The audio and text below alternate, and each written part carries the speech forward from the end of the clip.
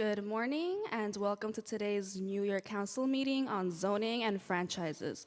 If you wish to submit testimony, you may at landuse.testimony@councilnyc.gov. At this time, please silence all electronic devices and thank you for your cooperation. Chairs, we are ready to begin. Good morning and welcome to a meeting of the Subcommittee of Zoning and Franchises. I am Councilmember Kevin Riley, Chair of the Subcommittee. This morning I am joined by Councilmember Farrah Lewis, Councilmember Eric Botcher, Councilmember Kamala Hanks, Councilmember David Carr, and Councilmember Margie Velasquez. Today we will vote on the rezoning proposal for 1959 Strang Avenue in my district in the Bronx and 231-06 Northern Boulevard that was heard by the subcommittee on July 28th, and the Hallett's North, which was heard by the subcommittee on July 28th also, and that we will also hear from today, We will also hold public hearing for rezoning proposals in the 2080 McDonald Avenue in Brooklyn and for the Bruckner site rezoning in the Bronx. Before we begin, I recognize the subcommittee counsel to review the hearing procedures. Thank you, Chair Riley. I am Angelina Martinez Rubio, counsel to the subcommittee. This meeting is being held in hybrid format. Members of the subcommittee are required to meet in person. Members of the public who wish to testify may testify in person or via Zoom. Members of the public wishing to testify remotely were asked to register for today's hearings. If you wish to testify and have not already registered, please do so now by visiting the New York City Council website at www.council.nyc.gov/land use to sign up. Or for those of you here in the chambers, please see one of the sergeants at arms to prepare and submit a speaker card. Members of the public may also view a live stream broadcast of this meeting at the Council's website. If you need an accessible version of any of the presentations shown today, please send an email request to landuse.testimony@council.nyc.gov. When called to testify, individuals appearing before the subcommittee will remain muted until recognized by the chair to speak. Applicant teams will be recognized as a group and called first, followed by members of the public. When the chair or I recognize you, if you are joining us remotely, your microphone will be unmuted. Please take a moment to check your device and confirm that your mic is on before you begin speaking. Public testimony will be limited to 2 minutes per witness. If you have additional testimony you would like the subcommittee to consider, or if you have written testimony you would like to submit instead of appearing here before the subcommittee, you may email it to landuse.testimony@council.nyc.gov. Please indicate the LU number and/or project name in the subject line of your email. Witnesses joining us remotely are requested to remain in the meeting until excused by the chair, as council members may have questions for you. Finally, there will be pauses over the course of this hybrid meeting for various technical reasons, and we ask that you please be patient with us as we work through any issues. Chair Riley will now continue with today's agenda items. Thank you, Council. To begin today's meeting, I will now open the public hearing on LU's items 94, 95, and 96, relating to the Hallett's North redevelopment proposal in Councilmember Caban's district in Queens, and which also includes a zoning map amendment and zoning text amendment, which were previously heard under the preconsidered LU's number 90 and 91. I'll note that in conjunction with those related actions, this subcommittee held a public hearing at our July 28th meeting and took comprehensive testimony concerning the anticipated development under the proposal in its entirety. The 3 items we will hear today are a site map amendment to demap portions of 3rd Street between 26th Avenue and the waterfront, a zoning special permit to modify various bulk regulations, and a waterfront authorization to modify various design requirements relating to waterfront public access areas and upland connections. At this time, I'll ask council whether we have any members of the public sign up to testify on these items, but before I do so, I just want to acknowledge we've been joined by Councilmember Brewer as well. Thank you, Chair Riley. It doesn't look like we have anyone in chambers for Hallett, and I just confirm that online we don't have anyone for that item, but can we please do a last call just in case? And just scroll down to the last call. I think. Right. So if there are any members of the public joining us remotely, can you please raise your raise hand button in Zoom so we can identify you? We'll stand at ease for briefly to just confirm. Chair, no members of the public. We can close the hearing. There being no members of the public who wish to testify on LUs 94, 95, and 96, which are part of the Hallett's North redevelopment proposal, the public hearing is now closed. At this time, we will move on to our votes. Today, we will vote to approve preconsiders LUs 88 relating to the 1959 Strang Avenue rezoning proposal in my district. The proposal will map a C2-3 overlay within the existing R4 district. I am in full support of this proposal. We will also vote to approve the modifications preconsiders LUs 89 relating to the 231-06 Northern Boulevard proposal in Councilmember Palladino's district in Queens. The proposal will map a C2-2 overlay within the existing R1-2 zoning district to facilitate the proposed expansion of an existing restaurant. The council's modifications will relocate the proposed overlay boundary to avoid the potential displacement of existing businesses in the proposed rezoning area. The Councilmember Palladino is in support of this proposal as modified. Finally, we will also vote to approve the modifications preconsiders LUs.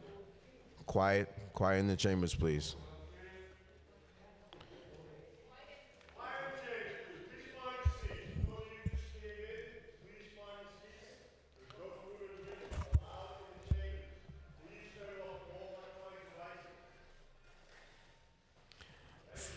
Finally, we will also vote to approve with modifications preconsiders LUs 91 and 90 and 91, and LUs 94, 95, and 96, all relating to the Hallett's North rezoning proposal in Councilmember Caban's district in Queens.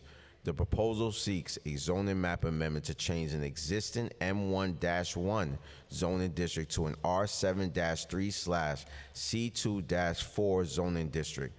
A related zoning text amendment to establish an MIH program area utilizing option 1. A city map amendment to demap portions of 3rd Street between 26th Avenue and the waterfront. A zoning special permit to modify various bulk regulations, and a waterfront authorization to modify various design requirements relating to waterfront public access areas and upland connections, all to facilitate a mixed-use development with 1,340 units of housing, approximately 335 of which will be permanently affordable, and approximately 1 acre of open space, including a waterfront esplanade. The council modification will be to add the deep affordability options, as well as to update certain open space design aspects in an effort to improve overall public access. Councilmember Caban is in support of this proposal as modified and has asked me to read the statement on her behalf. I want to thank the many constituents and community leaders who have participated in years of scoping sessions and public meetings around this project since well before I was elected to this body. I have been and will continue to be a major supporter of social housing and a strong critic of using for-profit developer-driven MIH rezoning as our only affordable housing creation strategy. Having said that, it is clear that some MIH rezonings are better than others, and given the affordability and community benefits adjustments the applicant has made along the way, I am pleased to see this process progress to the next stage. Next week, I will detail at length how I came to support this project, how I'll be approaching land use decisions going forward, and what policies the councils can pass to move us closer to a city that treats housing as a human right, not a wealth acquisition scheme for the ownership class. Are there any council member with any questions or remarks at this time? With none being said, I will now call for a vote to approve LU's 88 for the 1959 Strang Avenue rezoning proposal, to approve with modifications LU's 89 for the 231-06 Northern Boulevard rezoning proposal, and preconsiders LU's 90 and 91 and LU's 94, 95, and 96 for the Hallett's North redevelopment proposal. Council, can you please call the roll? Chair Riley. Aye. Councilmember Lewis. Aye. Councilmember Abreu. Councilmember Bottcher. Aye. Councilmember Hanks. Aye. Councilmember Carr. Aye. The vote currently stands at 6 in the affirmative, no negatives, no abstentions, and we will leave the vote open. Thank you, Council. To continue with today's meeting, I will now open the public hearing on preconsiders LUs relating to the ULURP number C210174 ZMK and N210175 ZRK relating to the 2080 McDonald Avenue rezoning proposal in the districts of Councilmember Kagan and Yeager in Brooklyn. This application seeks a zoning map amendment to rezone existing R5B and M-1 district to a C4-4L district, and a related zoning text amendment to establish an MIH program area. For anyone wishing to testify on this item remotely, if you have not already done so, you must register online, and you may do that now by visiting the council's website at council.nycc.gov/landuse. For anyone here in person wishing to testify, please see one of the sergeants at arms to prepare and submit a speaker card. Council, please call the first panel for this item. The panel for this item includes Eric Palatnik. Council, please administer the affirmation. Eric, can you raise your right hand? Do you affirm to tell the truth, the whole truth, and nothing but the truth in your testimony before the subcommittee and in your answer to all council member questions? I do. Thank you. For the viewing public, if you need an accessible version of this presentation, please send an email request to landusetestimony@council.nyc.gov. And now the applicant team may begin. Panelists, as you begin, I'll just ask you to please reinstate your name and organization for the record. You may begin. Thank you very much, Chair. My name is Eric Palatnik. Represent 280 McDonald Avenue, 2080 McDonald Avenue, and I'm here today to speak on behalf of a rezoning, to rezone the property, as the Chair just mentioned, from a from a M1 zone to a C44L. I don't know if you have the presentation electronic that could be pulled up on the screen or not. But while it's coming up, I'll start talking about it a little bit. At the outset, I'd like to say I'm very excited to be here to help create housing in New York City. We are proposing to create 66 units in this development in an 8-story mixed-use development that'll have ground floor retail and will have parking at the cellar level. The project has been supported, well supported, both by Community Board 11 as well as by Councilman Kalman Yeager, as well as by Councilman Kagan. We've spoken with everybody, and we've presented to them as well as to the borough president. We're also happy to say that we're here today with the support of 32BJ, and I believe they'll be making a couple of comments in support of the application as well. We've entered into an agreement with them where they'll be providing building maintenance services when the building is constructed. The property, you can see here, I'll leave it just up on this screen. It pretty much tells the whole story. You're on McDonald Avenue, almost in Coney Island. You're at Avenue S. This stretch of McDonald Avenue, most of McDonald Avenue, is a little bit left to be desired. It's a former commercial establishments, mostly furniture stores and wholesale establishments. This particular site was the United Cerebral Palsy's headquarters for many years. Now it's being operated, used by yeshiva, and the owner is letting the yeshiva operate there at a much discounted rate. So we are not displacing anybody through the application process. We are located right next to the Avenue S subway station, so we're transit-oriented. And the application, as you can see here, is a mixed-use type of building, the building itself. The bottom picture you see there with the green awning, that's a proposed daycare center. That'll be on Lake Street. You'll also notice that side of the development is much shorter than the other side. The back side that's taller is on McDonald Avenue. The side closer to you on Lake Street is a smaller, low-scale residential district. We worked very closely with the community to develop that side of the block at their request, with both the density that's proposed there, so you can see the building that's there, the location of the daycare with a green awning on Lake Street. That was also done with the input of the community. That is also the entrance that the residential entrance is for the lobby, as well as for their parking. It was very important to the Community Board 11, and to the councilman, and to Lake Street, that there be no commercial activity on Lake Street whatsoever. So although the building has ground floor commercial, all of that ground floor commercial is situated on the top slide that you can see there, where you see Avenue S, you see some glass at the bottom, and along McDonald Avenue, that's the elevated subway train. The other thing for you to take note of, which is pretty cool, I think, if you're in zoning and land use in New York City, is that we're proposing a C44L district. I doubt many of you have ever seen it before. There's just a few of them on McDonald Avenue. They've been created by city planning to accommodate the elevated train. So what they do is it allows for setbacks to occur, as you can see here, above the 5th floor, whereas otherwise you would have had to wait for the 8th floor to have a setback. So by doing that, it creates the opportunity for the building to set back from the train. Also, the technology that's been in place, put in place for the windows and the walls and sound attenuation has all been done to accommodate the train, so there'll be no impact to any residents within the building. The building is proposed to be operated as an MIH building. There'll be 66 units. 22 of those units will be affordable. And I would be remiss if I did not call to your attention that it is proposed to be at option level 2. That was put in place after extensive discussions with the community board, with the council member, and everybody agreed that option level 2 would be suitable. I call that to your attention because I do recognize and don't want to disrespect the council's pushings towards option level 1 in current rezoning. So I called that to your attention specifically. That's essentially the application. That's everything there is to it. I'd be happy to spend more time going into further detail if you wanted me to go into any specific slide or show you anything, but I didn't want to waste your time unless you felt it was necessary to address it. Thank you for your time. Thank you, Eric. We've been joined by Councilmember Moya and Councilmember Abreu.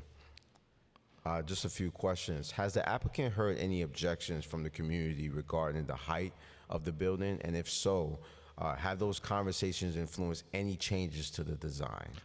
Well, you just touched upon what I was mentioning before. That I like to try to spend, you all know, it takes a couple of years to get to this day. So I use that time to hang out with my kids and bring these things to the community. So we spent 4, 5, 6 different meetings with the community. So the design you see, as I mentioned before, specifically on Lake Street, is all done at the direct expression of the community. And the developer is a local developer, local people, altruistic supporters of the community, and they've agreed to abide by that design. So to answer your question, yes, the design was put together by the community, and that's what's going to be implemented, and that's what will be built. Thank you. Have you found any operator for the proposed daycare facility? We have not found an operator yet for the daycare facility, although the owner of the development is the Shahebar family, who owns quite a few residential and commercial and daycare facilities around the city, and they have a couple of their people that are tenants in their places right now that have expressed interest. As you know, universal pre-K as well as daycare in general is in strong demand, so we're confident we'll find somebody. Okay. Our last question is, what other ground floor businesses does the applicant envision locating here? Trying for one of 2 different things. One thing there's been a tremendous amount of expression of requests for larger retail establishments in the area, something like a mini Target. I don't know if you've seen like Targets that have their scaled down sizes and things like that. It's not full size. There's been a lot of requests that there's no services in the area, that people have to travel far for retail. So we're trying to fulfill that need to create some sort of retail environment that could provide daily household goods that people don't get on the internet. They just need to run out and get a mop, a broom, detergent or stuff like that you're not going to wait for Amazon to deliver. So whether it be a smaller kind of Target kind of thing that we've seen around, or a Walgreens, or a series of mom and pop businesses, we have yet to see, but that's the idea for it. Thank you. I now invite my colleagues to ask any questions to the applicant panel. Okay. There being no questions for this applicant panel, you are now excused. Thank you. Council, are there any members of the public who wish to testify on the 2080 McDonald Avenue proposal, remotely or in person?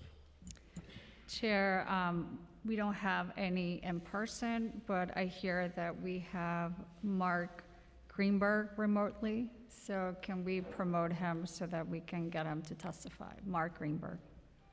Members of the public will be given 2 minutes to speak. Today we have a lot of speakers today, so I am sticking to this 2-minute clock. So please keep your remarks to 2 minutes, and if you have anything else, you'll be able to present it and testify to the council after. Okay? Thank you. Mark? Yes, good morning. I'm sorry, I actually registered incorrectly for the McDonald Avenue project. I wanted to register for the Throgs Neck rezoning, so forgive me. Okay, thank you. Thank you. There being no members of the public who wish to testify on the pre-considered LUs relating to the ULURP, This individual wants to speak. He signed it. He said he's put it in a slip, but do we have Aaron Jones?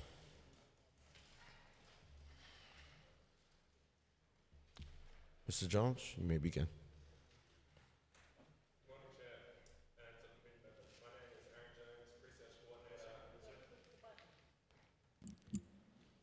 Research Coordinator at SEIU 32BJ. I'm speaking here today on behalf of 32BJ and our 85,000 property service workers in New York City to express our support for the zoning amendments sought by Jackson X to Avenue S LLC to enable the project located at 2080 McDonald Avenue to proceed. 32BJ supports responsible developers who invest in the communities where they build. I'm happy to report that the developers of this project have made a credible commitment to creating prevailing wage service jobs at this site. This commitment means the building's workers will have access to family-sustaining wages, retirement, and quality health benefits. The project will also create 22 affordable housing units, adding to the stock of desperately needed affordable apartments in the community. Therefore, we're in full support of this project. We have every confidence that the developer will be a responsible employer and presence in the community. For these reasons, we respectfully urge you to approve this rezoning. Thank you. Thank you.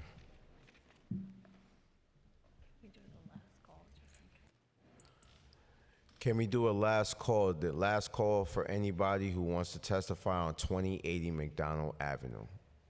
We'll stand at ease for 30 seconds.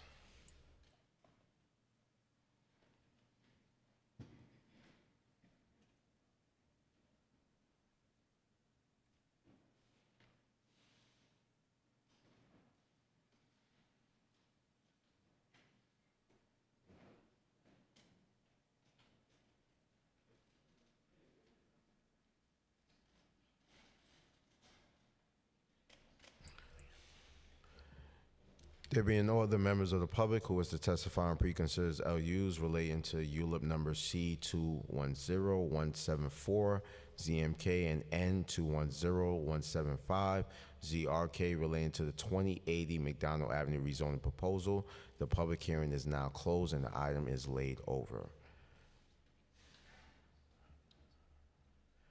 I'm going to reopen the vote back up for LUs 88, 89, preconsiders LUs 90, 91, and LUs 94, and 95, and 96. Continuing the vote, Councilmember Moya. I vote aye. The vote now stands at 7 in favor, no negatives, no abstentions, and we will keep the vote open. Thank you, Council.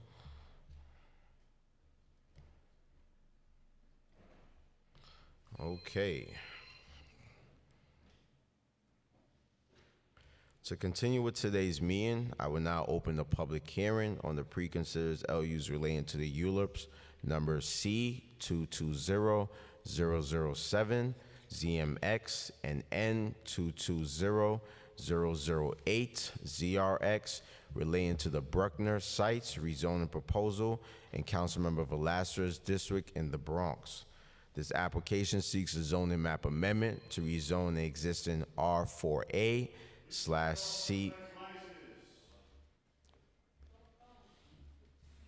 This application seeks a zoning map amendment to rezone existing R4A/C1-2, R4A, R4-1/C2-4, and an R4-1 zoning district to an R6A/C2-4, R6A, and R5B/C2-4 zoning district, and a relating zoning text amendment to map an MIH program area. For anyone wishing to testify on this item remotely, if you have not already done so, you must register online, and you may do that now by visiting Council's website at council.nyc.gov/land-use.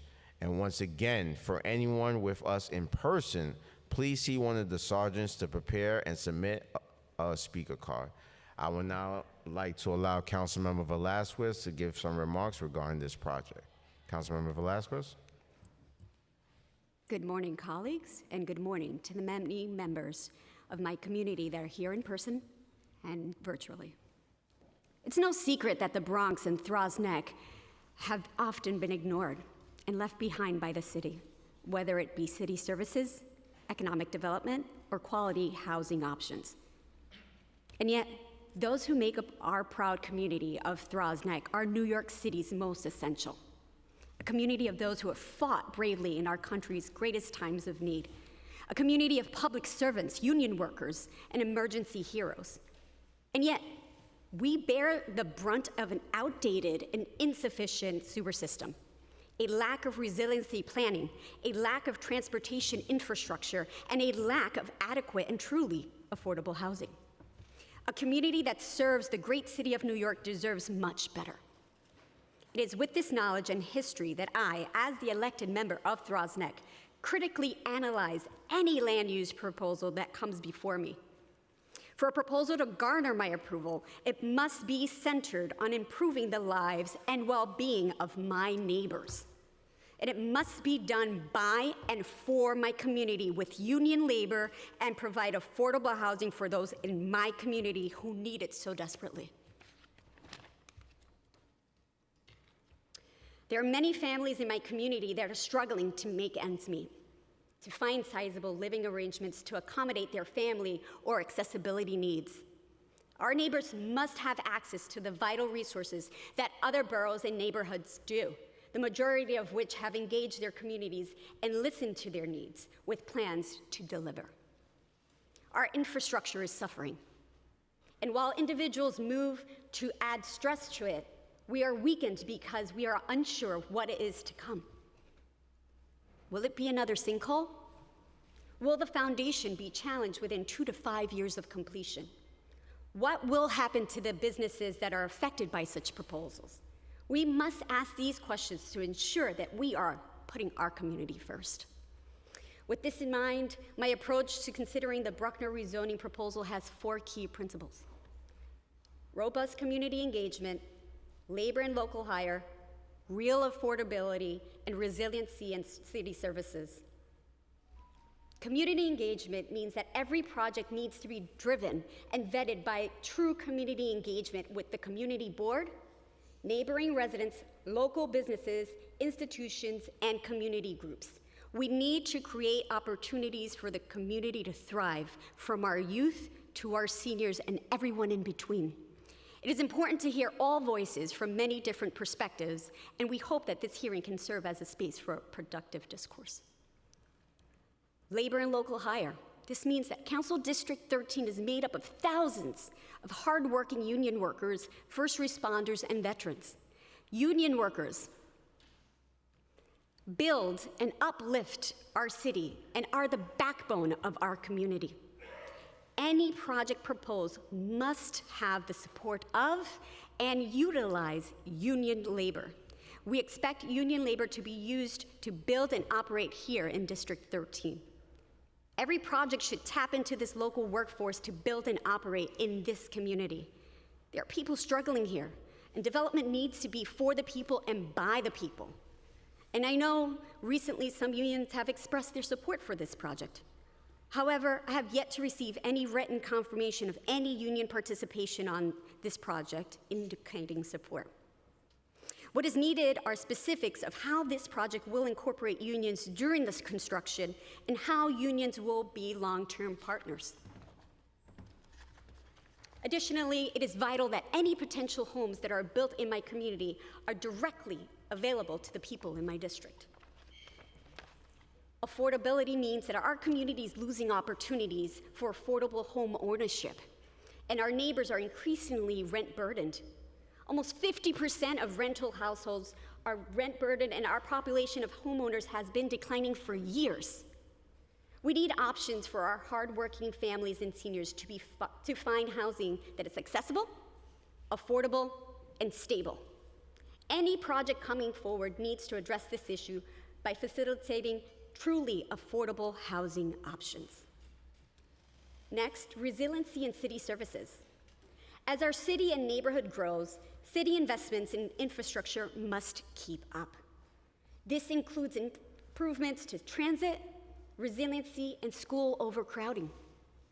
If we are to be a city of yes, then we must be able to answer yes to the future generations who will ask, did my community and city work together for my success?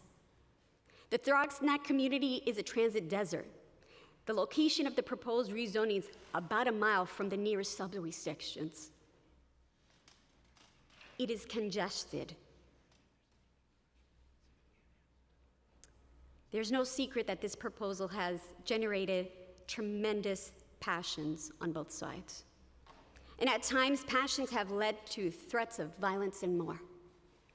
It is my hope that today, and I expect that everyone during today's hearing will conduct themselves with respect. It is who we are as Throsneck community because we are stronger together.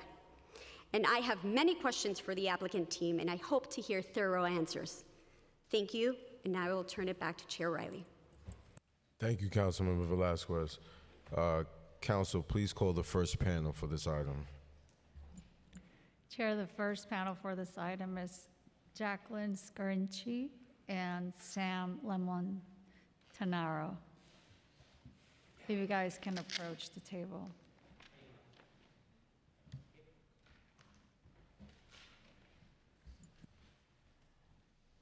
Council, please administer the affirmation. Can you both please raise your right hand?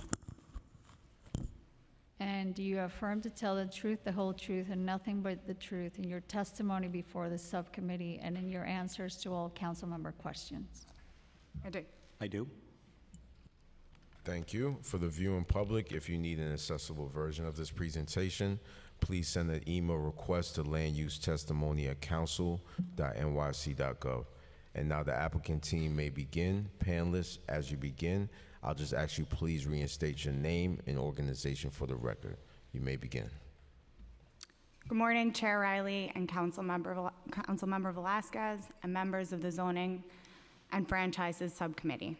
My name is Jacqueline Scarinci of Agerman LLP, and I'm joined today by Sam Lamontanaro of Offgang, the project's engineer, on behalf of Throgsneck Associates LLC.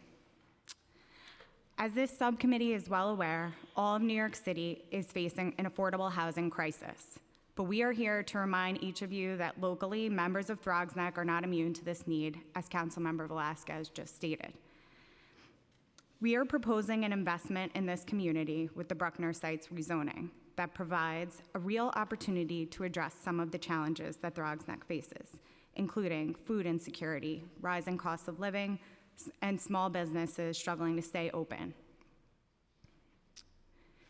The Bruckner Sites rezoning aims to turn 2 long vacant lots into senior affordable housing and veterans housing, and also provides new housing for families that will allow longtime residents to stay within Throgsneck. Additionally, it presents a new opportunity for 2 of the sites to redevelop for a new and upgraded and modernized superfood town, and also for a new home for Kips Bay Boys and Girls Club, which has been in the Throgs Neck community for a long time and serves the youth of the community. Sorry, Jackie, to interrupt, but I just wanted to make you aware your presentation has been loaded. So if you Oh, okay, need thanks. somebody to, keep going through the Next slides, slide, just yeah. let them know. So Thank you. You in public can see that. It is important that this council balance the NIMBY opposition, citing to infrastructure concerns and keeping their low-density character on a major commercial highway with the real needs for housing and services of the Throgs Neck community, the Bronx, and the city as a whole, as our proposal will speak to today. Next slide, please.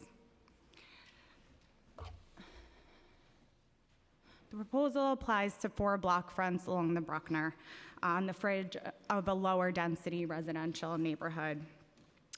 That will also, the proposal aims to both respect and protect the lower density character north of Bruckner Boulevard by the zoning requiring a mandatory step-down provision in height of 45 feet within 25 feet of the existing R4 zoning districts. The project area is just north of the Throgs Neck bid and is characterized more by its commercial activity as it fronts on the Bruckner Expressway and East Tremont Avenue, 2 zoning-wide streets that can support additional modest growth. Next slide, please. The proposal includes 4 new developments phased over time that will bring a total of 349 units, with nearly half of them 168 income-restricted housing units, 99 permanently affordable housing units pursuant to the MIH program, and 22 units of housing for veterans, a youth recreation center, and a superfood town. Next slide, please. I show this slide so that the subcommittee sees what the proposal is. It is not monstrous skyscrapers in the middle of a low-density residential neighborhood. It is a medium-density district with a 3-story, a 5-story, and 2 8-story buildings along a major commercial arterial highway. The Throgs Neck rezoning in 2004 changed R4 zoning districts to lower density or contextual districts and added Bronx Community District 10 to the lower density growth management area. You will hear many members probably testify today that they want to keep the lower density growth management area.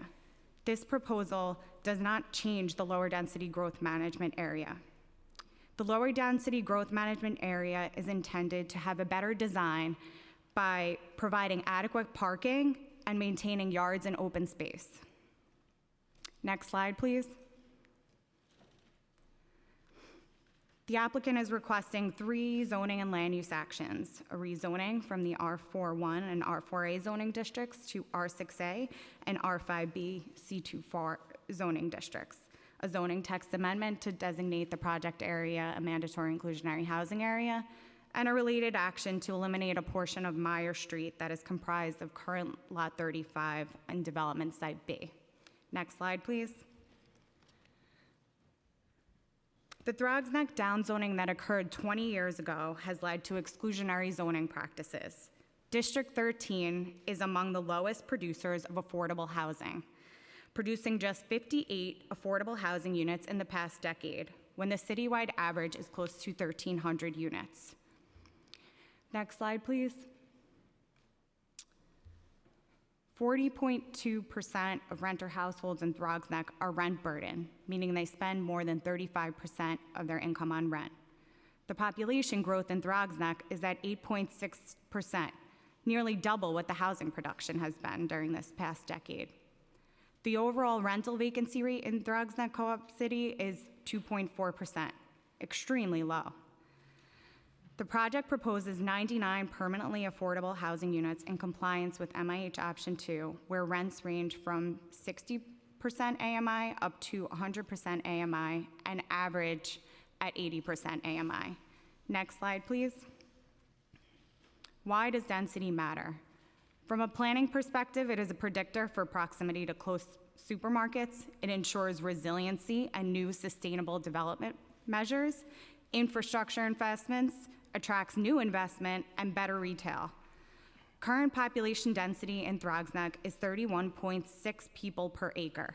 significantly lower than the NYC average of 45.8, making it difficult to attract and retain retail businesses. Residential density and community benefits such as the Kips Bay Boys and Girls Club cannot be supported without additional residential density within the project. Next slide, please.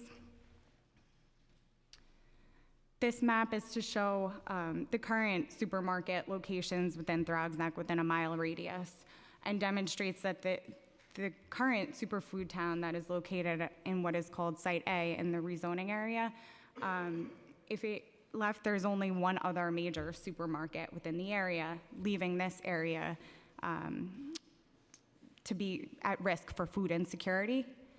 Superfood town of Throgs Neck currently services about 1,800, an average of 1,800 customers per day. And it also has 85 supermarket employee jobs that the operators are committed to keeping as part of the project. Next slide, please. Just to give you an overview of Site A, it's approximately 150,000 square feet, and it proposes bringing back the superfood town while also providing 126 units of housing with 38 MIH dwelling units and 190 parking spaces. Next slide, please. At Site B, the proposed upgrades and redevelopment of this site will enable 102 dwelling units, 31 MIH units, and also at the council members' request, the team has spoken with Kips Bay Boys and Girls Club and is pleased to say that we are continuing conversations and committing to working with Kips Bay for a 15,000 square foot space on the ground floor and have received a letter of intent regarding that space as well. And the owners can also speak during their testimony to their commitments regarding the Kips Bay Boys and Girls Club and the Superfood Town directly. Next slide, please. Site C, which is moving further west on the Bruckner, is proposed to be a 100% senior affordable housing development. This site in particular was originally proposed as market rate housing, and at further discussions with Councilmember Velasquez and the need for senior affordable housing in Throgs Neck, and also heard at the community board as well, this site has now changed the development scenario to 100% affordable pursuant to the city's SARA term sheet with up to 99 senior affordable housing units. In addition, the team has also committed to partnering with JASA, which has significant senior development experience within the community already, and they'll be providing senior services and also the property management. Next slide, please.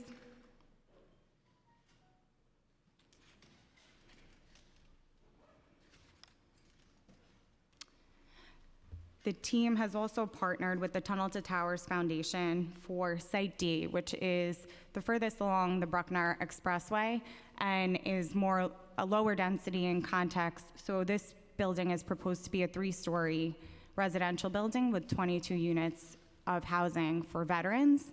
We'll have the executive director, Matthew Mahoney, testifying and can speak to the specifics of the Siller Foundation's veterans housing proposal, but we're excited that they're also part of the project here. Next slide, please. And with that, I will turn it over to Sam Lamontanaro to speak about the proposed sustainability and some of the questions related to infrastructure. Good morning, Council. My name is Sam Lamontanaro. I'm just going to give you a brief narrative of my qualifications and experience. I'm a licensed professional engineer in New York. I'm also a certified energy manager. I'm LEED certified. I've got over 20 years of experience in the New York City market as a design engineer, designing multifamily dwellings, commercials, New York City schools. In my 20 years, I've designed more than 800 buildings throughout these 5 boroughs. And with the DEP, I've gained more than 300 approvals on DEP applications for stormwater, sanitary, and infrastructure applications. As Jackie mentioned, new development is an opportunity. It's an opportunity to improve the life of people and ensure the health of our environment. There has been an evolution in technology and awareness that's driven this opportunity. It's an exciting time to be a design professional, especially an engineer. The largest driving factors allowing opportunity is the evolution of the codes, in the codes in which we design to. Until recently, cost drove every design. Now efficiency, resiliency, sustainability, and the built environment drive design. We use new design strategies and techniques to create a better environment for the building occupants. We use low or no VOC materials, high-efficient HVAC systems for heating and cooling. We produce better air quality, low-flow plumbing fixtures, high-performance windows, energy-saving appliances, and just more efficient lighting systems, just to mention a few. We use solar PV panels to create electricity. We create recreation spaces in these buildings for the occupants. We reduce storm and sanitary outflow from these buildings through these measures. The impact of the environment of a new building is substantially less than a building that was built 12 years ago and is a quantum leap forward for buildings designed prior to that. Throughout the public review, the team has heard concerns from the public regarding the current infrastructure. This new development will be designed to meet the most stringent design standard for water quality, the Unified Stormwater Rule. The Unified Stormwater Rule aligns water quality requirements between the combined sewer systems, drainage areas with separated storm sewer systems. There's an emphasis on green infrastructure practices, stormwater retention, detention systems, green roofs, bioswales. Designs would reduce storm outflow from a site, or in some cases eliminate it for smaller rainfall events through the use of detention or retention facilities or some of the other systems that I mentioned previous. This reduction in storm outflow can reduce stress on the critical infrastructure piping. It reduces flow to our water treatment plants. This reduced flow in our piping systems reduces the risk of any water being relayed to our surrounding water bodies through combined sewer overflows. I'm going to provide an example. I'm going to take Site A, which is currently a food town. The site is approximately 40,000 square feet. It is roof and parking, not permeable surfaces. That site has a generated flow of approximately 2,230 gallons per minute outflow of stormwater, which would go to the fronting 12-inch combined storm and sanitary pipe. For every inch of rain that falls onto that site, it outflows about 25,000 gallons of water to the fronting sewers. That building was designed in 1940, so it's got a very aging infrastructure. In 1993, we introduced some new standards in New York City where we adopted standards for detention facilities, so we could not direct connect. We would have to reduce the outflow. In 93, those standards went down to that site in particular would outflow, if it was designed to the newer standards, 728 gallons a minute. In 2012, we reduced those standards once again to help our infrastructure. And now, then the outflow for that site would be 112 gallons a minute, down from, again, 2,200 gallons a minute. And now, with the new Unified Stormwater Rule, adopted in 2021, that site outflow is 21 gallons a minute. It's a factor of about 35 times, well, it's 106 times less than when that building was designed. Put that in perspective. That site, designed to the Unified Stormwater Rule, would have about the same outflow as an undeveloped piece of property that was about 1,120 square feet. So that would be the same burden on the fronting sewers. As an undeveloped piece of property would have the same outflow as 1,120 square feet due to the stormwater detention systems. I know that we increase the density, we have more people in the building, and then there is more outflow of sanitary. Just to give you a quick number, if we took Site A, which is approximately 125 dwelling units, if you had one shower in every single building, in every single apartment with our low flow fixtures that we utilize, that would only equate to about 250 gallons a minute with one shower running. And now if you wanted to put a storm on top of that, you're still only at about 275 gallons a minute outflow. These are just, they're made up numbers. We're never going to have one shower going in every apartment, which would be your worst case scenario because you'd have a constant flow going. Just to give you just a couple quick numbers, fronting Site A, there is a 12-inch combined sewer pipe. If it was flowing half full, it has a capacity of about 330 gallons a minute. Half full, 850. 3/4 full, 1440 gallons per minute. And if it was flowing full, 1710 gallons a minute. So our outflow, again, if I was running one shower in every apartment, during a rainfall event, I'm only adding about 275 gallons a minute. So, there is a tremendous amount of capacity in that pipe, comparatively speaking, with this new development, the low flow fixtures and detention and retention facilities. Water piping, that's always a great concern. Fronting Site A, there is an 8-inch pipe at a very conservative 4.5 feet per second, which is a very low flow in these pipes. You have about 700 gallons a minute. If you went to 5.5 feet per second, you're about 860 gallons per minute in capacity. So there's a tremendous amount of capacity, even in a small 8-inch piece of pipe. It is fed from along the Bruckner. Those pipes are fed that go down these community streets by 12-inch water mains, and they're fed from multiple directions.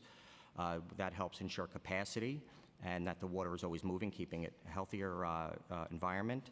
Those pipes have a capacity of almost 2,000 gallons a minute with a very conservative velocity flow. So the new development relieves stress on our infrastructure through the use of low-flow plumbing fixtures, high-efficient lighting design, better building envelopes, reduced sanitary and storm outflows. We have so many new tools to help us that these new developments, they do create a better environment for the existing people because they relieve a lot of stress off of the aging infrastructure. It provides so many opportunities for the health and well-being of the occupants. With each new development, it helps preserve our resources and reduce our footprint. I thank everyone for their time. I appreciate you listening, and I look forward to answering any questions that you may have. I will now turn it back over to Jackie. Thank you. Thanks, Sam. Next slide, please. Just to summarize the overall project benefits, we focused on the housing today, the permanently affordable housing, senior affordable housing, and veterans housing. But I also would like to highlight and emphasize the long-lasting economic impact that this project can have. New commercial development along Bruckner Boulevard in East Tremont. Partnership with 32BJ and Laborers Local 79 for good quality jobs. Jobs and economic impact estimates include 14 building service workers, 85 supermarket jobs that are preserved, 15 youth recreation center workers, 12 jobs for senior services, and 350 temporary construction jobs. In addition, there will be additional economic development and commercial development that is triggered by these new developments, creating better public safety with more eyes on the street. In closing, we know the council and some committee have urged us to turn out local supporters. You will see many and hear them today on Zoom. It is important that we emphasize on the record that efforts to turn people out in support has been stymied by a coordinated and vicious intimidation campaign by opponents both online and in person. When supporters stood up at the community board meetings that I attended, they were shouted out. One person suggested on a video recording that we be hanged. When union members, seniors, and veterans rallied in support of the project at the supermarket last week, a neighbor sprayed us with a garden hose while opponents shouted, "We don't want you here." So we'd like the council to understand not only that the supporters you see here today who have come out are brave for doing so. But we're quite certain that many did not opt to risk their safety and well-being.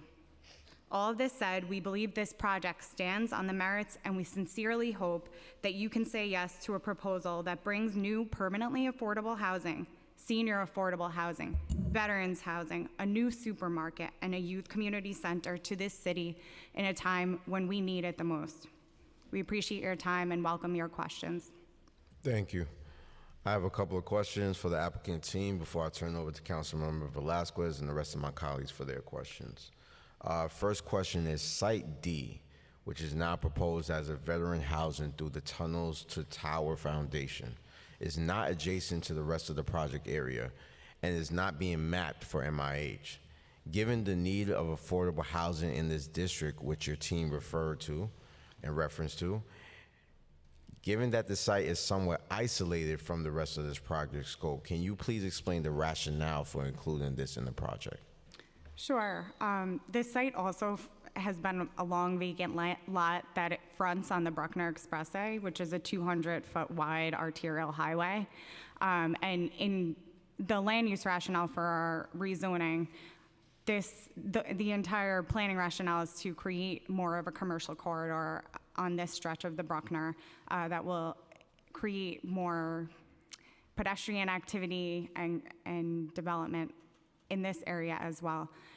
In looking at the zoning districts, we did, study and recognize that this area is a little more lower density in context, and that is why a 3-story building compliant with the R5B zoning regulations is proposed.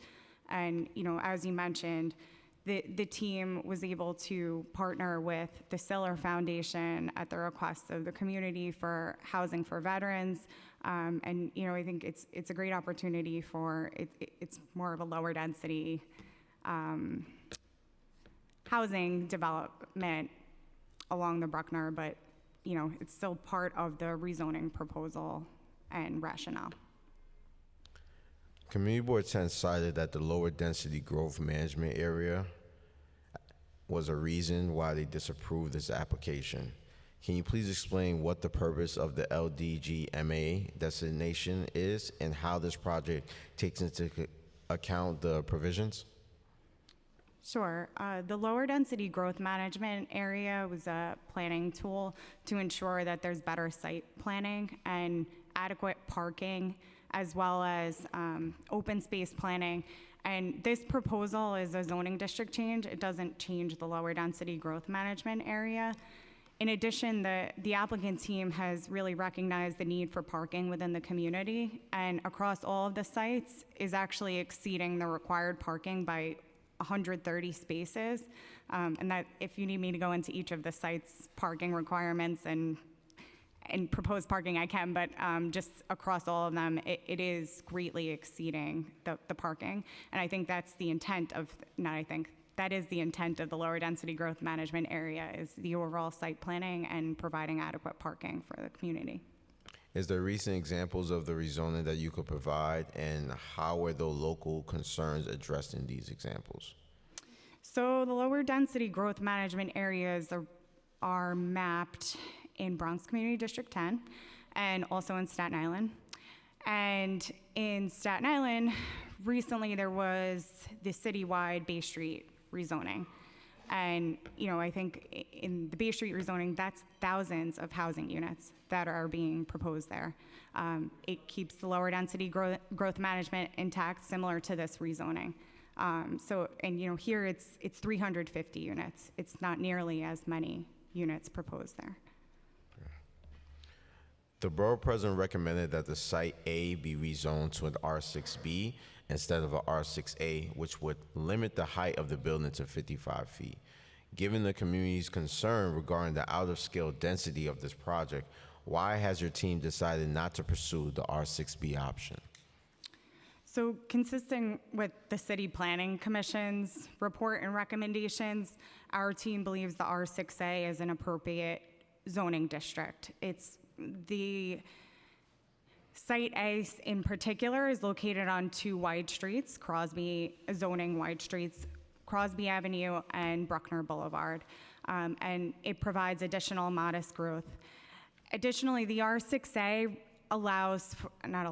requires that within 25 feet of the R4, that the building step down to 45 feet, which is 4 stories, and consistent with the lower density character that is adjacent to it. So to answer your question, we did also study the R6B, and I have some analysis here that our architect was able to prepare. It does result in a significant reduction in the number of units and affordable housing units from 126 units down to about 75 units. It also requires that the amount of parking be reduced because the proposal assumes the supermarket comes back under the R6A. Under the R6B, the supermarket is not going to have enough density, residential density, to support the modernization and redevelopment of the supermarket.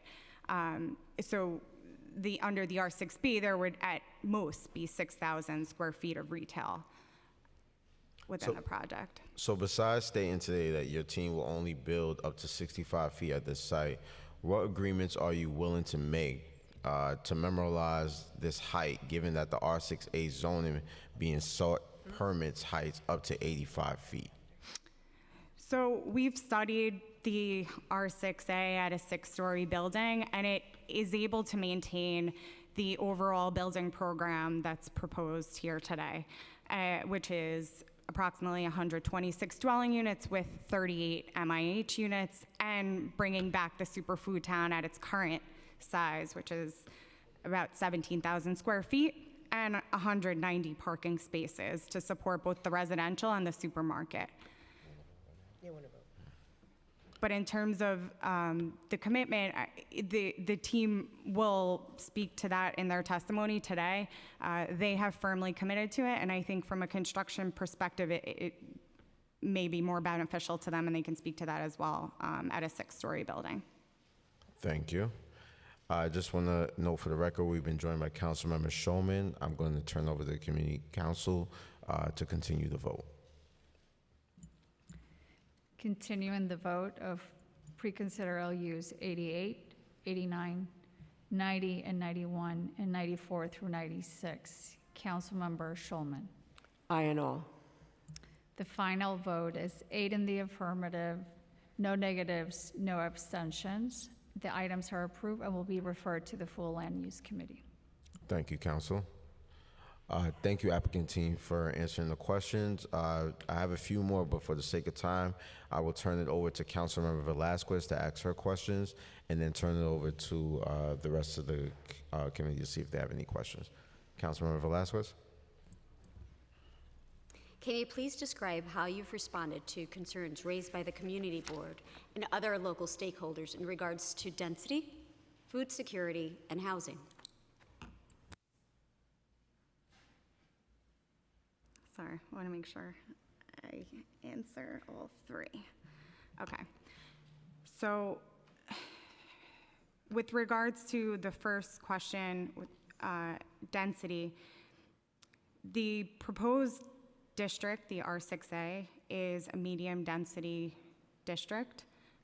Currently, the R4, as has been seen for the past 20 years, there's been no development on site C and D.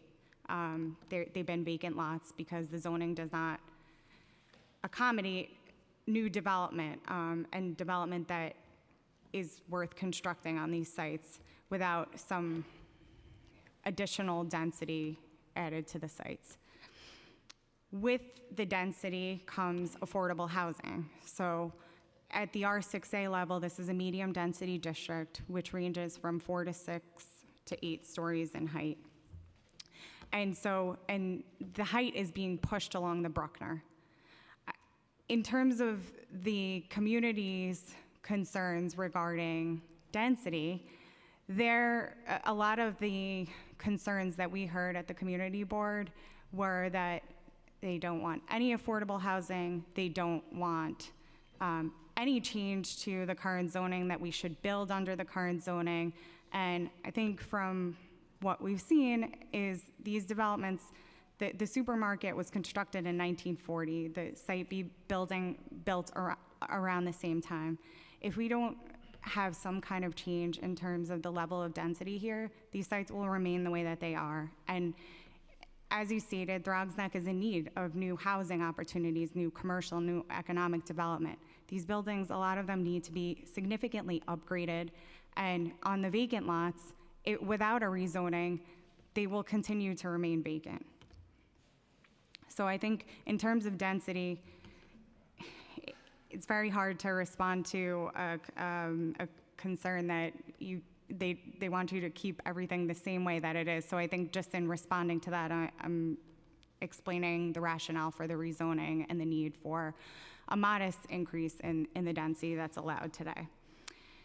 With regards to food security, the superfood town, the operators are committed to coming back to this location. They've been here for the past 20 years. They have 85 supermarket employees. Many of them have been within the community during that time. During COVID, they can speak to this as well. They stayed open for Throgs Neck. They serve about an average of 1,800 customers a day, and about 40% of those, they are seniors that really rely on the supermarket for food security within the community. And lastly, in relation to housing, the proposal did change from what was presented initially at the community board in a few ways. The first is that Site C was changed to 100% senior affordable housing. Originally, it was proposed as about, I think it was 60 units of market rate and MIH housing, and so now it will be entirely for seniors pursuant to the city's SARA term sheet. For Site D, in discussing with the community board and also with Councilmember Velasquez, the need for veterans housing, and we were able to identify the Stephen Siller Tunnel to Towers Foundation, which is working on a number of projects across the United States, but specifically in New York City, and also has a lot of connections with veterans in the Bronx and even more locally in Throgs Neck, and has committed to leasing the 22 units at Site D for veterans, and also providing services to all of those residents as well. So those were two changes to the housing program.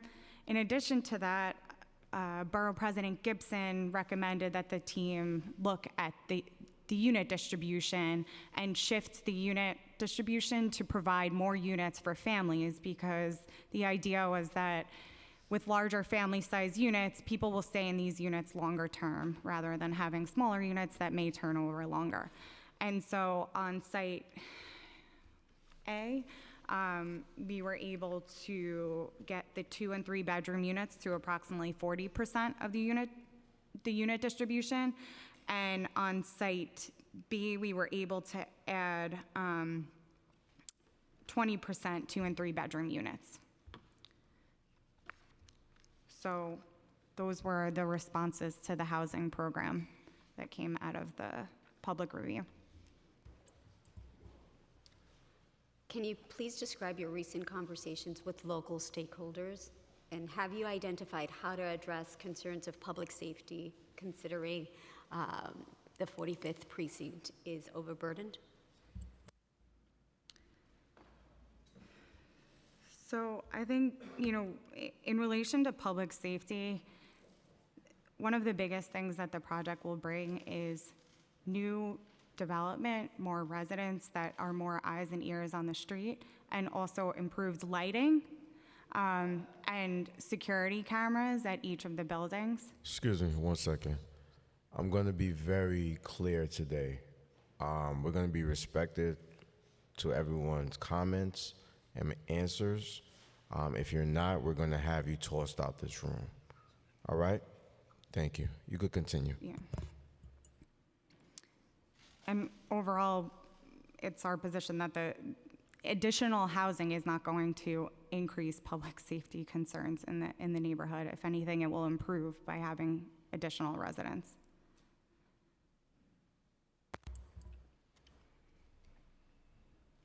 Many in the community are extremely concerned that if approved, this development will not include a grocery store to replace the current food town. How have you responded to this concern, and what's your plan for the grocery store?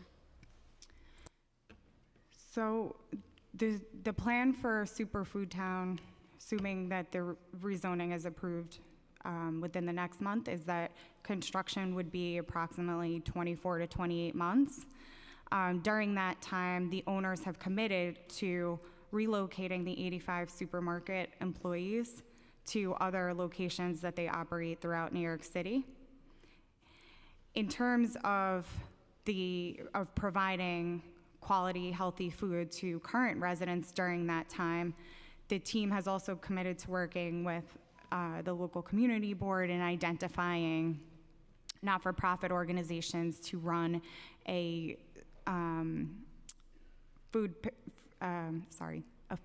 fresh food market that can offer fresh foods and vegetables in the interim before the supermarket could come back online.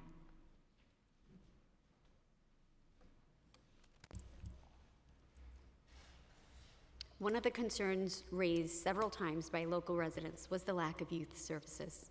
How does your project seek to help remedy this neighborhood concern? It appears that the Boys and Girls Club has expressed interest in relocating to your facility. How do you plan on conducting outreach to ensure that our local youth have access to this facility? Sure. I mean, I think at your request, the applicant team met with Kips Bay Boys and Girls Club and actually came to the site and looked at it, and we're very interested and excited about the site. And the development team offered 15,000 square feet facility within Site B in the rezoning area, and are committed to continuing the conversations of how the build out, and Kips Bay Boys and Girls Club also will be looking for additional funding for the build out of that space. But the development team is very much committed to this and thinks that it is a great site for a youth recreation center, especially because currently the site is being used for youth batting cages, and there are a lot of children within the area that really benefit from having recreational facilities like this. You mentioned repeatedly the word conversations. What's the possibility of that being more concrete for our community? Additionally, what type of programming are we talking about when we're talking about youth services? Sure. So I know Kips Bay Boys and Girls Club will be testifying and can speak more to the programming that they envision for this space. But I know that they also provided a letter of intent to the owners, and the owners have also committed and will commit again on the record to you that they will offer this 15,000 square feet space to Kips Bay Boys and Girls Club. So when the application was presented to the community board, many of the currently proposed project pieces were not included. What has your team done to update the community board on this? So I think during the ULURP process, this frequently does happen where a project starts in one form and you hear continued community outreach, and the project is molded into what it is as it gets to the council. And I think your point about updating the community board, we're happy to do that and provide them updates and get further feedback from them. But I think at this point, we haven't given a formal update, but I know a lot of the community board leadership has been at all of the hearings and has heard the updates in person. So I think in terms of that, they are aware of the changes to the project. So you haven't directly provided them with any updates. The updates have been only during the separate hearings through the ULURP process, correct? I'm personally not aware, but the ownership, I don't want to speak to if the ownership has had further conversations with the community board on the changes to the project. Is someone available from ownership that can have that confirmation for you right now? Sure. Okay, sorry. We don't think there has been any further conversations, but we're happy to speak with Community Board 10 regarding the updates to the project. Thank you. Also, how were these updates made possible? When we're talking about changes, what kind of public funding was sought out to facilitate these updated project proposals, namely the 100% affordable senior housing and veteran housing? Can you clarify the question? Sure.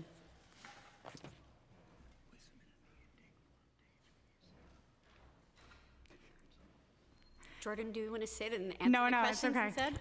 No, I didn't. Sorry. The question was, what is the status of the senior affordable housing building? Or No, it's basically you guys changed the project, right, from the beginning and what was presented to the community board. Sure, yeah. Now, what made these changes possible?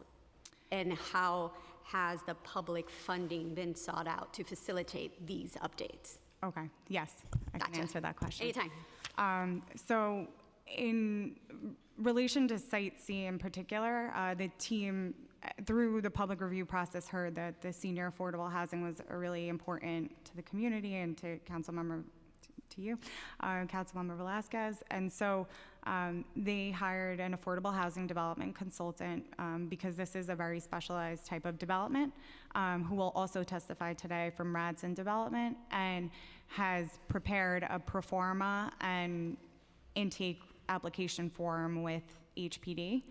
And that's the initiation of the process for doing a new senior affordable housing project. And we are continuing conversations with HPD regarding the financing for that. As you may be aware, it is a process, and a process that does take years, but we are confident that given that Throgs Neck has been an area that has not seen a lot of affordable housing, that this could be an area that would be prioritized for financing, especially for senior affordable housing. Now that we're talking about financing, can you explain to me two things? The financing structure of this development, and additionally, with the two letters I've gotten from your office, I have one indicating the applicant as JAPE Equities, and then the other one, Throsneck Associates LLC. Can you tell me why is there a difference? And can you give me the ownership structure and their percentage of ownership? Sure. So Throsneck Associates is comprised of the three owners that are part of the rezoning and was formed for the purpose of facilitating the rezoning. Can you provide their names? So for Site A, the owners are PJB Realty, Joseph Bavona. Site B is JAPE Equities, which the principal is Peter Zuccarello, who will speak today.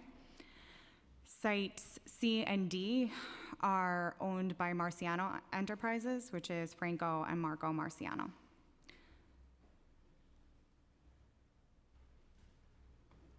Can you give me the name for Site A again? PJB Realty, which is PJB? Yes. Okay. That's Peter. PJB Realty. Joseph and Bavona. Got it. And then the financing structure you're going to provide to our office? In terms of financing structure, you're looking for like the development costs for each of the sites. We can provide that. How much is public financing? How much is private? Sure. Yeah. So Site A and Site B are intended to be, Site A, B, and D are intended to be fully privately financed and not subsidized by the city. Site C is intended to be 100% affordable housing financing provided by HPD HDC bond financing. So only 99 units of the 349 units that are proposed will require city subsidy. Okay. As stated in my remarks, this community is a union community. Has your team addressed the need for union labor in any project that comes forward? So the team has committed to labor agreements with 32 BJ and also local 79 laborers. What have these conversations looked like? Do they support the project? And besides that, are they PLAs or MOUs? So I think 32 BJ is an agreement, and for local law 79 is, labor 79 is an MOU at this point, but assuming a more formal agreement will be reached. And so for BJ, when did that agreement take place? I have to get back to you on the timing of that, but I know it was at the beginning of this process. Okay. The Carpenters Union is widely represented in this district with over 500 members. Can you explain outreach to their union and why they're not part of this proposal? And when conducting outreach, did you discuss the union's level of involvement? Did they have any reservations? Or how did you, or have you planned on addressing these concerns? So in relation to the Carpenters Union, I know the owners had conversations with the Carpenters Union, and no formal agreement has been reached. Why? I'm not part of those discussions, but we can definitely provide an explanation to your office on that. Okay. Or does Jordan have a response? No? Okay. If it's not feasible to secure an agreement with the carpenters, and this is where I'm struggling, right? Because we're talking about feasibility and we're talking about how it works for communities. And we're looking at what the 145 project in Harlem, how they were able to secure an agreement with carpenters and other unions when the project was proposed to provide for 50% deeply affordable housing. However, here, less than 30%, it's not feasible to work with the carpenters? Okay, so actually, this project is almost 50% income restricted housing, because you have 168 units that are income restricted housing, 99 are the senior affordable housing, and then you have 99 across sites A and C that are MIH housing. And so I think also not to, I guess to compare to 145, it's also the scale. The size of these projects are much smaller than 145. It's 349 units across 4 sites. So each site is, site D is only 22 units. The other sites are approximately 100 units. It's the scale. Okay. Can you please describe the transition plan for the Foodtown employees to seek interim employment during the project construction and priority upon restaffing? You had mentioned opening a temporary facility, fresh food market, if you will, that would operate throughout construction. How much notice will Foodtown employees have before this takes place? And do you have a plan for employees who cannot access the temporary location to ensure that they maintain employment through this process? So the operators of Super Foodtown will be testifying today, and I think can better speak to the terms of notice that they would give to their own supermarket employees, but they have gone on the record committing to relocating them to other supermarkets nearby. During the 24 to 28 months of construction, and they'll speak to the notice as well, but also regarding your question about the temporary food market, this is a preliminary proposal related to that, and I think further details can be explored with local community board 10 and also other stakeholders within the community to identify the best not-for-profit that we can work with on the temporary facility. Okay, I think I've missed my point here, so I'll clarify a little bit. Have you discussed a transition plan with a local grocers union like Local 338 when we're talking about employees. I'm the chair of Consumer and Worker Protection, so I'm looking out for those workers. So now can you clarify for me what's the transition plan and has it been discussed with Local 338? I'm not aware that the owners have spoken with Local 338. Okay, thank you. What commitment is your team making to work with MWBE contractors for both construction of this project and operations at the site once complete? And if you haven't connected with MWBE contractors, do you plan on conducting outreach? If not, please indicate why. So for Site C in particular, there will be specific requirements through the build-out program that approximately 30% of the development costs need to be targeted towards MWBE contractors. So that site in specific will have specific target requirements. The other sites will be soliciting MWBE contractors, especially through the ICAP program and commercial ground floor uses. MWBE contractors will be solicited as part of each of the developments. We do not have specific commitment targets at this time. So they will be, but it hasn't happened, is what you're saying. Not at this time. I think we're still pre-development, but I think the development team, just given the commercial activity, will be looking to solicit and hopefully hire MWBE contractors.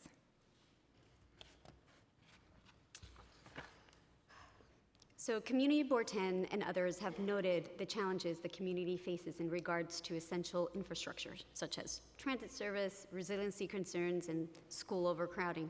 Can you speak about your plans to address these issues with your project? Sure. With regards to transit service and schools, the team conducted very detailed analyses and studied current school seats as well as transit impacts to transit by the new developments.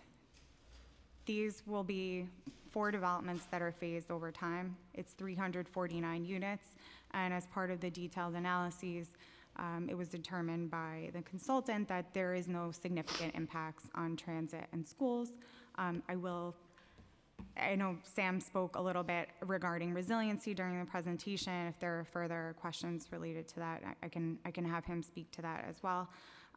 But I think the other thing that the team had really considered as part of the transit analysis is that Dragsnack in particular is a very automobile, has heavy automobile usage, and so that is why the sites are exceeding the parking requirements. Over 130 spaces across the 4 sites will be provided, more than what's required, acknowledging that there is a need for parking in Dragsnack. And then just on the, so in relation to, can you just clarify, you're looking for further information on how the project will impact resiliency? Yeah, so it's transit service, which you addressed slightly, but I would need a little bit more understanding on what kind of transit study has happened, and if so, when it was conducted. Sure. As part of the environmental review, a detailed transit analysis was conducted by EPDSCO, the applicant's environmental consultant. And that analysis was conducted actually in 2020 and did a more conservative analysis given that COVID was happening at that time, and automobile usage was down significantly. So their numbers did account for that it had a COVID factor included in that analysis. Is there an opportunity to revisit that to understand the current conditions? Yes, if that is, I think actually our environmental consultant is here, and I do believe he looked at these numbers and confirmed that it would not be any worse than it was during the conservative analysis that was done. Okay, and then the other piece was, so it was transit, resiliency concerns, and school overcrowding. Yeah, so in relation to the school seats, a detailed analysis was done on community facilities, which included school seats, and no significant impact on the school seats from this project. And I think in looking at that analysis, a more conservative approach was taken, because now one of the entire buildings is now seniors, which triggers usually less school seats in general for the analysis. And then now I'll turn it over to Sam just to speak to the resiliency. Well, before we get to Sam, you mentioned what green infrastructure you are including in this development. So I just wanted to give you a little bit more questions as you're leading to the resiliency. Have you discussed the possibility of upgrading the sewer systems in and around the project site with the city? And this is an especially pertinent issue given the recent sinkhole occurrence and outdated sewer pipes facilities in my district. And is there a plan to combat any backup throughout the construction? And should there be a sewage backup as a result of this construction, how are you going to work to rectify this matter for local homes and businesses impacted by this? Sure. So again, with the adoption of the newer codes, the use of the lower flow fixtures, the lower energy consumption appliances, new design strategies in lighting, a building footprint of today is substantially less than a building built under previous codes. Up until 2008, we were still building to the 1968 code. And the 1968 code did not address a lot of these concerns. So buildings prior to 2008 were energy hogs. They had very high consuming fixtures, and they really took a lot of resources out of our infrastructure, and they gave a whole lot back into our infrastructure in the way of sewage and stormwater, and really did put a lot of extra stress and burden on our water treatment plants and piping systems. And one of the large burdens that they did put on, again, was, with the combined sewer overflows, and, that really has a lot of impact on our local waterways. The buildings nowadays, they look nothing like the buildings that are there as far as their overall footprint, their carbon footprint. You hear people talk about now with resiliency, and we talk about energy efficiency. Now, again, the driving motivation now is a lot more knowledge that we have, and the codes drive these changes. So, even the worst building you could build under these codes are fantastic buildings from an efficiency standpoint, because the evolutions of the codes have brought us to that point. And currently you'll see there's a lot of incentives, and I'm not talking monetary incentives, but people really have gravitated towards this and want to produce better buildings that are more environmentally friendly. So again, these buildings have a much lower footprint, carbon footprint, and a usage footprint from our infrastructures than any of these older buildings. So they don't, if you look at them in terms of what you have there now, they really are much lower impact to the environment. So, they don't provide that stress when you think of 200 units, 100 units. They don't have the stress of the current units on the infrastructure. Thank you. While there are other local bus lines that run near this project site, the closest subway stop is roughly a mile away.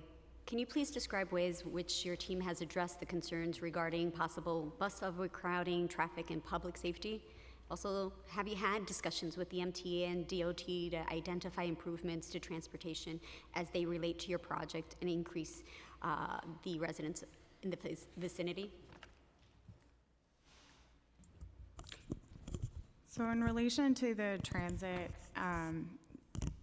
we're aware this site is located outside of the transit zone, and have included more than what is required parking across all of the sites.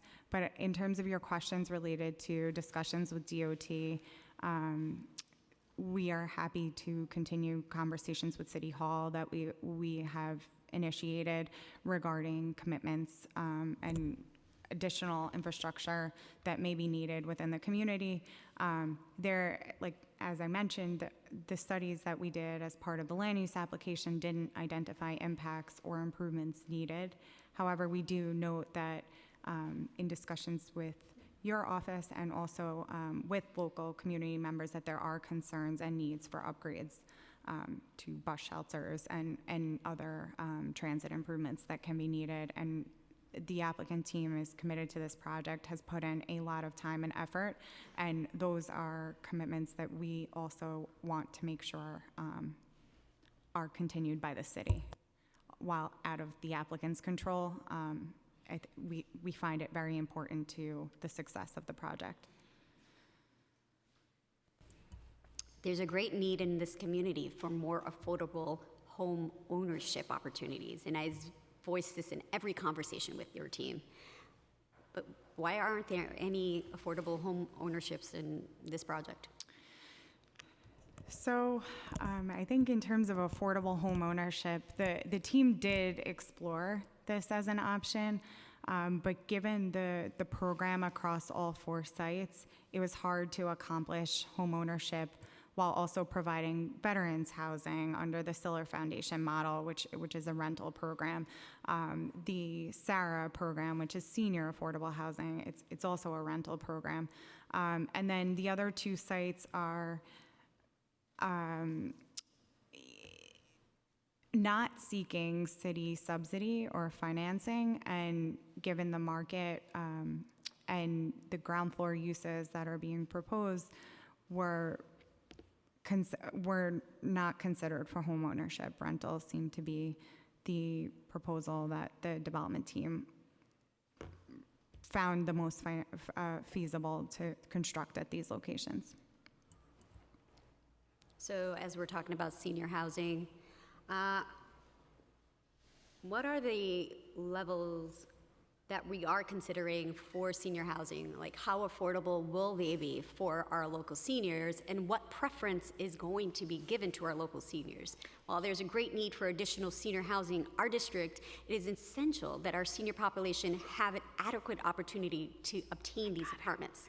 So have you conducted any outreach to the local and neighboring senior centers to identify an estimated number of seniors in need of housing? And if not, are you planning to do so? Sure. So I think in terms of the senior affordable housing, the team has committed to partnered with JASA, who will be testifying today as well regarding the senior services, and they are already in Throgsneck houses and have familiarity with senior housing. The program, the senior affordable housing program with HPD still provides a 50% local community board preference. And JASA, along with the applicant team, will provide adequate notice to Community Board 10 and also local senior organizations when they're getting ready for the lottery and marketing process. I don't, hopefully that answered your question. If there's further follow-up. No, thank you. You did great. And now, as mentioned by Borough President Gibson during her hearing, the square footage for the units are quite small. The average square foot for a senior neighbor's living studio would be 360 square feet. Has your team looked into facilitating larger unit sizes? And what factors were in play when decided on the square footage and unit mix? Will any of these units be handicapped accessible? And if so, how many? If not, please explain. So under the city SARA term sheet, there are unit size requirements, and given that the applicant is seeking HPD financing, maximizing the number of senior affordable housing units within the project is the most important.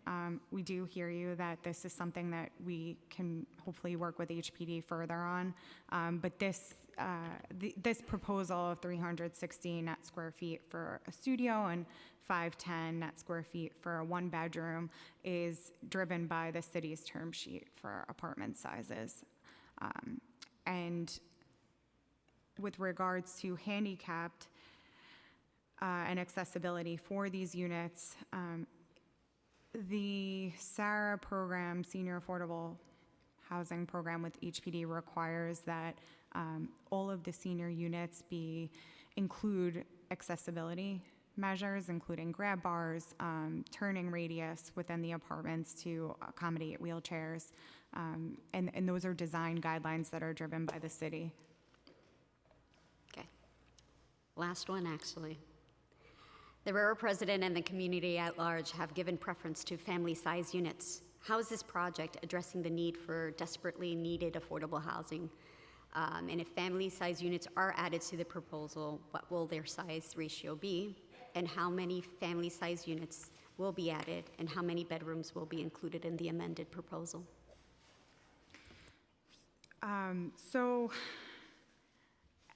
As you mentioned, the Borough President did call for additional family-size units, and the team was able to accommodate that at sites A and B, which are the proposed multifamily buildings, since Site C is a senior building and Site D is the veterans housing.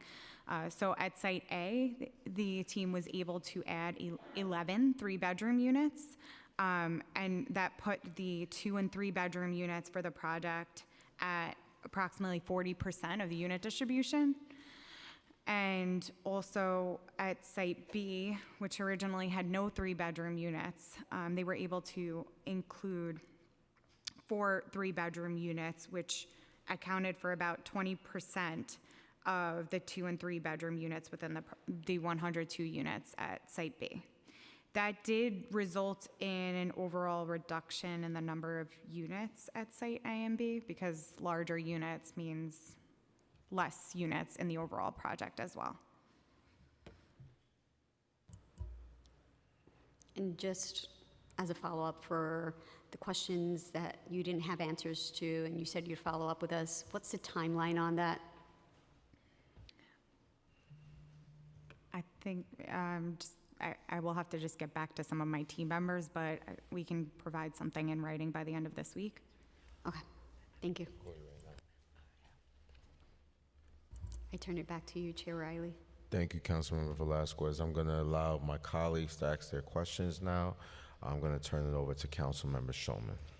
Thank you very much. I'm Lynn Shulman. I'm from District 29 in Queens. I have a number of, I'm very committed to affordable housing. I have a number of projects since I became a council member that I've supported that have deeply affordable housing. So I have a couple of questions, and I also apologize I came late, so this question may have been asked. I had another hearing. First question I have is, what's your experience in doing large projects like this? If you can share that. Sure. So Councilmember Velasquez did ask for the owners of each of the sites. They are not large developers. They are 3 different development teams.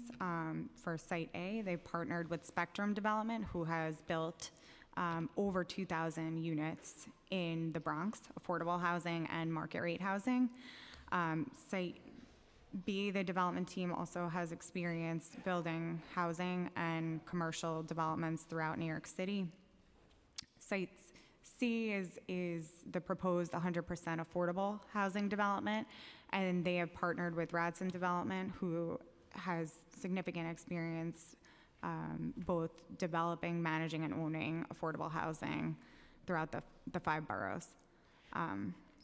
So these developers, other than partnering with other developers that have experience, are not that experienced, am I correct?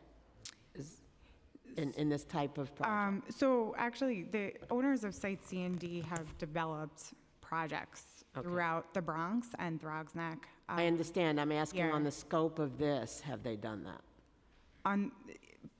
So for the affordable housing, this is their first affordable housing development, and that's why they're partnering with Affordable Housing Consultant, No, I appreciate that. And I I'm also very proud of the fact that the affordable housing in my district has had union support for it, including carpenters. And I have to say that carpenters is a union that's very important to me. I'm a little bit dismayed that you haven't been able to come to an agreement with them.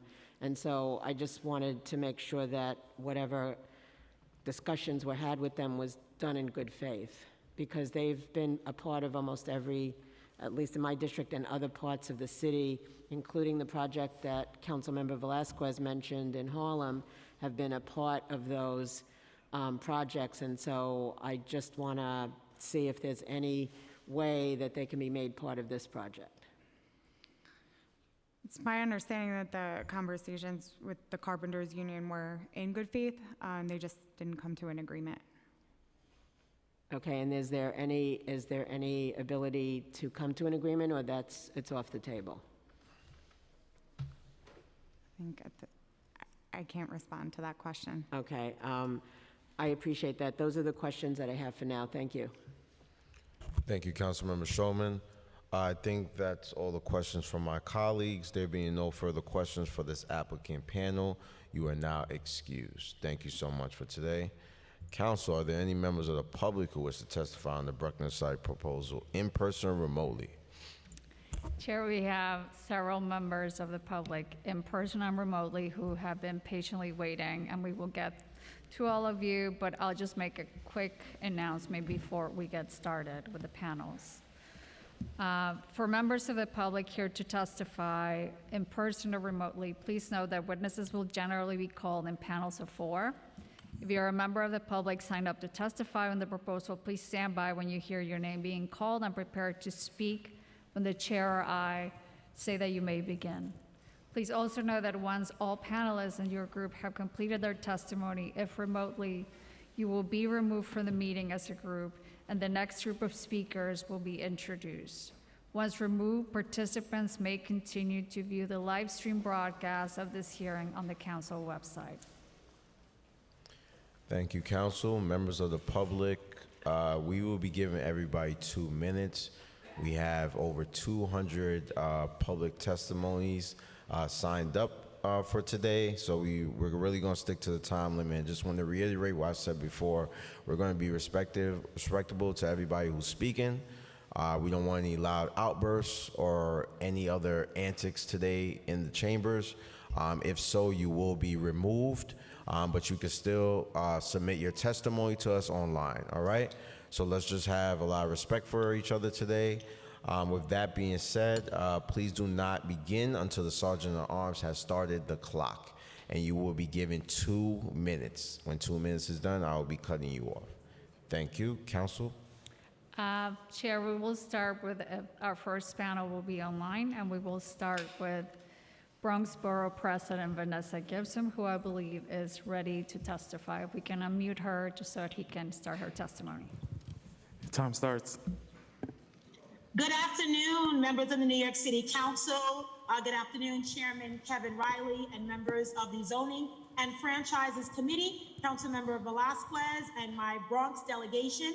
It's good to see everyone this afternoon. I am the Bronx Borough President, Vanessa L. Gibson. So honored, so grateful to be here with all of you this afternoon. And as a former member of the City Council, certainly it's different for me to be on this side of the aisle, but I have great respect for the work of the committee and the work of this body, and I look forward to working with you in my new capacity as the Bronx Borough President. I'm grateful to be here to testify on the Bruckner rezoning proposal that is before the subcommittee this afternoon, and I want to begin by providing some background on this project, which I have spent a great deal of time working on. It's really been a labor of love. Listening to everyone who testified during my 2 days of public hearing in the Bronx and reviewing additional testimony that our office did receive. And after hearing all of the testimony, weighing the pros, the cons, advantages and disadvantages, and after a comprehensive review of this project, I have provided comprehensive recommendations for the individual buildings as well as the project as a whole.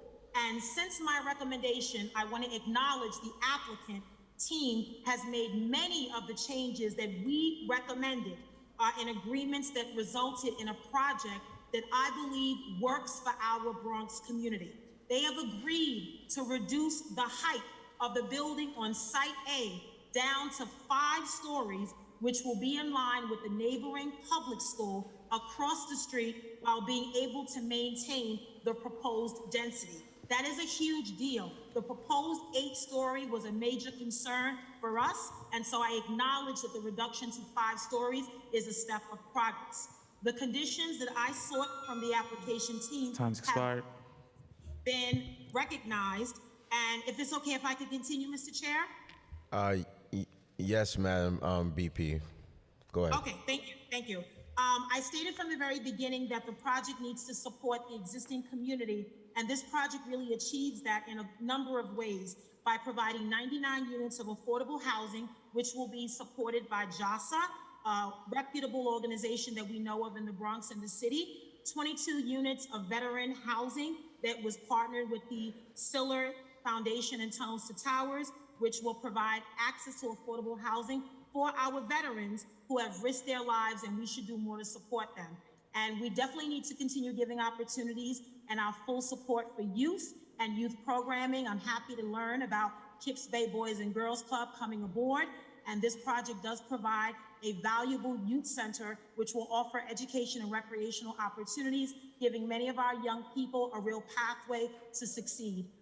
This project is also a job generator, creating and maintaining 476 total jobs, 350 are construction, 126 local permanent jobs. Support from 32BJ, as well as Local 79. I know conversations are ongoing with the Carpenters Union. Providing living wage jobs with a real emphasis on Bronx residents is something that we all should definitely support. And this will really create well-paying Bronx labor jobs. In addition to the direct community benefits, this project also will create approximately 340 new units of housing over 4 buildings across 4 blocks. 56% of the units are affordable, and over 30% will be family-sized units. Let me emphasize, council members, that we're adding 3-bedroom unit apartments, which is exceptionally well, considering the fact that we have so many growing families in the Bronx and New York City. And if this project was in any other community, in any other part of the borough or the city of New York, you know that it would get a resounding yes. And so I've always supported this project with conditions, which I shared with all of you, the members of the committee. There is a 12-page recommendation, and I really ask that you and your team really look through it, because there are 2 additional points that I want to highlight as I wrap up, because I know there are many that want to speak after me. And the first is very critical. The city of New York should establish a multi-agency task force that would review short and long-term goals to address major policy issues like infrastructure improvements, congestion, flooding, coastal resiliency issues, and many of the concerns that homeowners in Throgsneck and Schuylerville have already talked about. When it's inclement weather, there are 5 and 6 feet of water in basements and major issues with congestion. We should deal with that whether there's a proposal on the table or not. Many of these issues can be addressed by individual agencies, and if we have interagency collaboration, we can truly address a lot of the concerns that you will hear about today. The second priority is the city and the administration must prioritize home ownership opportunities. That is the gateway and the pathway to stabilizing families and a pathway to the middle class. That is what we all want to achieve. Many residents that testified before me talked about coming from other parts of the Bronx and buying their first home in Throgsneck and Schuylerville and maintaining that residential component, and that should be expanded on in every way possible. We want to invest in all neighborhoods, and all neighborhoods should have the beauty of what Throgsneck and Schuylerville has been over the years. There should be no exception, there should be no difference, and I really believe that the city can prioritize these developments that have the homeownership component and assist many low-income and working families with that. I've always been a champion of affordable housing. I always will, because I do believe that it is the gateway to the middle class. I cannot and I will not accept segregated communities of any type in the Bronx, because I do not think it aligns with our values and what we are prioritizing as council members and New Yorkers. There are neighborhoods in the Bronx right now that are saturated with affordable, supportive housing and shelters and other programs, and we want every neighborhood to do its fair share. There should be no exception. These proposed buildings are on the border of single-family neighborhoods and next to a highway and a cemetery and a commercial corridor. I'm It's sorry, really- Madam Borough President. We're going to need you to wrap it up real quick, all right? Okay, I will do my last sentence, and I apologize. This was sent to all of you, so I do want to just ask you, Chair Riley, and the members of the council to look at this project individually and on its own merits, and really address the affordable housing crisis that we have in the Bronx and the city of New York. I thank you for your time today, and certainly look forward to working with Councilmember Velasquez and all the members of the body and Speaker Adams, and I thank you for your time this afternoon. Thank you so much. Thank you, Madam Borough President. Chair, I'm going to announce the next panel, which will be made up of speakers that we have waiting online. So the first panel is going to be Peter Del Debbio, Joanna Anderson, Lynn Coaster, and Frank Vernuccio. So the first speaker on that panel is Peter Del Debbio. Time starts.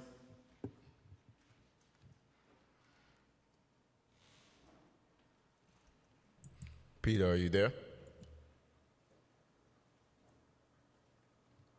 Then I go. Peter, are you there?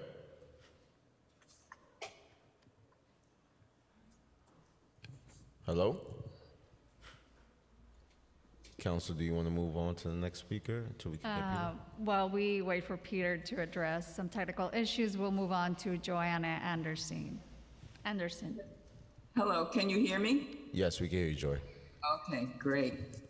If you can't hear me at any time, just let me know. I'm a longtime resident of Throgs Neck. I oppose a change in the zoning. I support the preservation of our Throgs Neck low-density community. I believe that losing the low-density zoning will irreparably negatively impact the Throgs Neck community. Throgs Neck's infrastructure, the water, sewer, police, fire, transportation, schools, the flooding issue.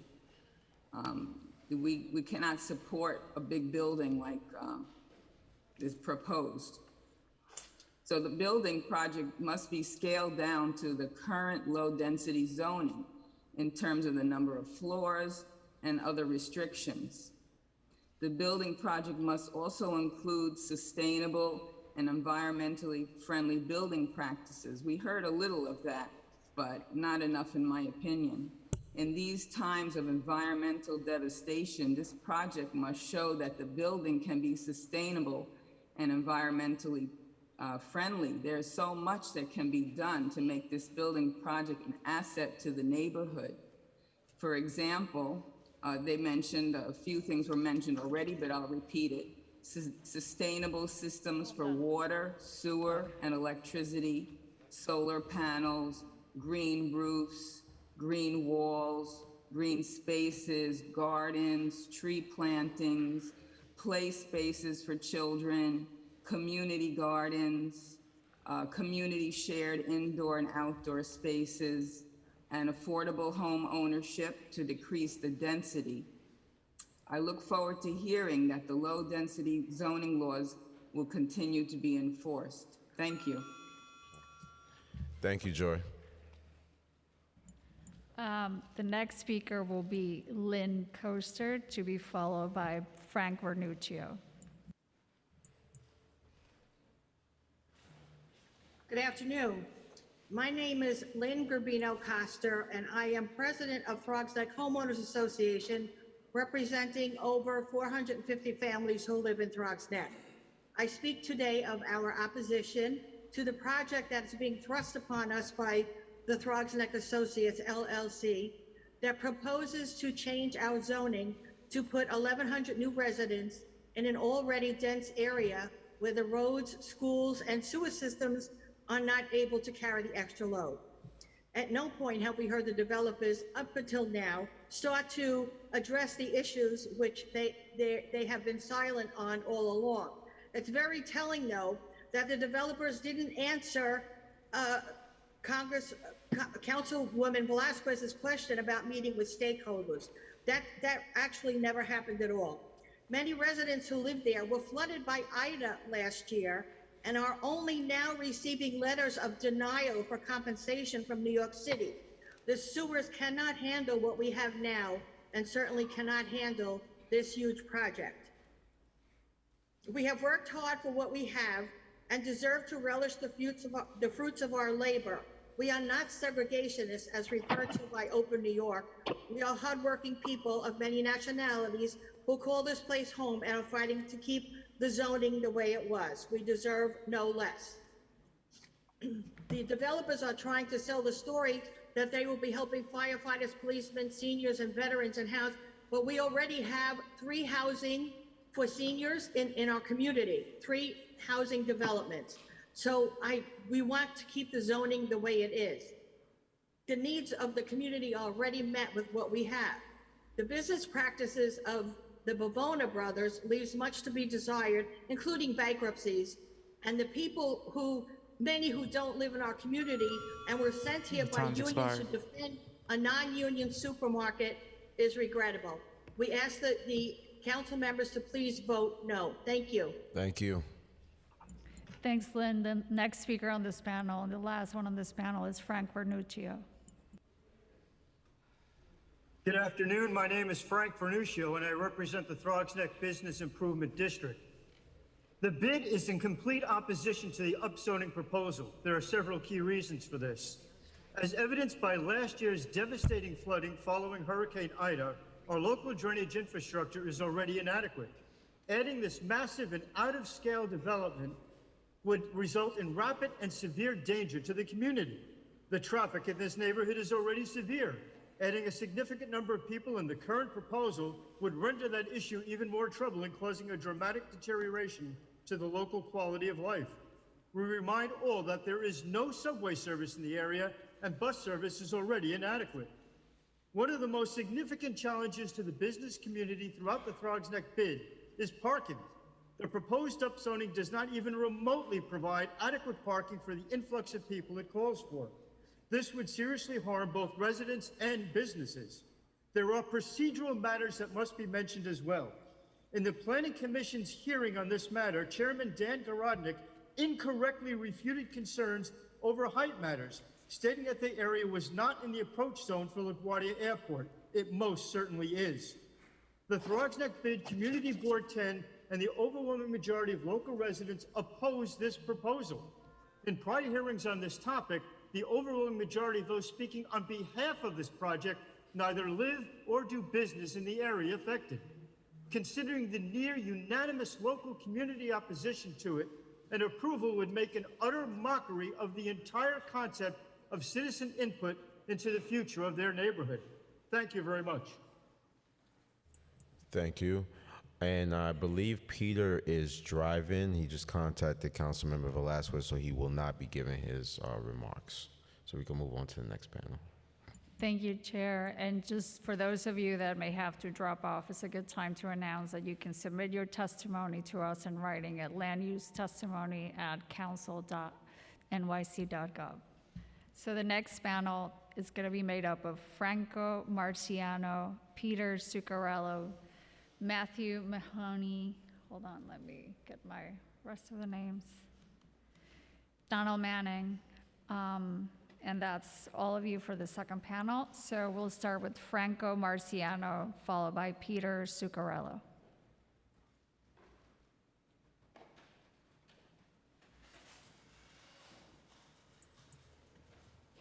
Mr. Marciano?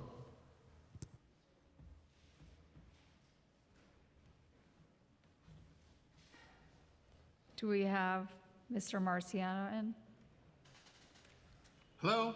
Yes. Yes. Sorry about that. Good morning. Good morning. I'd like to take this opportunity to testify today before the zoning committee for the city council. My name is Marco Marciano, and my family has owned sites C and D in this rezoning application for 20 years. We are part of this community. Throgs Neck is our home. We grew up here just a few blocks away from the site and still live here in this neighborhood. My father started a construction business here over 50 years ago, and we have built around 150 homes and commercial properties in the area. We are committed to improving this neighborhood. We are bringing positive new uses here with senior housing and veteran housing.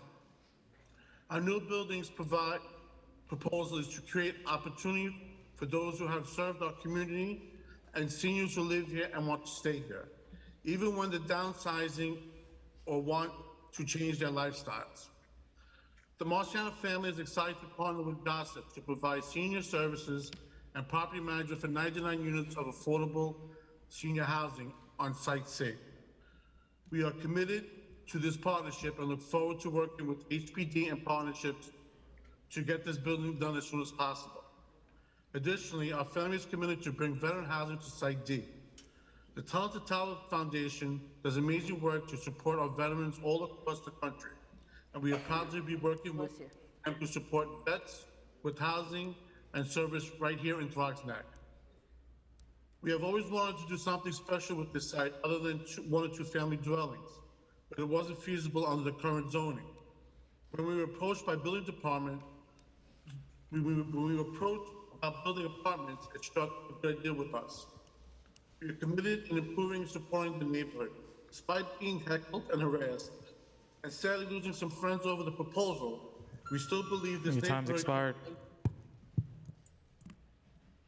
Thank you, Mr. Marciano. The next speaker on this panel is Donald Manning.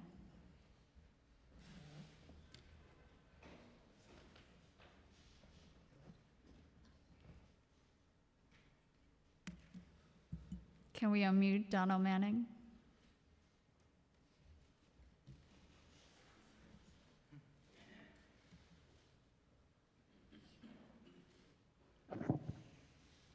Hi, can you hear me? Yes, we can hear you, Don. Great. Thank you, Chair Riley. Members of the Subcommittee on Zoning and Franchise, I am Donald Manning, the Executive Director of Real Estate at JASA Housing Management Services. We welcome today's hearing as an opportunity to focus on the need for affordable senior housing in the Bronx and identifying new opportunities for development that support aging in place when considering changes to zoning. JASA is a nonprofit agency that honors older New Yorkers as vital members of society, provides services for over 50 years that support aging with purpose and partnering to build strong communities. JASA is a comprehensive integrated network of services that provide a continuum of community-based care in the Bronx, Brooklyn, Manhattan, and Queens. Those of us in the human services field and affordable housing providers know that a critical component to successful aging is stable housing. Lack of housing exacerbates physical and mental health challenges and can lead to unnecessary institutionalization. JASA owns and manages over 2,400 housing for seniors, and we're the leading nonprofit in New York City providing these services. JASA regularly receives inquiries from older adults, family members, and elected officials looking to assist their constituents find quality affordable housing. Unfortunately, the reality is that the significant need for affordable housing for elderly residents far outweighs a limited portfolio of alternative affordable housing for older New Yorkers. Though through new partnerships with government agencies, developers, and community members, JASA strives to bring renewed effort to bring housing management and complementary social services for seniors in the Bronx and New York City as a whole. Thanks to new funds from New York City and New York State, support programs are now available to bolster stable housing for some of the most vulnerable older adult residents in New York City. Most recently, JASA has participated in the development of a fantastic senior building at 1490 Southern Boulevard in the Bronx. And we're currently partnering in the construction of Casa Salina that will be home to 205 senior families in Soundview section of the Bronx. It's been our experience where we regularly see tenants in JASA senior housing becoming actively involved in their community. Thank you. So the next two speakers on this panel are call-ins. So, and they are, hold on, let me get the names. Peter Zuccarello and Matthew Mahoney. Are any of them available to speak?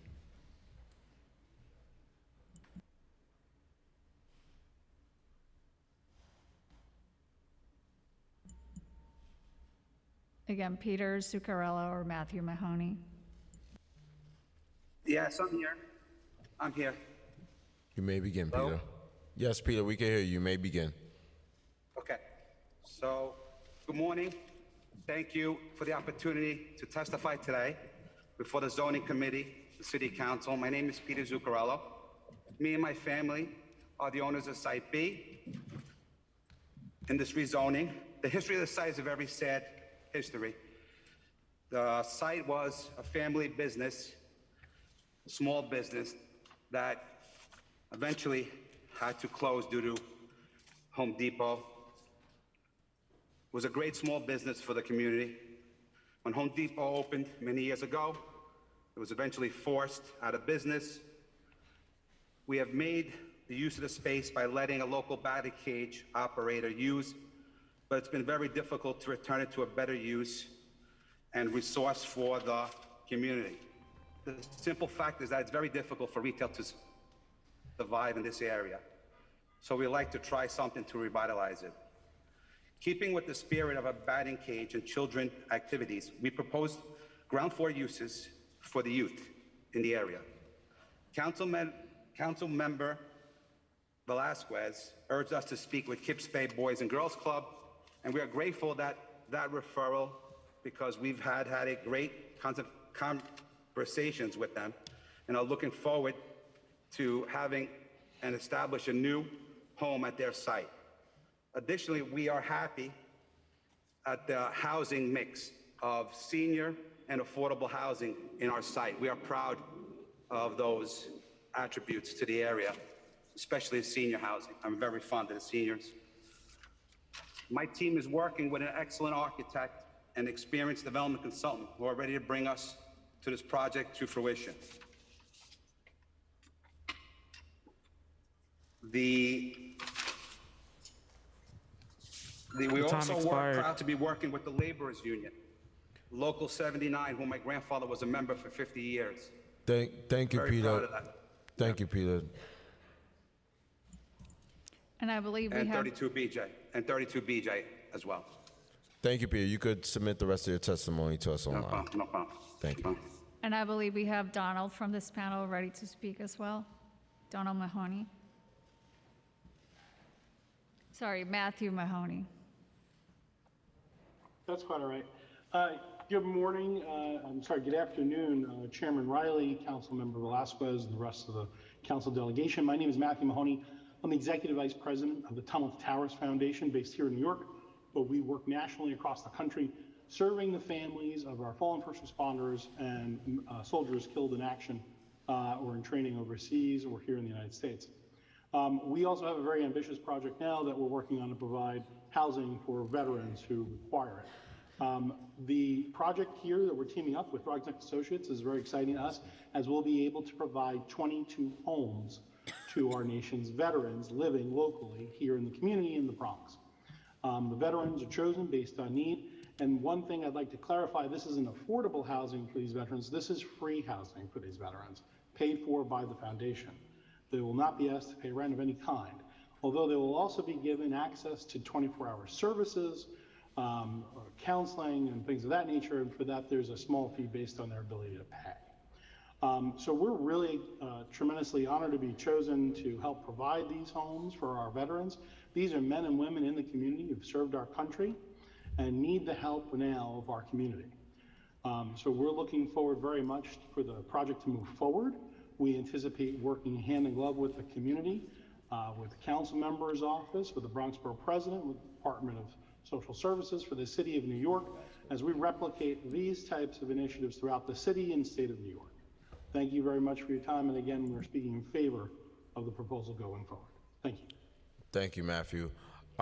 Before we excuse this panel, I believe Councilmember Velasquez and Councilmember Brewer have questions for this panel. So I'm going to hand it over to Councilmember Brewer first. Councilmember Brewer. Thank you very much. You have a wonderful organization, sir. My question is, since I have 135 homeless veterans permanent housing on my block, we work with them, we love them. My question though is, when they come from the military, obviously go to homeless, then to the permanent housing. Bailey House is the provider there. My question though is, they come with, to be honest with you, more money for housing than many of us New Yorkers in terms of the federal government helping to pay some of that rent. So with the veterans that you're working with, would they not be able to use some of their housing allowance for permanent housing, even though you are obviously helping to pay the rent? How does that work in terms of long-term permanent housing? Thank you. Sure.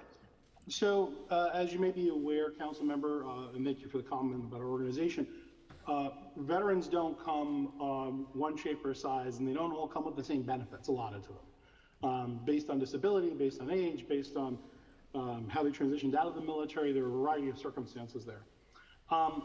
So much of what would be called traditionally transitional housing, where they're given a short period of time to get back on their feet and move into more permanent housing elsewhere, really limits, we find, and dealing with a lot of social service workers, limits their ability to save up their money, get on their feet, and provide a more permanent solution to any issues that they're seeing. So we have chosen, and we do this now at our facilities that we operate in other states around the country, we do not charge rent. They may have the ability to pay, but that is not our goal. Our goal is for them to save their money and save their finances, build up, all the things they need. Because again, giving shelter is one thing, but it's really the supportive services that are required for this population that are necessary.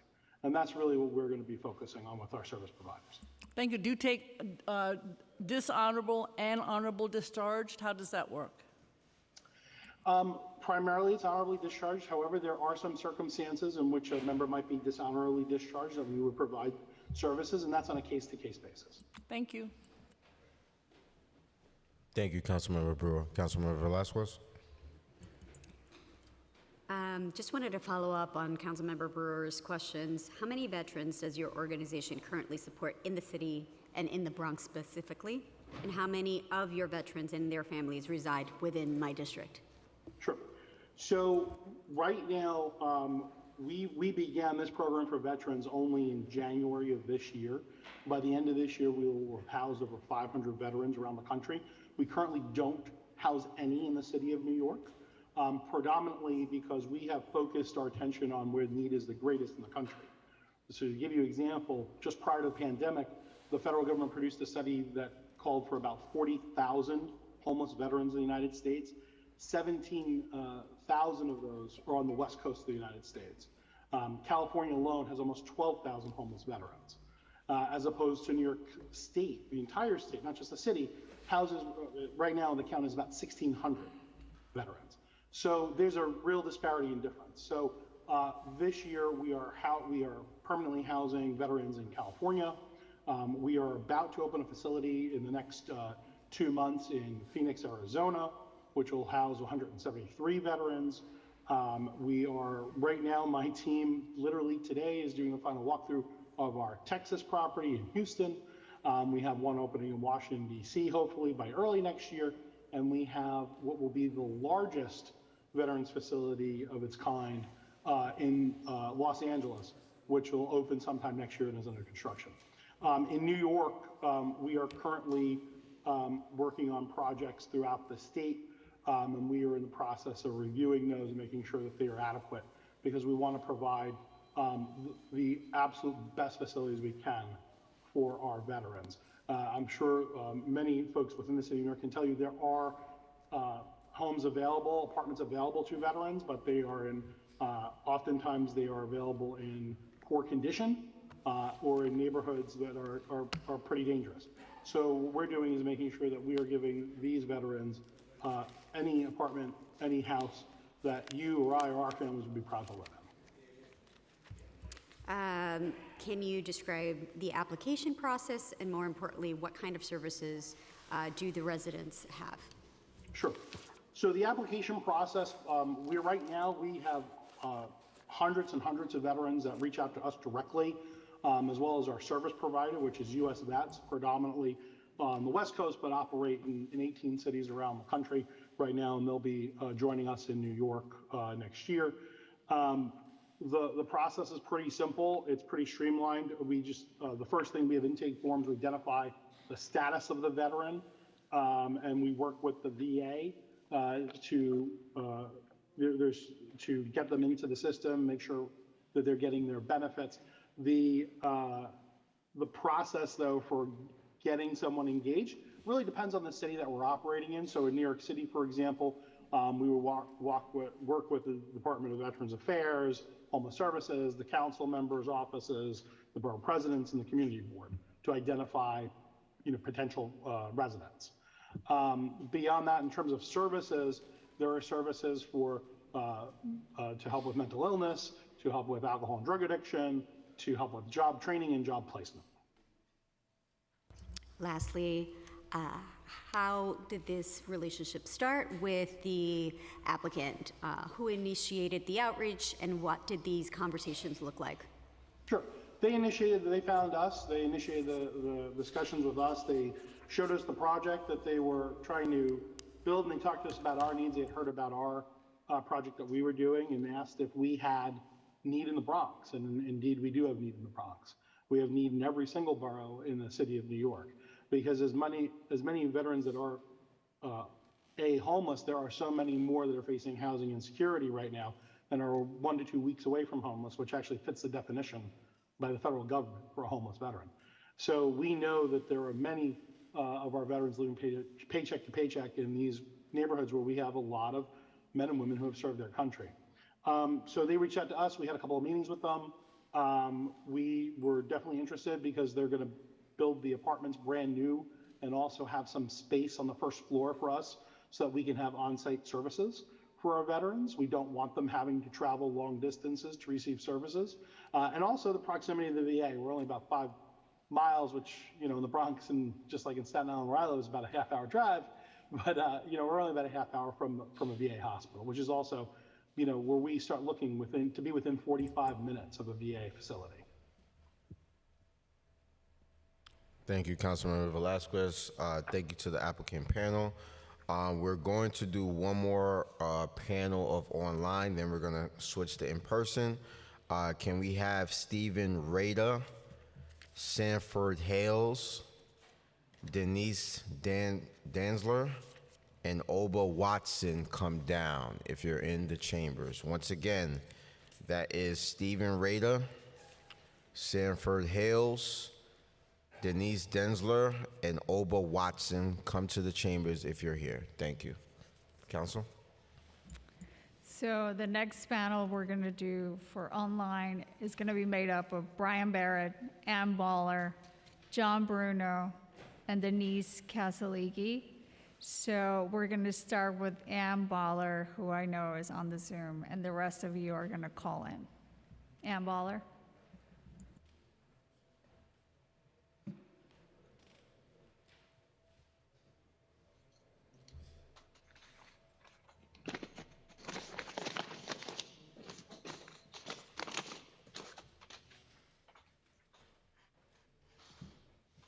You may begin, Ms. Bowler. Hi. I'm very opposed to the Bruckner upzoning. I have lived in my home since 2001 and know that this area lacks the infrastructure for such a construction project. Let me reiterate, the schools are overcrowded, the public transportation is scarce, our sewage system is old and floods into rain. 45th Precinct does not have enough officers to deal with the amount of people who live here now, and it would be further stressed with the number of families that would be moving into the area if this proposal goes through. And let me now talk about parking.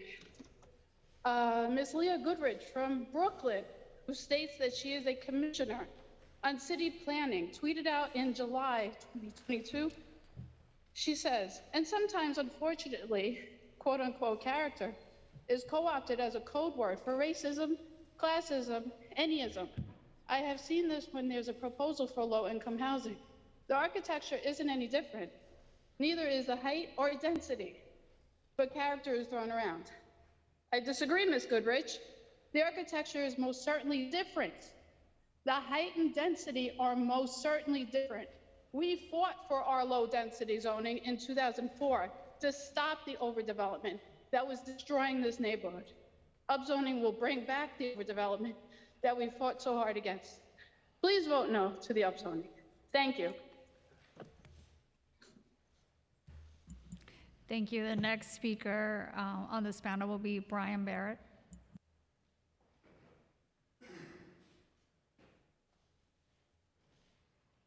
Can we please mute Brian? Unmute Brian, excuse me.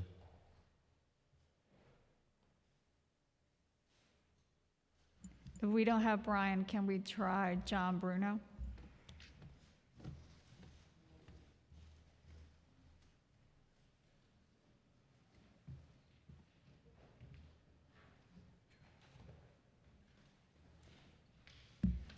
If we don't have John Bruno, can we try Denise Casaligi?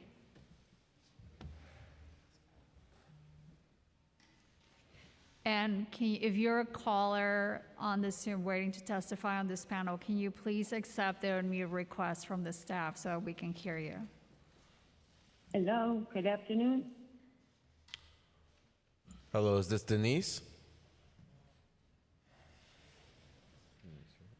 Denise. Denise, you can unmute.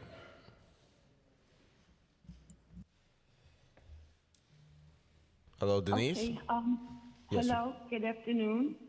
Good afternoon, we can hear you. I'm not accustomed to public speaking, so please forgive me. I'm calling about against the upzoning. I'm not a property owner or a business owner in this neighborhood. I've, however, rented here for over 20 years. It's my home. I do not feel this is a community first project. I feel it's strictly for personal profit for the property owners. My experiences here in the hospitals, they're overburdened already. I've waited in emergency rooms for hours for treatment. The schools are overcrowded. Our children are in trailers learning. My commute to work should be a 20-minute commute. It takes me an hour in local traffic to get from the Bronx to Yonkers. Our police department, again, overburdened. I don't see how this is expanding home ownership, personal home ownership. I don't hear of any plans for that in there.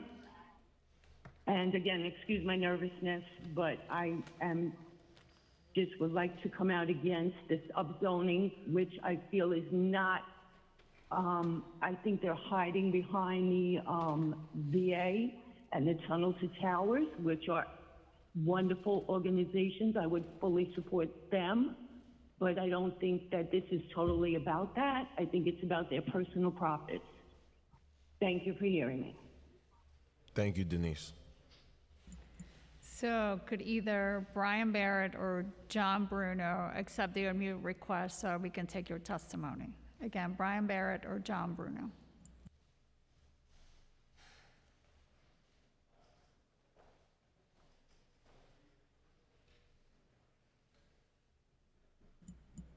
Brian or John, are you there ready to testify?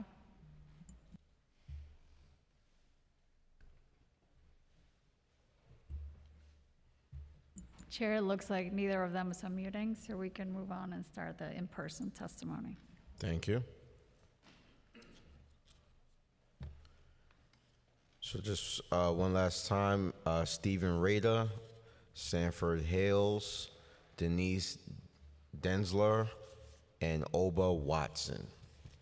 If you're not already here, please come down. And we're going to begin first with Stephen Rader.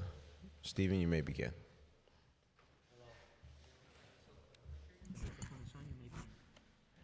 Hello, my name is Stephen Rita. I'm a lifelong resident of New York City, so I'm honored to be here, and I have great respect for this committee. Good morning. Thank you for giving me the opportunity to give my testimony of the Trogsneck-Bruckner site rezoning. Again, I am Stephen Rita. I am a lifelong resident of District 13, and I am a member of Labor's Local 79. I support this project because it will bring standard wage jobs to fellow workers like myself, workers of color, veterans. Forgive me, I'm nervous. Take your time. I'm also excited to see new affordable and free housing for our veterans, finally a program for our veterans in this community.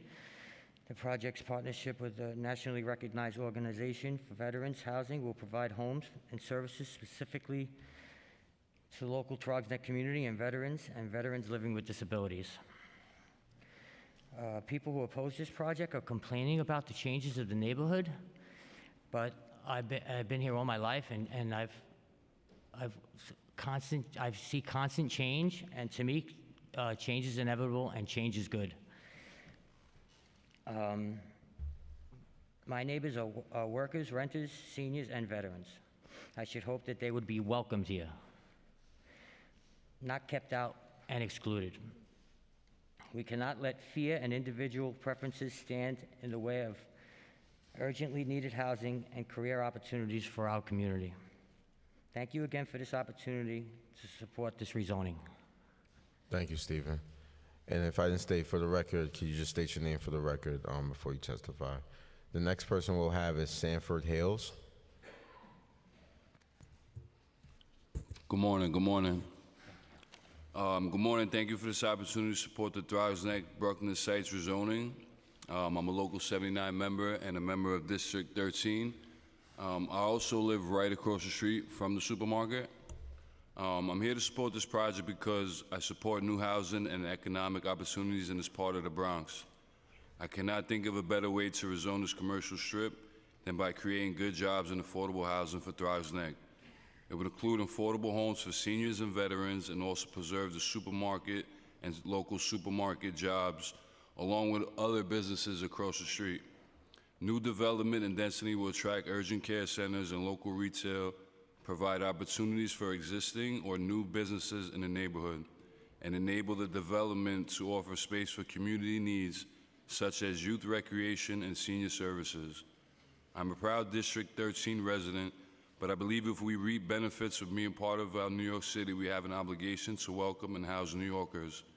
We cannot stand in the way of low-income housing, especially if we want the neighborhood to stay affordable and accessible for our kids and future generations. Thank you again for this opportunity to support this project. I'm all for the Bruckner rezoning. Thank you. Thank you.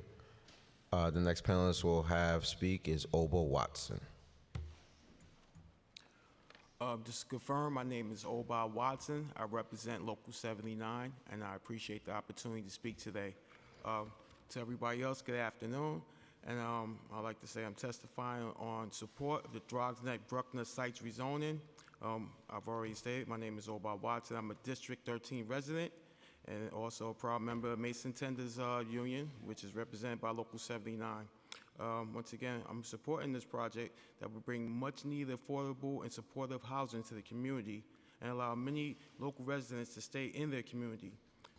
The lack of housing disproportionately affects Black and brown and low-income families. This rezoning can advance racial and economic integration and allow workers like me to continue to earn a living and provide health care coverage for our families, which for me is very important because I have a severely autistic son.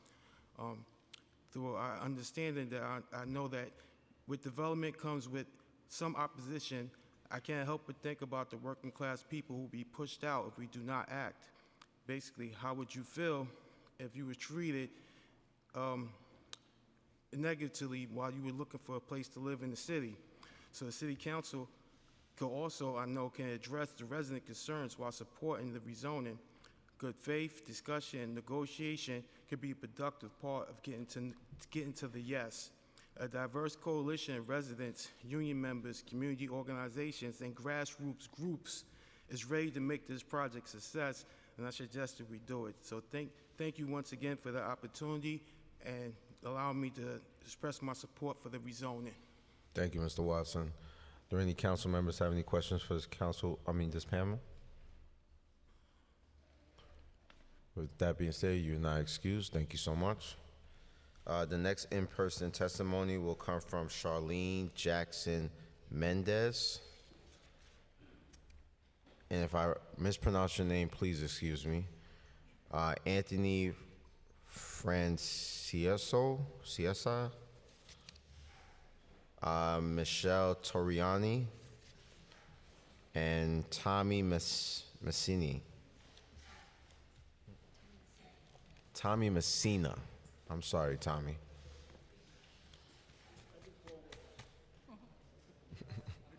And once again, I'm sorry if I mispronounced your name.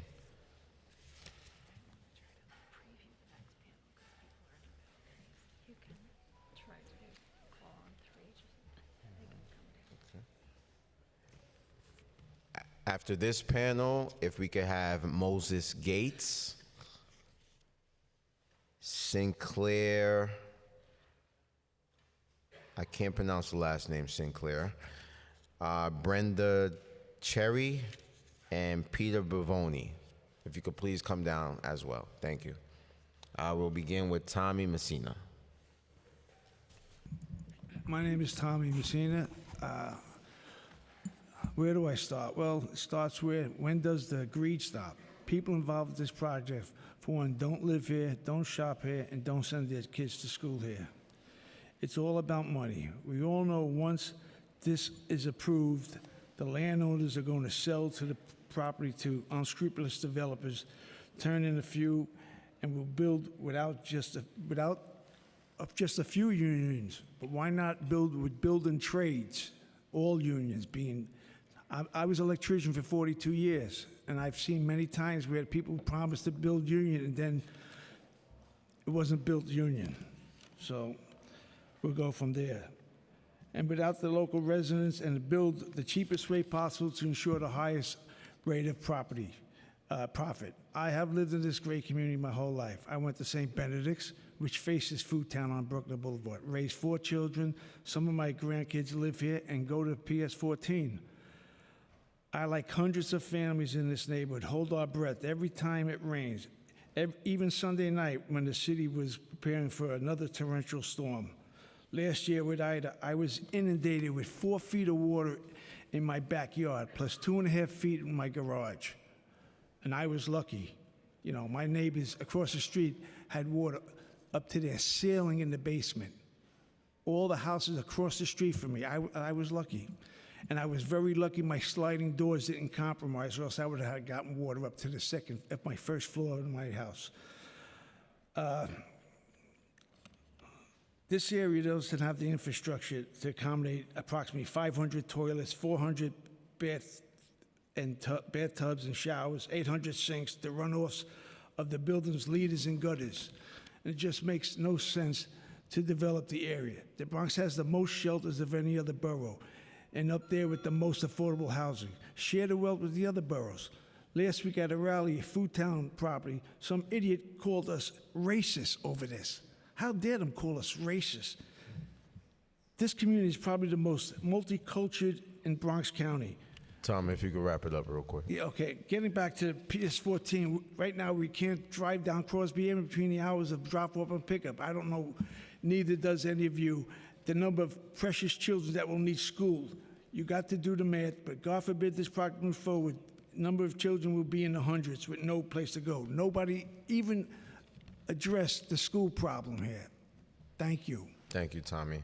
Next, we'll have Michelle Toriani. Excuse me if I mispronounced your name. That's fine. Close enough. Hi, my name is Michelle Toriani. I'm a homeowner and emotionally and financially invested in my community. I want you guys to realize we need to fix what we have before we build more. New York City has antiquated sewer and drainage system. Despite the bellowing of green talking points and predicted increases in high-level rain events, there is no comprehensive plan in place to offset inland flooding. New York City knows of this perilous condition but refuses to take action and accountability. In September of 2021, Ida brought damage, destruction, and death to our communities. After Ida, New York City implemented homeowner aid was coming, citing a 100-year-old statue. Comptroller Lander denied every claim. Refused to give much-needed help to homeowners emotionally and financially invested in their community. Ironically, the comptroller has now proposed plans to legalize type of dwellings which were scenes of this damage, destruction, and death. Rainfall continues to bring high anxiety to our communities. Show one low-density community in New York City where quality of life has improved through increased density and population. A housing crisis? How many units are needed to remedy this crisis? This is a city of hypocrisy. Wants less cars but supports state-sponsored Green Light New York that can potentially place 250,000 more drivers on the road. Has a housing crisis but will not place an assessment moratorium on the sanctuary city policy, which markedly increases population. A recent New York Times article indicates the sanctuary city policy has caused a 13% spike in our shelter population. Please, fix what you have before you build more. Say no to this unnecessary rezone. Thank you. Thank you, Michelle. Next, we will have Anthony Franciosa. Sorry if I mispronounced your name, Anthony. No, you said it correctly. Thank you. Members of the council, I'm a lifelong resident of Pelham Bay, Throgs Neck area, urging you to vote down the Bruckner upzoning proposal. Allowing this project to go ahead as is will set a negative precedent for all future construction projects in our neighborhood, which is currently under threat of having at least 33 sites upzoned to accommodate new commercial and residential developments. Our community fought hard to make it a lower density growth management area in 2004. This rezoning reversal does not have the support of the community. The upzone will overcrowd our schools, add stress to our infrastructure, and limit the efficiency of our police departments and fire departments. Most of all, it will destroy the quality of life of the tight-knit, quiet, low-density communities of Pelham Bay and Throgs Neck. The City Planning Commission approved the upzone on grounds that there's a housing crisis in the city. I'm not sure what the CPC definition of a crisis is, but my definition of a crisis is when a group of building owners defy local building laws and ignore the outcry of a local community in favor of their own financial interests. It's imperative that we encourage developers to work with the existing residents of the communities they choose to develop, and for the city to find solutions to the housing crisis that will not create new problems in its low-density neighborhoods. Vote down the Bruckner upzone. Thank you. Thank you. And last but not least, Charlene Jackson Mendez. Thank you, Tommy. And I wanted to show up here in person today to try to bring a different face to what some people are purporting is the Throgs Neck community. I want you to look at me and my color. And even though some neighborhoods may have more Irish or Italian than the other, I just showed up to here today, and I see my Italian neighbor, Tommy. And we've worked together on many different things as part of the Community Board 11 district. So we all get along, for the most part, very well. And I want, I guess, the committee to understand that as a mom with 4 children, I am heartbroken at what has happened to our city. My husband and I worked extremely hard to purchase a property in Van Nest, which is a poor section of your district. But we aspire to lift up and become more like Throgs Neck. It's not about racism. It's about there has to be a place for the middle class in New York City. We've lost 300,000 productive citizens. I think there's a $30 billion tax deficit that is come from that. These problems can be solved without destroying strong communities. We need to attempt to lift everyone up. My children spent much of their lives in Throgs Neck. They got a wonderful primary education at the Greek American Institute on Bruckner Boulevard, and my daughter for years participated in the Performers Edge Dance Academy in Throgs Neck. Please support home ownership, support hard work, support resolving the existing problems with infrastructure. Thank you very much. Thank you to the applicant panel. You are now excused. Thank you. The next panel I will call up is Peter Bavona, Brenda Cherry, Sinclair, I'm having a hard time pronouncing your name, Sinclair, and Moses Gates.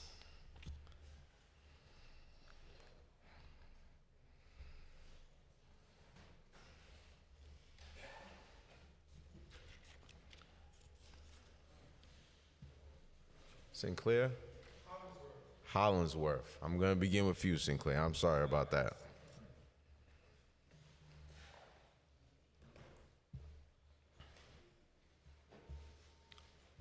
Sinclair, you may begin. Good. Good afternoon, City Council. Good afternoon to everybody here. My name is Sinclair Hollingsworth. I'm the Director of Operations at Kips Bay Boys and Girls Club. My purpose in being here is to talk about Kips Bay and our support for the youth space that is proposed in this project. We at Kips Bay serve about 10,000 members a year directly and indirectly. This summer alone, we had 25 members in summer camp, and we also placed 1,300 summer youth employment members throughout the city.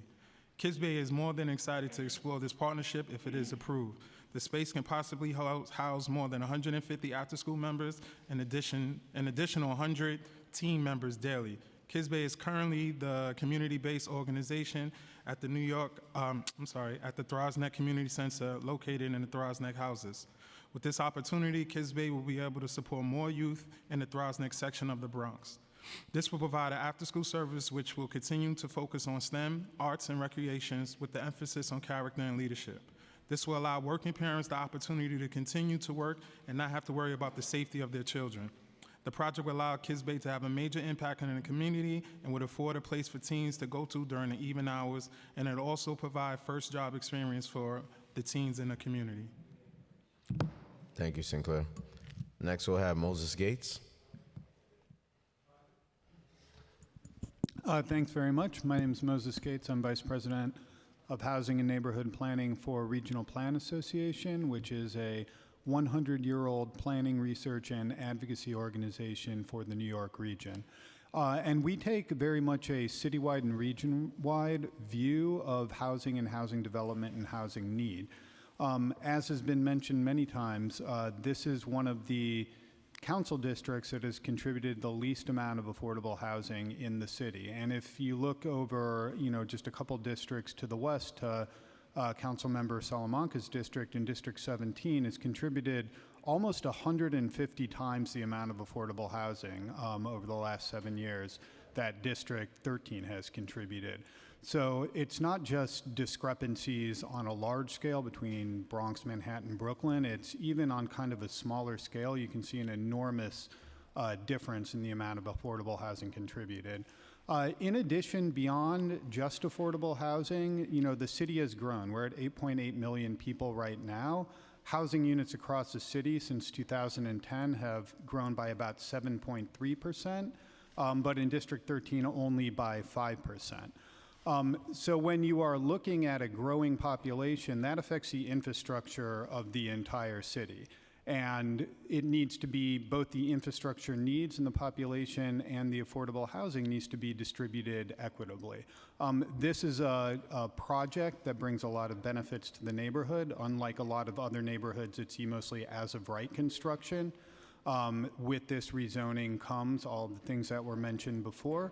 And overall, when you look at this, not just in a local level, but at a citywide and a regional level, it becomes clear that this is the kind of project that New York City needs to more equitably grow our city and our neighborhoods. Thank you. Next, we will have Brendan Cheney. Good afternoon. My name is Brendan Cheney. I'm Director of Policy and Communications at the New York Housing Conference. I would like to thank the subcommittee for the opportunity to testify. Today, the subcommittee is considering a proposal for mixed-use housing at the Bruckner sites in Throsneck in the Bronx, including 168 affordable apartments, with 99 set aside for seniors and 22 for veterans. While we will not weigh in on the specifics of the proposal, we do want to articulate that every neighborhood must say yes to more housing, including more affordable and supportive housing, if we're going to make progress fighting the affordable housing crisis. New York City has an affordable housing crisis. The metro area has a shortage of 772,000 apartments affordable to very low-income households, while nearly 1 million households are rent-burdened and more than 68,000 people were homeless in New York City, according to the most recent comprehensive estimate. And every neighborhood is feeling this crisis, including Council District 13, where the Bruckner sites are located. In this district, 14.7% of households live below the poverty level, and 52.9% of renters are rent-burdened, while nearly 1,000 New Yorkers who were in a city shelter at the end of 2021 last lived in one of the two overlapping community boards. This district needs affordable housing as much as anywhere else in the city, but this district is not doing its share to add affordable housing. Despite the urgent need, District 13 produced just 58 units of new affordable housing in total over the last 8 years, the 5th least among all 51 council districts. Communities should debate the specifics of individual projects, but it must be with the goal of getting to yes. We will never improve our housing crisis as a city by saying no to housing and telling vulnerable neighbors to pack up and find somewhere else to go. There is widespread support for the city of yes. We recently joined a letter with more than 90 partners supporting affordable housing in every neighborhood. We need to powerfully reject the NIMBYism and exclusionary zoning policies that have no place anywhere in New York City. No neighborhood can be allowed to simply opt out as they have in the past. Every neighborhood must do its part to address the housing crisis. Thank you. And next we'll have Peter Pavona. Good afternoon. My name is Peter Pavona, and I am speaking on behalf of my brother Joseph Pavona, the owner of the Throgsneck Food Town and one of the applicants on this project. My brother Joe recently had surgery and is unable to appear to speak in person, but my words represent him as an applicant.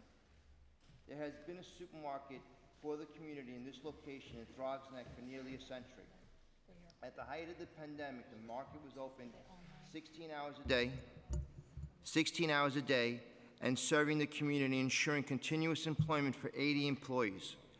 When our neighborhood needed the market, it was there. Contrary to some of the unfortunate rhetoric that has been out there, we care deeply about this neighborhood and we want to see it grow and prosper. What we are proposing is a way to modernize and upgrade the food market, while at the same time bringing new housing to our community. For the commercial businesses in this area, it has been a struggle to operate, especially given the high taxes that are levied against us. Rebuilding a more efficient supermarket with housing above it will allow the supermarket and the family that owns it to remain in business and stay in the neighborhood. Without such a upgrade, the future of the supermarket is uncertain. We assembled a great team of architects, development consultants, and others who know how to build a quality building in New York and have been around for quite a bit of time. We want a project that not only saves the supermarket and secures its future in Throgsneck, but also to help this community by addressing the affordable housing crisis. We want opportunities for young people to start families here. Our project is aimed at full spectrum of neighbors, from young professionals to our elders. This is long overdue for our community, way long overdue. There has been little built here in the last 2 decades. It doesn't just hurt new families, but it doesn't just hurt new families that want to live there. It hurts those who grow up there and can't afford to live there. We believe in this project. We believe it's the right project for the right time. Say yes to this project. We are proud to present this to the City Council and respectfully ask for your support. Thank you. Thank you, Peter. Before this applicant panel is excused, myself and Councilmember Velasquez has a couple of questions. I just have one question for Brendan. You said that Council District 13 was the 5th least. Do you have the top 5 least council districts who haven't been building affordable housing on hand? Yeah, give me 1 second.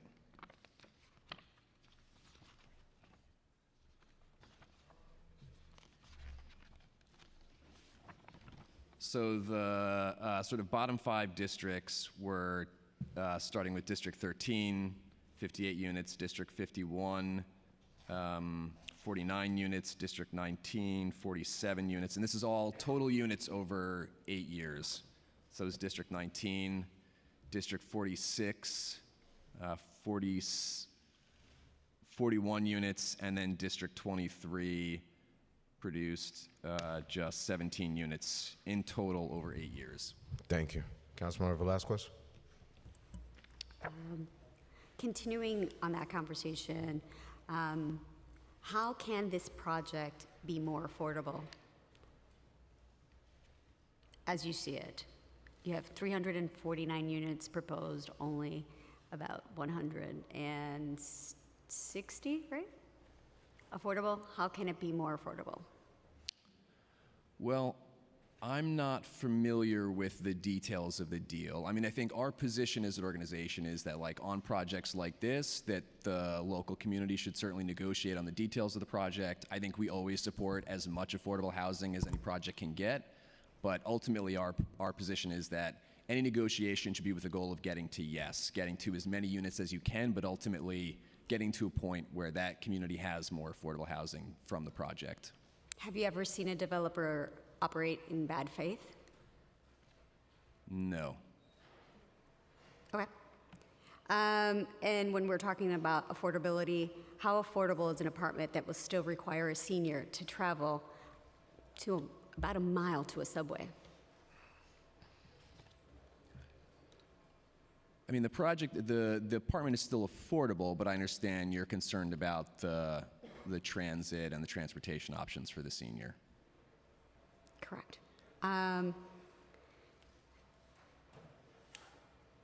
Where is this priority that you're claiming needs to be in our district? When we're talking about community, where do you see that specifically?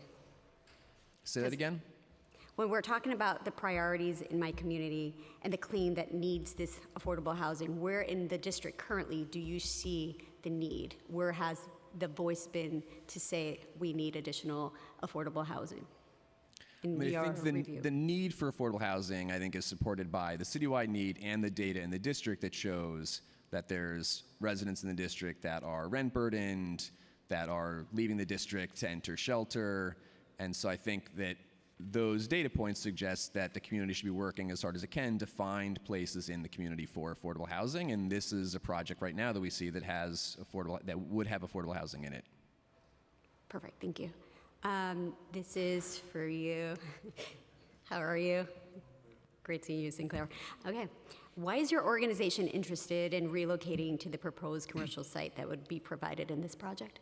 I don't necessarily think as a relocation. Kids Bay's stronghold is in the Bronx. We have 10 locations throughout the Bronx, 4 standalone community centers. We're in 4 DOE school buildings and 2 shelter centers. I think this opportunity allows us to broaden our scope and also offer opportunities to members of the community that we will not be able to serve had we not been in that area. Currently, we operate the Thrives Neck Community Center. We serve about 100 kids in after school. We open for teens in the evening and serve about another 100 kids. And I think this opportunity would allow us to, one, a new renovated space, have input on design and what works for us. Kids Bay is a strong proponent of STEM. If you don't know, science, technology, engineering, math, and the arts. So STEAM is the real acronym. The arts, which also adds the visual, performing arts, and also culinary arts. So I think this just allows us to broaden the scope if this project is approved. Can you talk a little bit more about the programming that you intend to offer and what kinds of services would you offer? Like I previously stated, you know, in after school right now, we offer STEAM, we offer recreation. Character and leadership is a strong proponent of our entire being, you know, giving back to the community, supporting the community. For us also, it's important to train the local residents, the teens. We do resume, cover letters. You know, at the Thrives Neck Community Center now, we support the community where we had an ESL program during the day. So those type of spaces can be converted to multi-use spaces during the day, GED programs, skilled trade programs, and then also allow us to do after-school program and teen services in the evening. Perfect, thank you.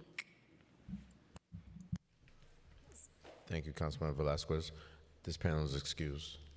The last in-person panel before we go back to online will be Mary Janes Musana, Andrew Chirico, Janine Siasa, George Hayrenek, and John Serini. Please excuse me today with these names. I'm so sorry. If I mispronounce your names, please correct me.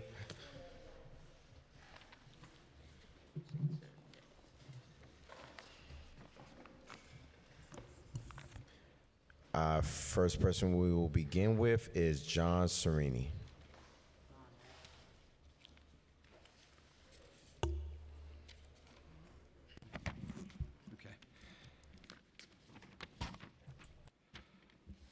Hi, my name is John Serini. I was born and raised in the Throgs Neck community. I'm a homeowner, business owner, and father of 4 children, still in the same community. It's a well-known fact that the American dream is homeownership. So I have a question. Has the American dream changed so much since 2004 when your predecessors in this same council, New York City Council, along with Mayor Bloomberg, acknowledged that our community deserved to be downzoned? This was a validation that the community was being threatened by overdevelopment. Here we stand less than 18 years later, once again begging this chamber to recognize that development must have its limitations. We are not against development or housing in our community. The developers are not champions of housing. This is a for-profit venture by the Throgs Neck Associates. We have told them time and time again they can build as many 1- and 2-family homes as they can fit in the proposed zone, but they refuse, citing that it would not be profitable. This is a clear-cut situation of developer greed. By the name of this rezoning, you are assuming that it's only Bruckner Boulevard that would be rezoned, but it's an entire community. This is not a modest 339-unit proposal. The character of these 8- or 5-story buildings will not conform with our 1- and 2-story homes in our community. Bruckner Boulevard is already congested near the I-95, the most congested highway in America leading up to the Cross Bronx Expressway. The traffic study done by the developers was done during November 2020, in the height of COVID, when people were quarantined and staying home. We ask that before this gets voted on, that the New York City Council mandate that they should redo their traffic study during a non-COVID time. Advocates for this project say that Throgs Neck is not affordable, but yet the new units that they're building will be less affordable. A 1-bedroom apartment will be $1,675 a month, much higher than what tenants pay in the community currently. This is a forever decision you will be forcing on us, and you can't reverse these buildings. You can't reverse the crowding in our schools. You can't reverse the traffic. You can't reverse the failed sewer system that flooded us during Storm Ida. If this zoning changes, the next contractor can build as of right and will continue to crush the Bronx with more and more buildings. When will enough density in the Bronx be enough? Thank you. Thank you, John. The next will be Janine Franciosa. I am Janine Franciosa, and I'm a lifelong resident of Pelham Bay. I'm a revenue management director at a major cable network. At my job, when I am confronted with an opportunity that I need to assess, I look for the best way. I don't just go with the first way. That's lazy. And that's what this upzoning proposal is, a lazy answer, not a sustaining solution. The developers that wish to upzone their Bruckner lots are either bankrupt, cannot fiscally manage a supermarket, or did nothing with their property for decades. These are hardly the best landlords to manage the city's vulnerable housing population. I don't envy the positions you are in, but I believe you are misguided as to the problem you are solving. It's outdated. This is no longer a time that people want to live in apartments along major highways. Officials are realizing the era of past overdevelopment and its detrimental impacts in the West Bronx, spending billions of dollars to fix that, and yet we want to overdevelop on the East Bronx in the same erroneous manner. Let's not be the city that talks out of both sides of their expressways. After the pandemic, people want to live in less dense neighborhoods, which is why our community is in demand. It would be more judicious of this council to deny this proposal and let our community instead seek innovative developers with skills to repurpose already built, unused commercial space into private residences. As for these Bruckner lots, if the property owners can no longer monetize their commercial space after COVID, they should only be granted a rezone from commercial to residential that aligns with the 1- to 2-family homes characteristic to this area. These developers deserve no more privilege than any other past developer that has followed our zoning laws. Our community is asking for reasonable change management that aligns with our infrastructure, not to be exploited and colonized through greedy agendas. Thank you, Janine. Next, we will have Andrew Chirico. Excuse me if I pronounce Yes, my name is Andrew Chirico. I live in the neighborhood. I live in Throgs Neck, Schuylerville. I grew up here. Our family moved here in the late 50s because it was a nicer place to live. This is a low-density neighborhood. 17 years ago, when overdevelopment was taking over parts of the neighborhood and building out of context, our civic organizations complained and Mayor Bloomberg listened. He gave us the new Throgs Neck zoning amendment. It was voted on by the community board, the city planning, the borough president carry-on, and the City Council. It was unanimously approved by all departments. Why would anybody want to change this? Now we're fighting again because of a small group of people who do not live here and want to change our zoning for a big payday. High-rise buildings are out of character for our neighborhood. The infrastructure cannot handle additional population. Our schools and hospitals are bursting at the seams. Our police and fire department are understaffed and overworked. Additional population will destroy this community. Now, the applicants, the Bavonas that own Food Town, the Vaccarellas that own Better Grow, the Marcianos that own the vacant property west of Tremont, they are lying to us about their intentions for this property. The Bavonas are in bankruptcy, so to say they have plans to build is a fantasy. The Vaccarellas and the Marcianos kept their properties vacant and in disrepair for more than 30 years. There have been offers by local real estate people to rent some of the vacant stores owned by the Vaccarellas, and the response was always no.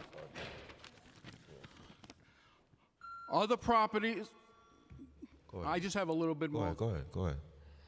Okay, other properties in the neighborhood remain vacant. If you grant this variance for the upzoning, they will put these properties up for sale before the ink is dried.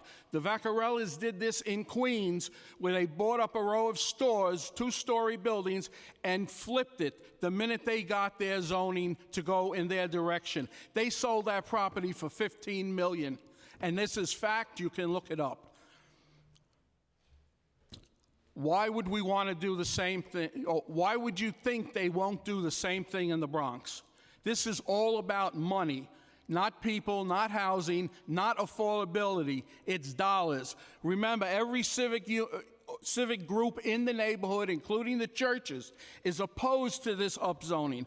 The residents should prevail. We live here. Andrew, If you're not familiar with the neighborhood, I invite you to come to the corner of Crosby and Bruckner Boulevard and see what this would be destroying. Thank you. Thank you. Very familiar with the neighborhood. Grew up in the Northeast Bronx my entire life. Okay. All right. Thank you. So next we're going to have Mary Jane Musiano. I, along with upwards of 10,500 residents of my community, have signed a petition asking you to vote no. These are the reasons. In 2004, the City Council voted unanimously to grant our community a downzoning. They did so because we are a transportation desert and we do not have the services or infrastructure to support more density. We are proponents of development, but it must conform to our current zoning, and the developers must be experienced and reputable. These developers are not. We are proponents of affordable housing, but at $1,700 a month, the government's affordable housing is not affordable.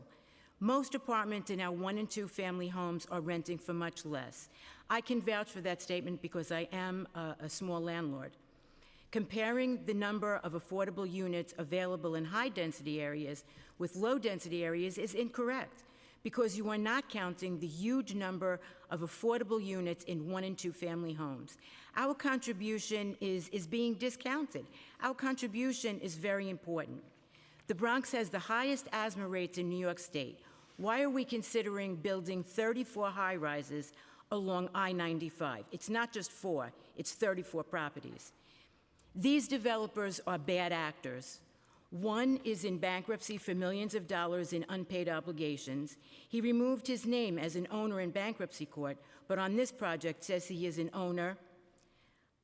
Another received an upzoning for properties in another area. That property is still undeveloped, and now he is attempting to flip it. Another paid a settlement to his workers as a result of being sued for cheating them out of their duly earned wages. But his testimony regarding this project says he treats his workers like family. They did not seek approval from adjacent property owners, nor did they even notify them that their lots would be included in this rezoning. They claimed to be offering affordable housing but they have not applied to HPD or for funding for senior or veterans housing. This is a proposal on paper only. The principals have neglected their properties and let them sit as eyesores even though they were receiving offers to buy. We have concerns about this proposal, and we have concerns about the developers that proposed it. Please vote no. Thank you, Mary. Before I go to the last speaker on this panel, I'm going to do one more in person, and then we're going to go back to online. I'm going to ask that Aiden Munasar come down, Logan Fairs, Roxanne Delgado, and Austin Celestin come down, please. Thank you. And next up, we'll have George Hayrenik. Excuse me if I pronounce your name wrong. Thank you for the opportunity. My name is George Havranek, and I'm a 66-year resident of my community. And for the record, I am nor NIMBY, nor YIMBY. I am a MIMBY. I'm a maybe. I'm a maybe when we can talk and speak about things, and the TNA LLC has not spoken to the community at all, and that is disconcerting. This leads me to a conclusion, two conclusions. I look at investor greed, and I look at a war on low-density communities. Our goal from the outset has been basically a what issue, all right? Not a who issue. The what issue is preserving our low-density zoning, not who comes in to enjoy our beautiful community. Now, diversity is a buzzword that's thrown around with reckless aplomb. How about diversity of living environment and landscape? How can preserving an area's environmental characteristic be deemed racist when organic change is undergoing and we have a demographic that almost mirrors the New York City demographics? CD13 almost mirrors New York City in demographics, okay? Now, when we look at some of the actions from the federal government on down, all right, we could look at the 2020 Democratic National Platform. We could look at Governor Hochul's state of the budget. We could look at various things by former Speaker Johnson, former Mayor de Blasio, current Mayor Adams, Assembly Congresswoman Cortez, Senator Biaggi. They have all expressed distaste with low-density zoning. That is a fact. Now, when we look at what's going on here, and we looked at the city planning, in the recent Bruckner Upzone text amendment review certification, Patty Diaz of city planning coyly stated, we want an R5 context. Now, that is going to set the stage for as-of-right development and that is uncontrollable and contextual zoning. Now, when you look at this project at its core, on a yardstick, this is 35 3/4 inch greed and about a 1/4 inch altruism. I beg you and beseech you to get these people to the table with us. Let's sit down and talk. Put this thing, hit the pause button. Let's do something productive here. We can get this done. We need to communicate. Thank you. Thank you, George. And before I excuse, I have one question for you, George. Surely. So it doesn't seem like you're totally against this plan. You just feel like they haven't been responsive to the community. I just want to clarify. In fairness, Councilmember Riley, I am never closed-minded to anything. We have to look at everything and look at every avenue and every angle before we come to a proper decision. That is just logical thought and behavior, and that is the way things should be done. You have to understand, this was thrust upon a community during a pandemic in July of 2021 under a shroud of secrecy. We uncovered documents that showed the TNA LLC was, in fact, already in contact with city planning. But there is no amendment or anything in the city charter to show that they have to come to the community. The city planning suggests they come to the community. Unfortunately, that suggestion was not taken. The TNA LLC has been disingenuous with the community, and as you can see by all the different variations in their project, they are just driving their car and amending their roadway till they hit their pot of gold. That is their game plan here. And this is not about anything else to them about greed. And I cannot come to any other conclusion, and I've looked at this many different ways. And I applaud this committee, and I actually have to say, I have been a little hard on our council member, and I will admit that publicly, and I will say I applaud her questioning today in the way she handled some of these questions today and presented to these developers that are trying to monetize our community. I'm a fair man, and I'm a genuine man. I'm an honorable man. And I take pride in that, and I take pride in our community. And we will work with anyone, but they have to be willing to work with us. And we can't get anything done unless we do it together. They talk about exclusion. That's what they're doing. They've excluded the community. We want inclusion because inclusion brings solutions. They do not want to include us. Thank you, George. I appreciate that. Thank you to his applicant team. Thank you. The next applicant team I will call up is Aiden Munasar, Logan Fairs, Roxanne Delgado, and Austin Celestin. Excuse me if I mispronounce your name.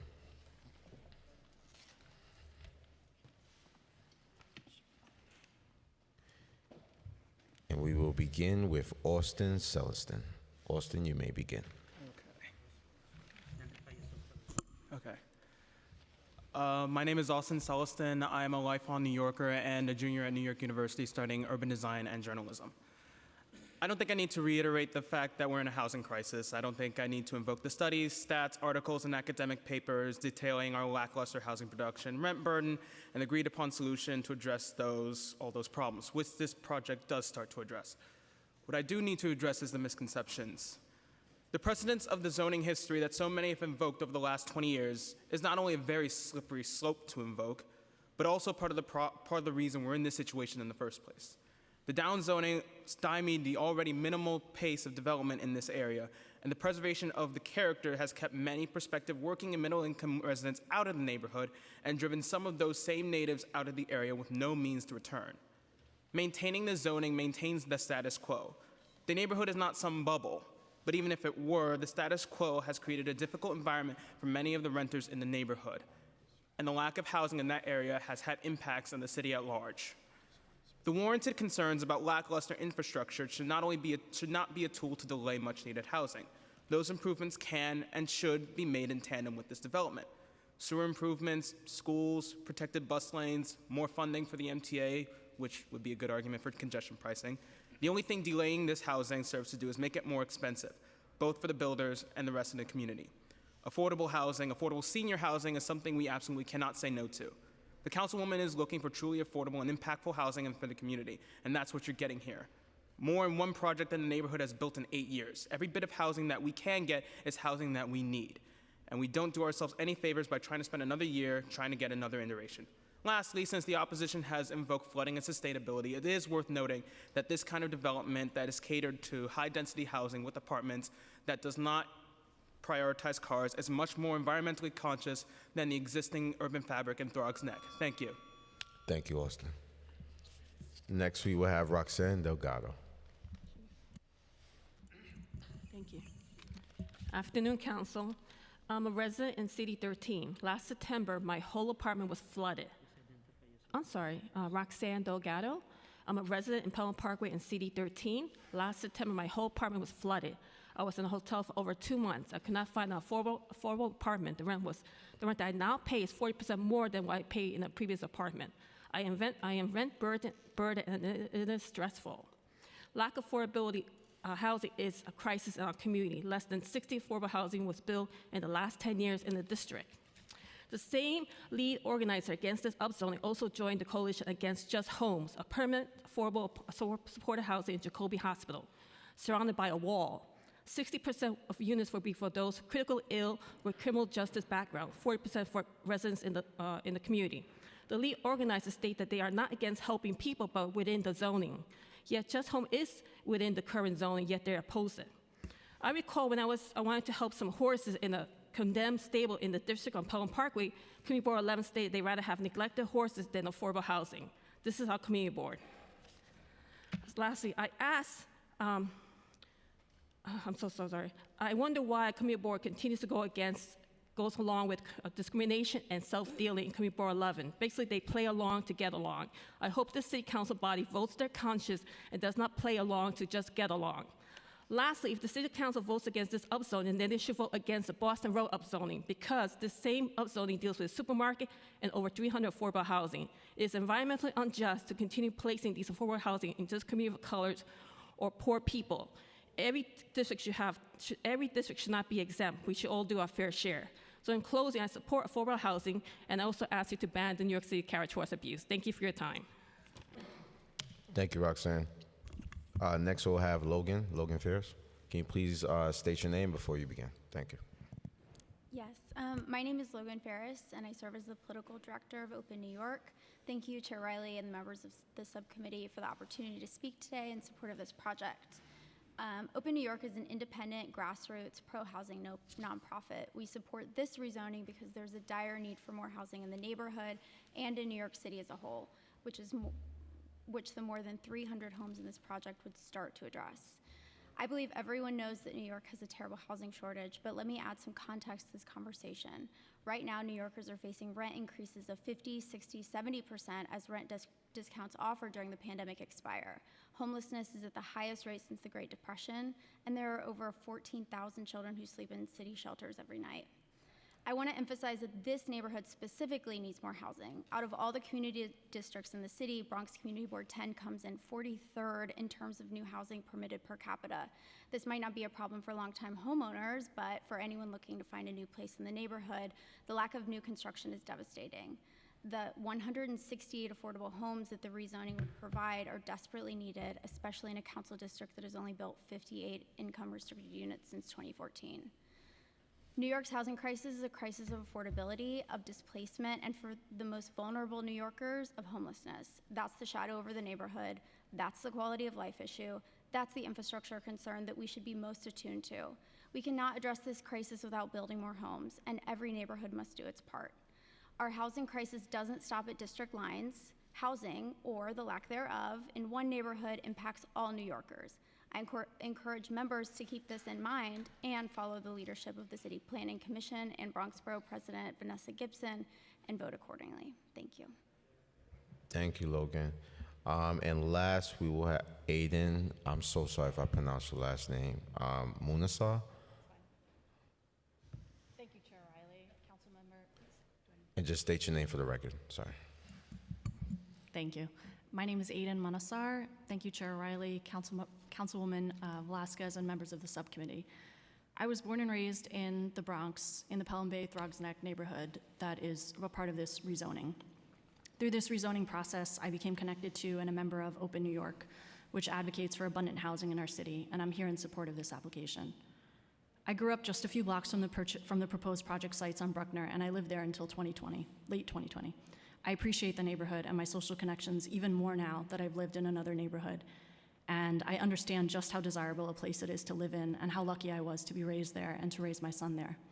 It's for that reason that I'm excited to support additional housing opportunities, particularly affordable ones in the area.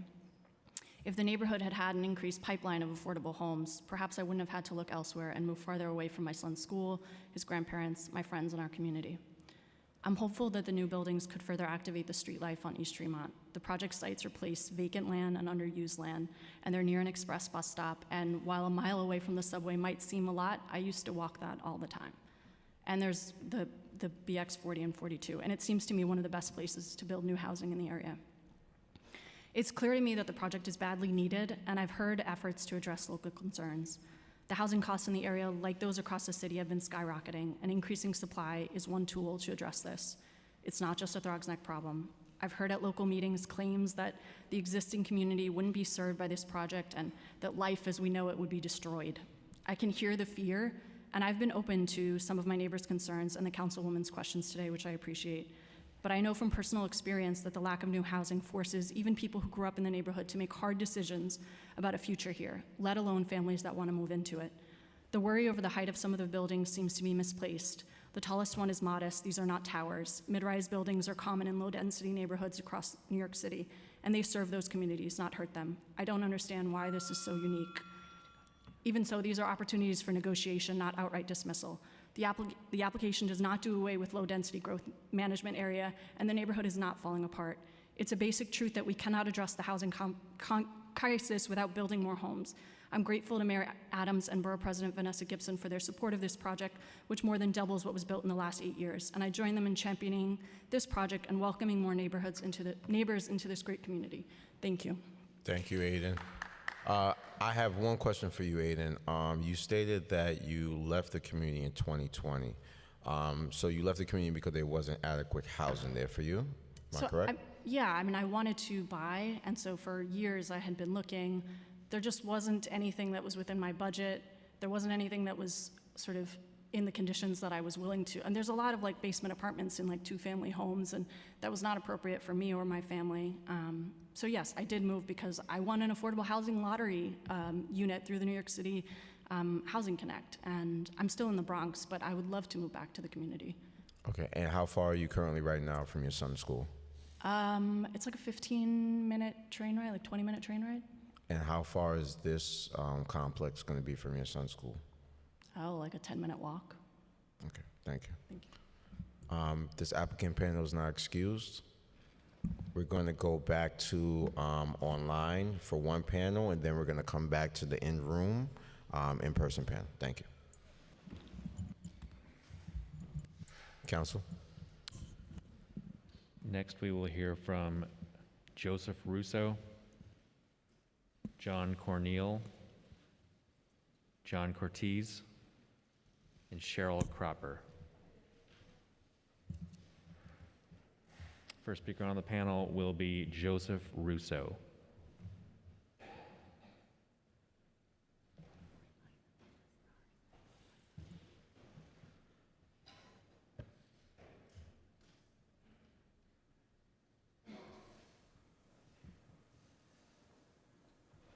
Mr. Russo, are you ready? I am. Can you hear me? You may begin. Great, thank you. Chairman Riley, I'm Joseph Russo, the chairman of Bronx Community Board Number 10. Chairman Riley, Councilmember Velasquez, and the committee. I'm here before you as the duly elected chairperson of Bronx Community Board 10, within whose confines this rezoning request sits. It is my duty to report to you that our board reviewed the proposal, undertook extensive constituent outreach, held 3 official meetings, including a public hearing in which the applicants presented their proposal, and had various discussions on the matter leading up to the submittal of the application. In over 30 years of community service, I've never seen my board and the community it serves so united.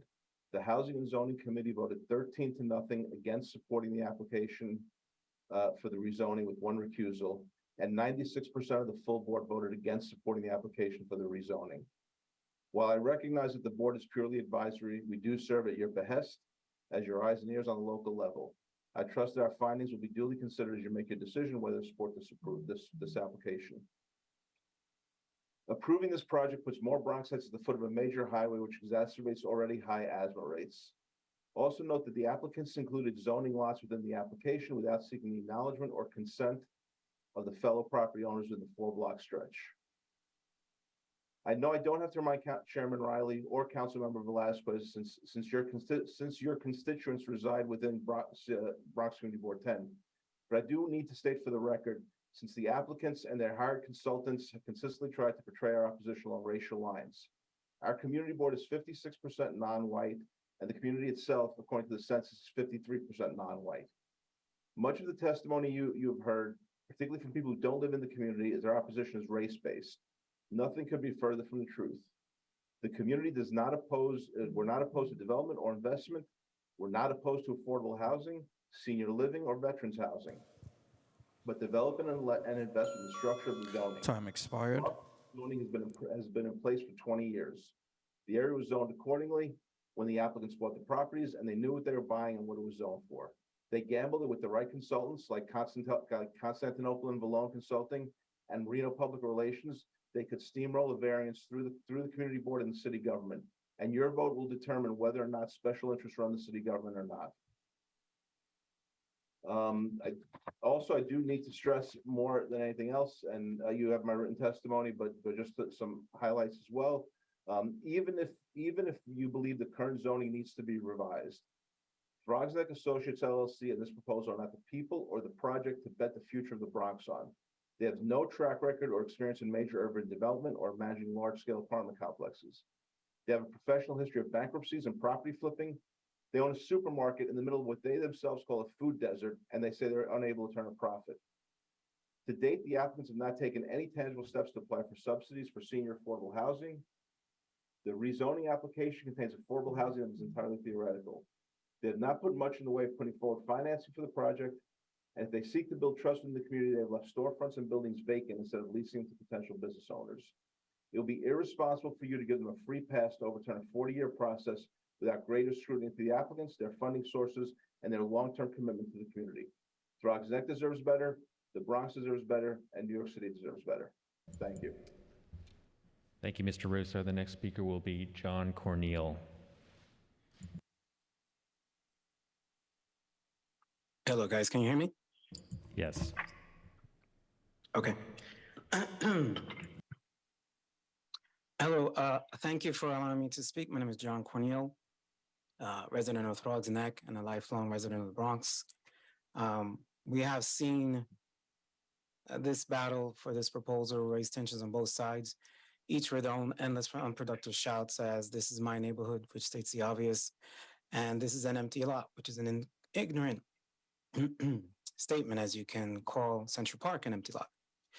Those for building these projects state it will benefit the low income, the African American, the Hispanic American. It really does not. They say it's about equity. It is not, since the same business person will know that equity is ownership. All in Throgs Neck have worked hard to get these houses. It was not handed to us. These projects should be reduced in size, which I've heard already, to 5, which is great, to keep the neighborhood appeal, and the projects should be made to own, which is true equity. When you own, you protect. When you own, you care. When you own, you invest. When you own, you have equity. You have true equity. You want proof? Just look at the empty lots that not I created, but during the burning of the Bronx in the 1970s. I played in those lots.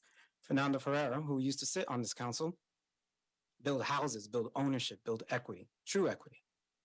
I know that many are welcome to change improvements, but it should be not at a cost or to degrade any neighborhood. And I hope that there are people from the New York City Board of Ed. This will cause overcrowding in the schools. Environment, common sense will tell you the carbon footprint will increase exponentially. And lastly, to close, I ask, excuse me, I ask that my comments be taken into account and that Councilwoman Velasquez press for transparency, as she already has with a transit analysis from 2020 and others, as projects tend to deviate in scope and scale. Thank you so much. My name is John Corneal. Thank you, Mr. Corneal. I'm going to remind all witnesses to please remain in the webinar until you are dismissed, as council members may have questions. The next speaker on the panel will be John Cortez.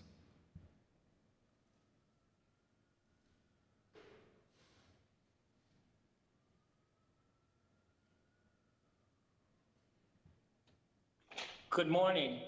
Can you hear me? Yes. Good morning. I have been on this Zoom meeting from the beginning. I see most of the people that are for this project are non-residents of Throgs Neck and union members.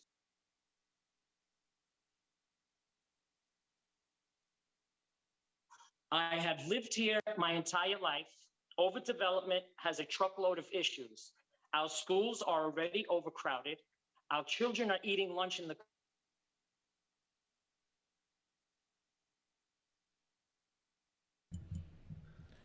Mr. Cortez. ER waits span from 2 days to about 6 days. Our residents lay on uncomfortable stretchers waiting for an appropriate bed in an inpatient unit. As a nursing professional, Mr. Cortez, there appears to be an issue with your audio. We can no longer hear you. sorry, can you still hear me? I can hear you now. Okay, thank you, I'm sorry. let me just say, I have lived here my entire life. Overdevelopment has a truckload of issues. Our schools are already overcrowded. Our children are eating lunch in their classrooms, not enough room in the cafeteria. Our hospital ER waits span from 2 days to about 6 days. Our residents lay on uncomfortable stretchers waiting for an appropriate inpatient bed. As a nursing professional, I have seen that too many times in our Bronx hospitals. My 84-year-old dad has seen that multiple times as well. Our community welcomes many Section 8 HASA and programs that help the homeless coming out of shelters and prison, affordable housing. We have multiple Section 8 residents living here in our community, HASA residents, and other residents that are on programs. We welcome everyone. We are a large diversity community. I spend lots of time cleaning up the community. I am out there multiple hours a day cleaning our community because I love my community so much. And I'm not against affordable housing. We have it in the community. Come around. Your time has expired. Section 8. Thank you. Thank you. Thank you. I'll remind all witnesses that written testimony can be submitted by email to landuse.testimony@council.nyc.gov. And again, remind all panelists to remain in the webinar until they are dismissed. Next and last speaker, Cheryl Cropper. Cheryl, before you begin, we're going to go back into in-person after Cheryl. So can Harry Celatamayo come to the front? Maricela Simon, Canita Santiago, and Nelson Velasquez come down. Excuse me if I mispronounce your name.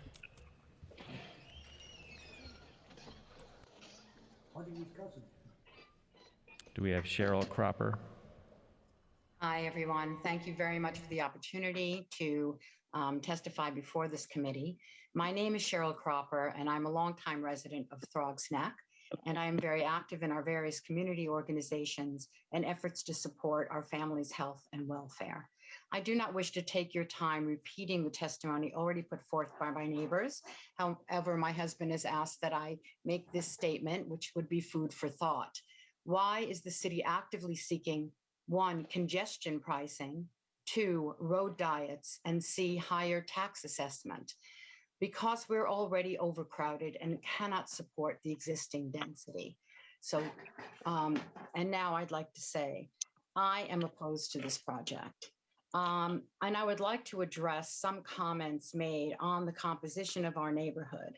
I am proud to live in one of New York City's most blended areas of the Bronx, where people come to buy homes after working diligently to improve their family's future. A demographic review will show that we are one of the most socioeconomic, cultural, racial, and spiritually diverse areas of the Bronx, and I would guess in the entire city. We live and work side by side to see and to begin to to raise our families in our 1 and 2 family homes that have kept us here in New York City and not seen us moving away to Long Island, Westchester, and New Jersey. This is the American dream.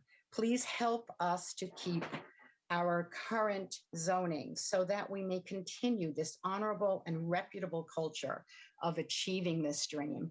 And I'd like to ask as a final note, why is a goal of home ownership not an integral part of the city of Yes? Thank you. Thank you. I understand that Councilmember Velasquez has questions for this panel.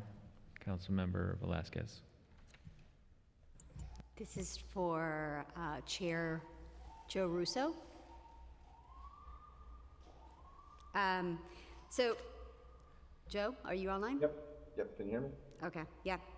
So we recognize that while the CB voted almost unanimously to approve this project back in May, this project has changed to include veteran housing and a youth community facility.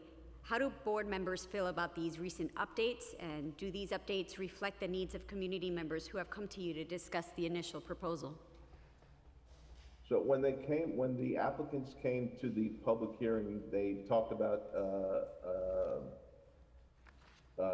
veteran housing and senior housing. That's been part of what they've done, of what they've talked about. So I think, again, I think the community, my read on my members is that they're in favor of affordable housing, they're in favor of veterans housing and senior housing. They're just not in favor of these applicants, and they're not in favor of the rezoning.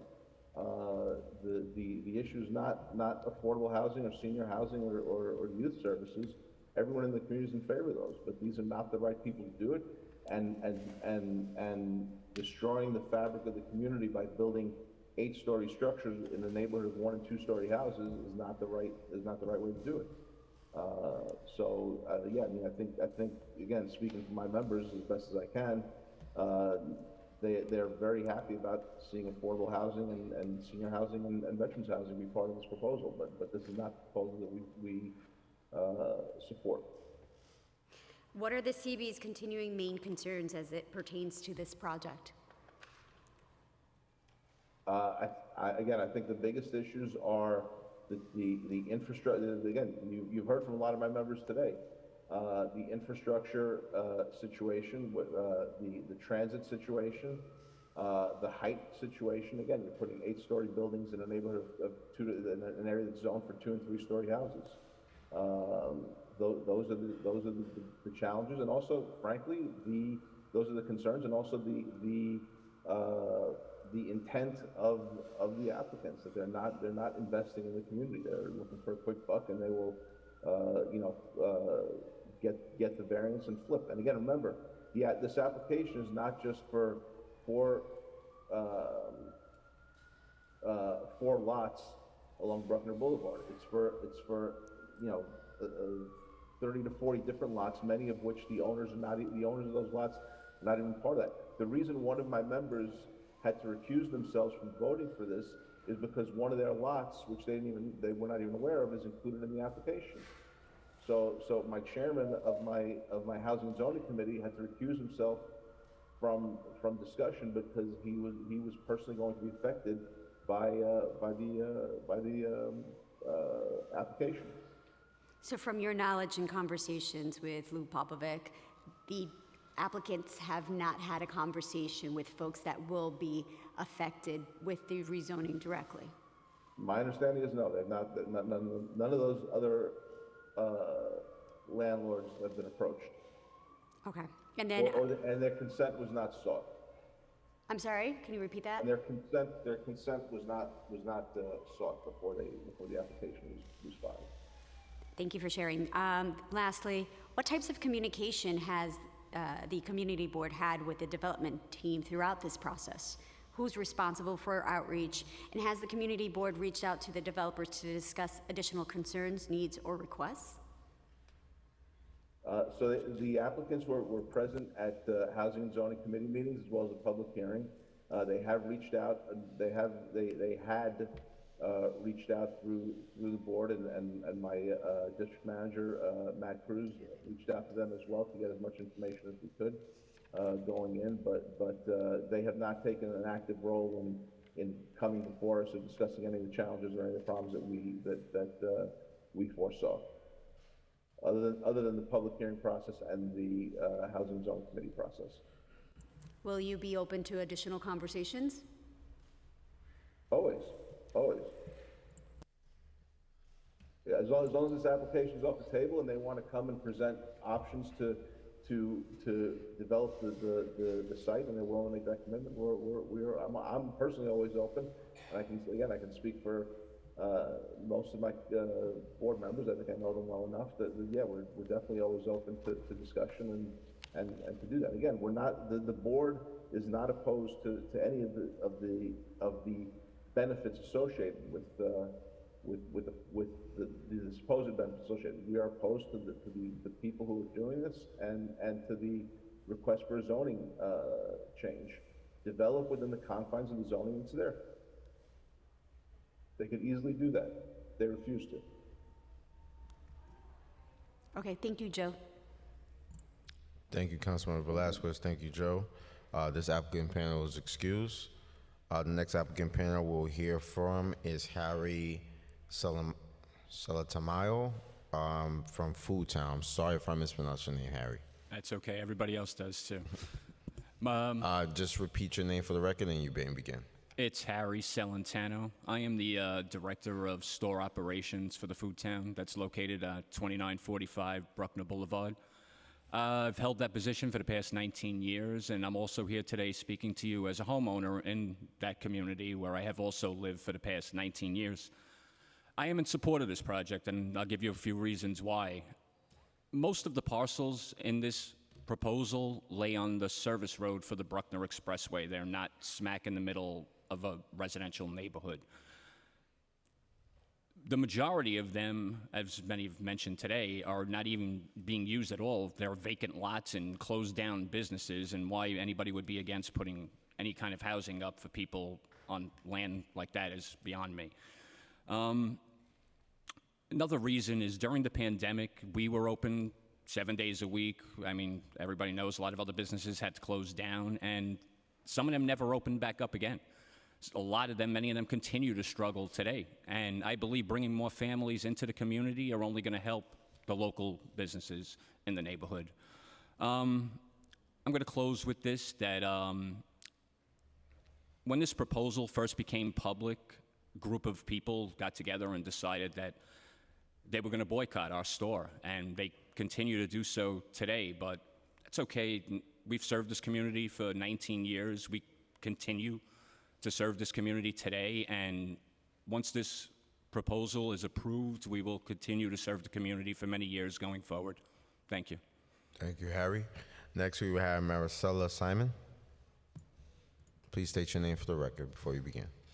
Good afternoon. My name is Maricela Simon, and I have worked at the Throgs Neck Superfood Town for 19 years. My husband and brother-in-law also work at the store. Our store provides healthy food for the neighborhood, and we are an important part of this community. During COVID, we came to work every day, and the store stayed open under really scary circumstances, and we continue to serve this community's needs in the darkest times. We were there for Throgs Neck, and we hope this neighborhood can be there for us. I've had a good experience working here, and I know my boss just wants to keep the store going. Over the year, the owners of this store have supported the neighborhood. They have donated generously a local veteran breakfast, the Little Leagues, and given out turkeys to those in need at Thanksgiving. This proposed redevelopment will help the store remain here and continue serving this community's food needs. Without it, I fear the store may disappear. The kind of protest we have seen has been pretty nasty and honestly scary. Those people are intimidating their neighbors. There are a lot of passion here in this community, and it is a special place, but I just do not understand why a couple of apartment buildings is causing everyone to get so upset. Apartment buildings are a common part of many neighborhoods. I don't believe they will destroy this area. We are talking about lots of along the Bruckner Expressway. Everyone deserves a place to live that doesn't break the bank. And there is nothing to be feared by a few apartment buildings. Veteran housings, apartments for senior, youth centers programs, and new homes for young families and workers starting out all seem like good things to me. New family jobs and businesses coming here will be a positive thing for this neighborhood. This is New York City. We are about lots of different people coming together, working together to create a better city. I hope the council will support our jobs and new affordable housing by supporting this project. Thank you for taking the time to hear me out. Thank you. Before I call the next person testifying, the next panel that I will be calling is John Tritt, Aaron Jones, Christine Culpepper, Jamie DeBellis, and Alfred Bowstone. The next speaker we'll have is Kanada Santiago. Kanada, you may begin. Please state your name for the record. Good afternoon, everybody. My name is Kenida Santiago, and I'm here to supporting this project from Food Town Supermarket at Throgs Neck. I have been working at the Food Town for 5 years, and I'm not only working at the food town. I am a neighborhood local resident. I am an immigrant from the Dominican Republic. I have been living in the United States for 20 years, and I have been living in the neighborhood since I came to this country. And you know, I have experiences a discrimination, and as someone who has experiences that, people opposing this housing plan seem like discrimination to me. As a cashier, at the supermarket, I have to hear both sides, people supporting and people opposing. But the level for intensities among the opposition has been very crazy. People who support the idea and think that affordable housing will benefit the neighborhood feel intimidated. The hateful expression has scared them from coming forward. This has been a great place to work. Owners treat employees well and manage a positive work environment. In my 5 years of working here, I have never had any complaint about it. Affordable housing is good for everyone, and I feel that every community should welcome different housing types and size. Time expired. Affordable housing just means that working families can have a chance to thrive and to do better for themselves and their family. Can you imagine how scary it can be having to choose between having a meal and paying your rent? How can supporting our veterans and seniors and building a new supermarket be a bad thing? I only see benefits from it. And I don't think that this is gonna change our neighborhood. I support this project 100%. Thank you. Next, we'll have Nelson Velasquez. Good afternoon. My name is Nelson Velasquez, and I'm here to testify in support of the Bruckner rezoning. This is a very personal project for me, as I grew up in the community just a few blocks away from Food Town, where I now work at. I am proud that this store was an important part of the community at the height of the pandemic and more. I've had a terrific experience working here, and it was a good job, and Otis is very fair and respectful. I am proud of my work, and more significantly, however, the benefits to this project will bring to our community. Having growing up here, I know that value something like Kips Bay Boys and Girls Club will mean for young people in the neighborhood. It's really important we bring opportunity into the neighborhood for all, and that means programming. It also means affordable, good housing that is something that we haven't had enough and desperately need. I can tell you that it's hard for young people starting their lives to stay in the community here, are just few responsible options. And why do we want to make people leave? We should be creating an environment where all ages of people, from young families to our seniors, can set down roots and grow for multi-generations. I'm asking the City of Council to please help us create more opportunities at Throgs Neck by voting yes for this project. Thank you. Councilmember Velasquez has a question for this applicant panel. Councilmember Velasquez? Hi, you had mentioned community involvement with the supermarket. Can you elaborate further? You had mentioned some kind of breakfast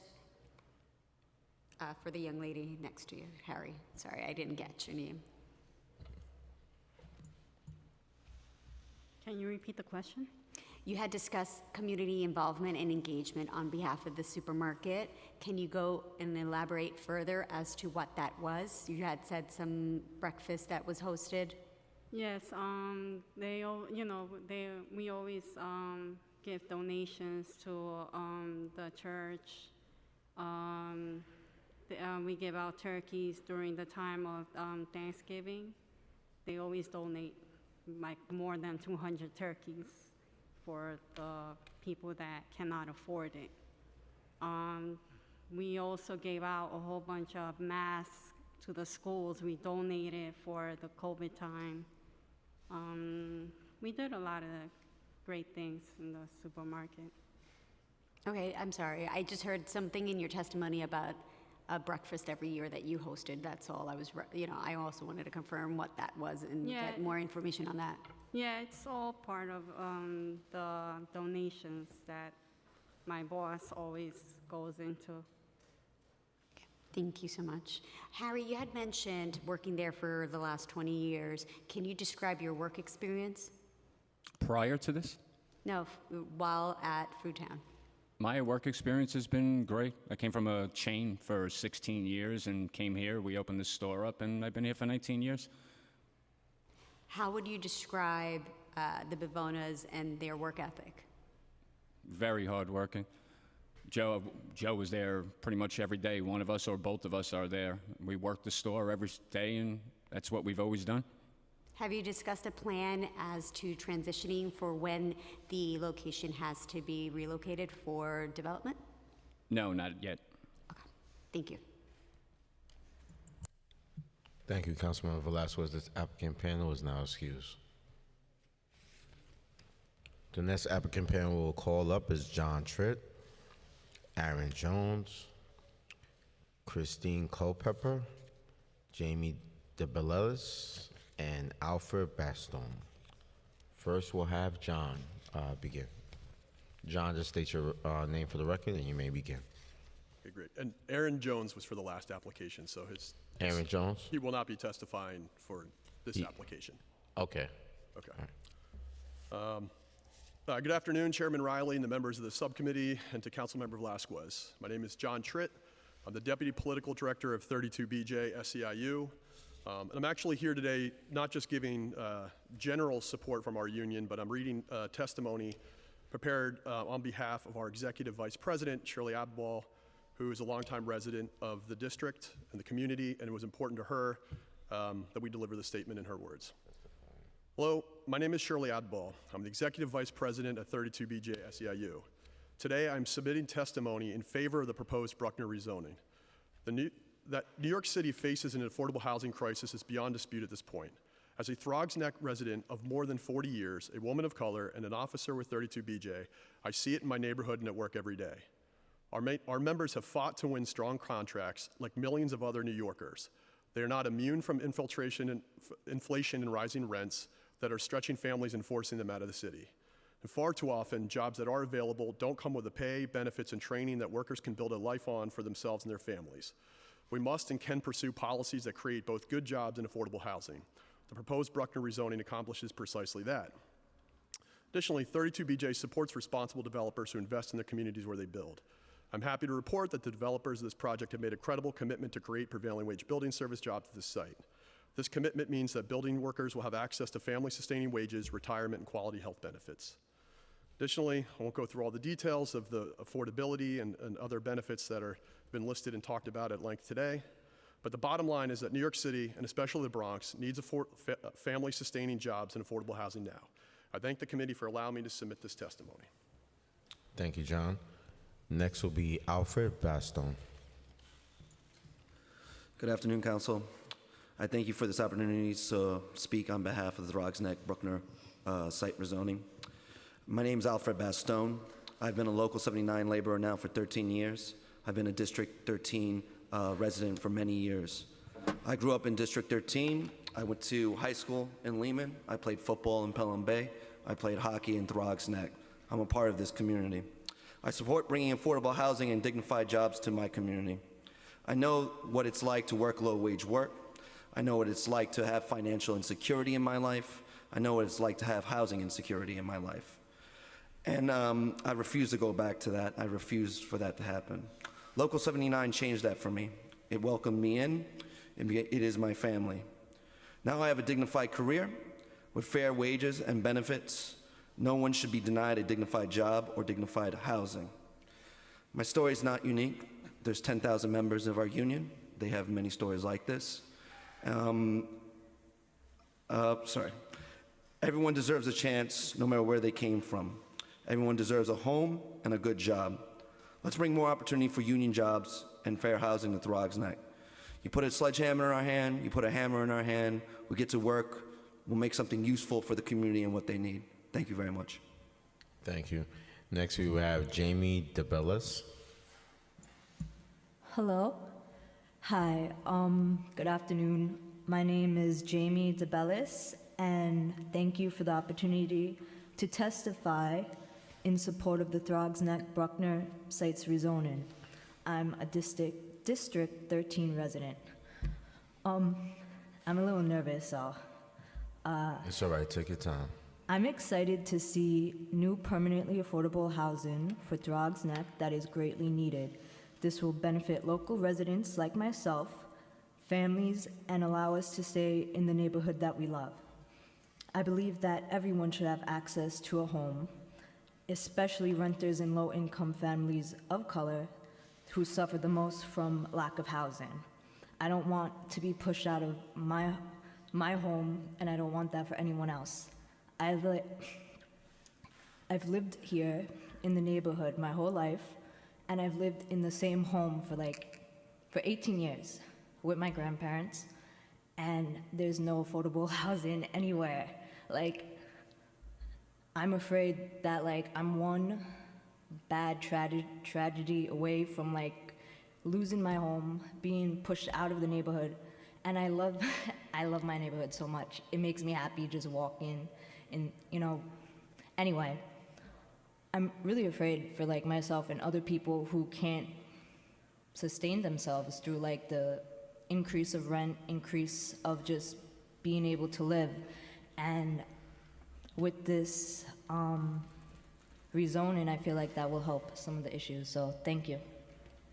Thank you for your testimony. You did great. The next testimony we'll hear is Christine Culpepper.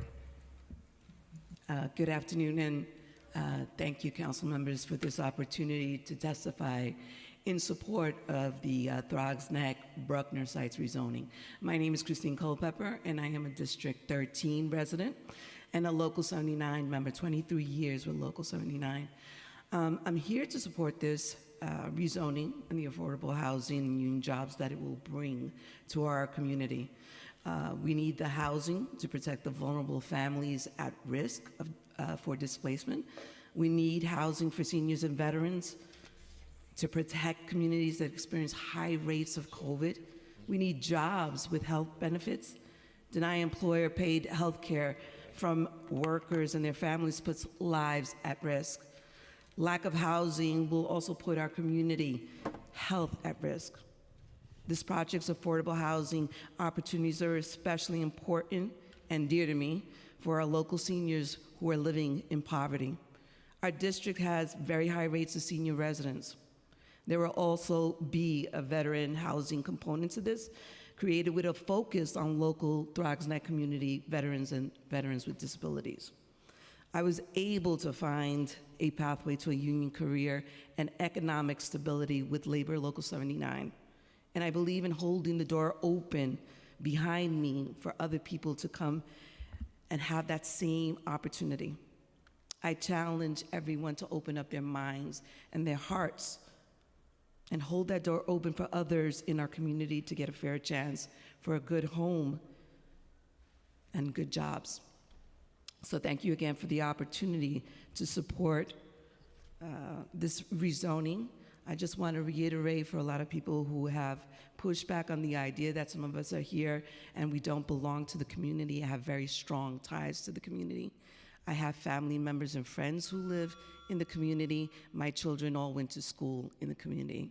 I do, lots of shopping in the community. Thank you very much. Thank you, Kristen. I believe Councilmember Velasquez has questions for this applicant panel. Councilmember Velasquez. And this is for both Local 79 and 32 BJ. What is your presence in Community Board 10?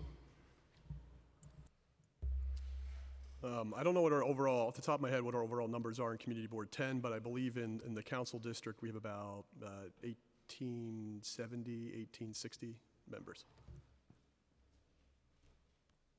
I'm not particularly familiar with the complete composition of our numbers in Community Board 10, but there's certainly a density of individuals there that will benefit throughout CD 13 altogether.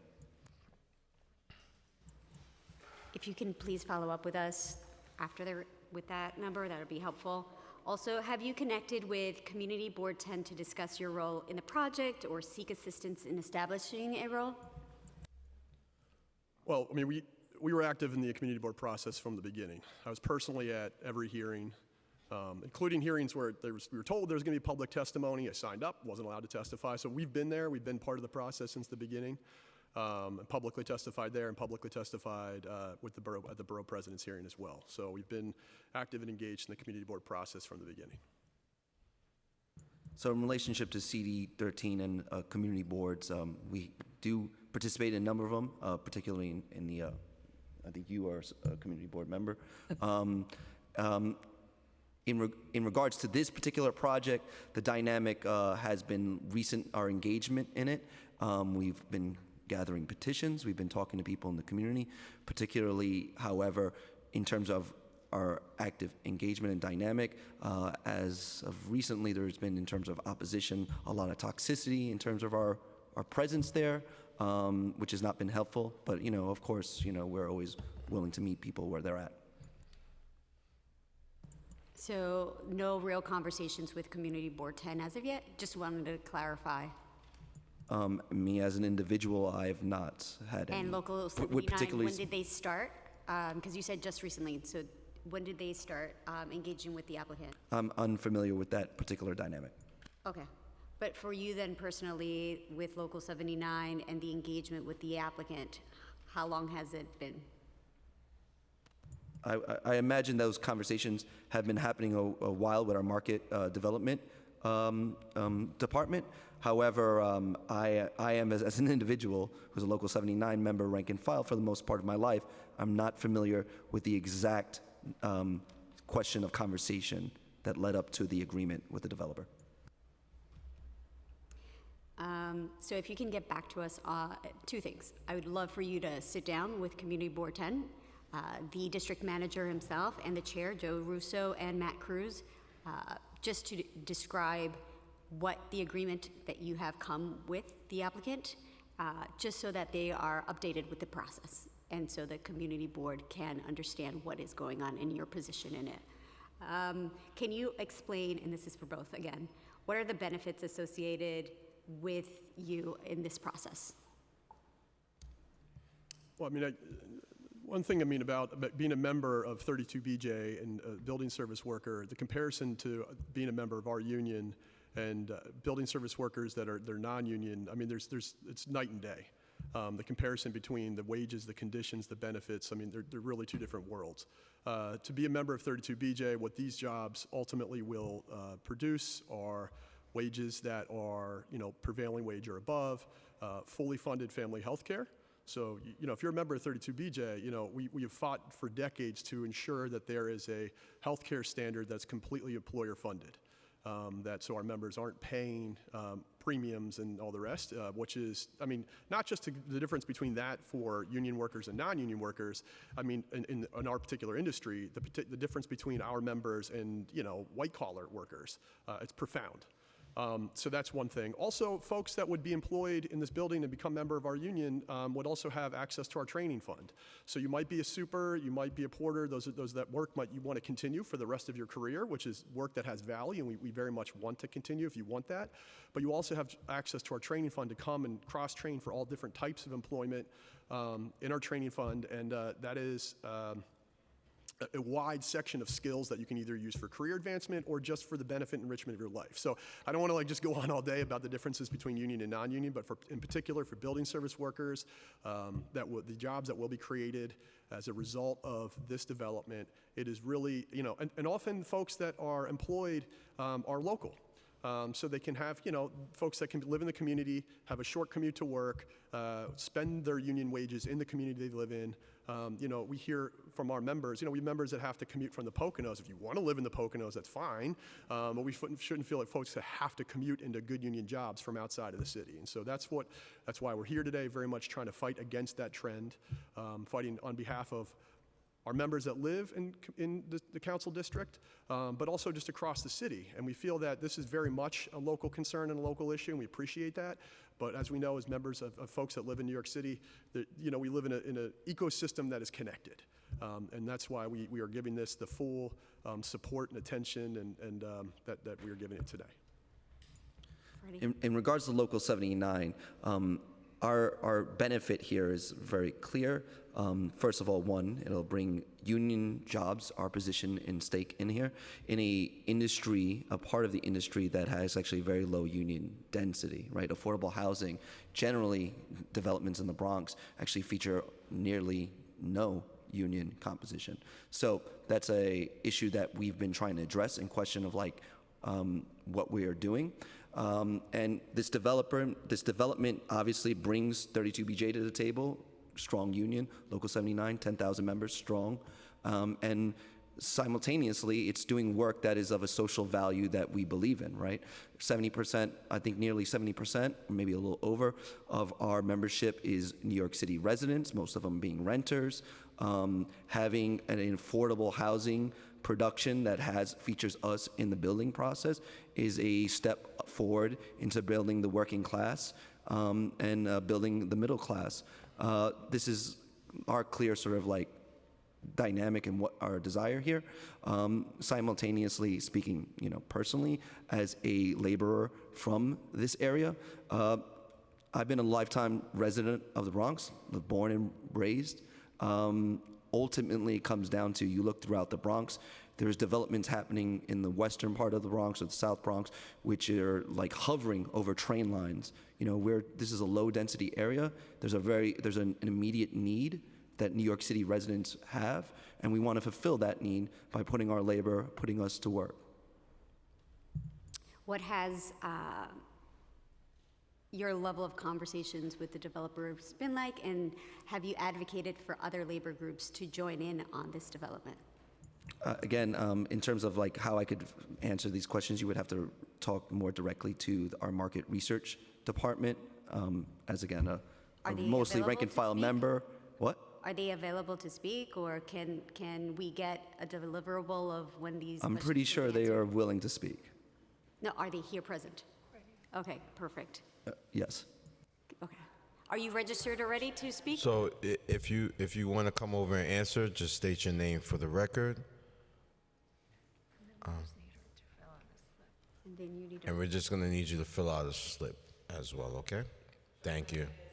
I'm the Assistant Director of Organizing for Labor's Local 79.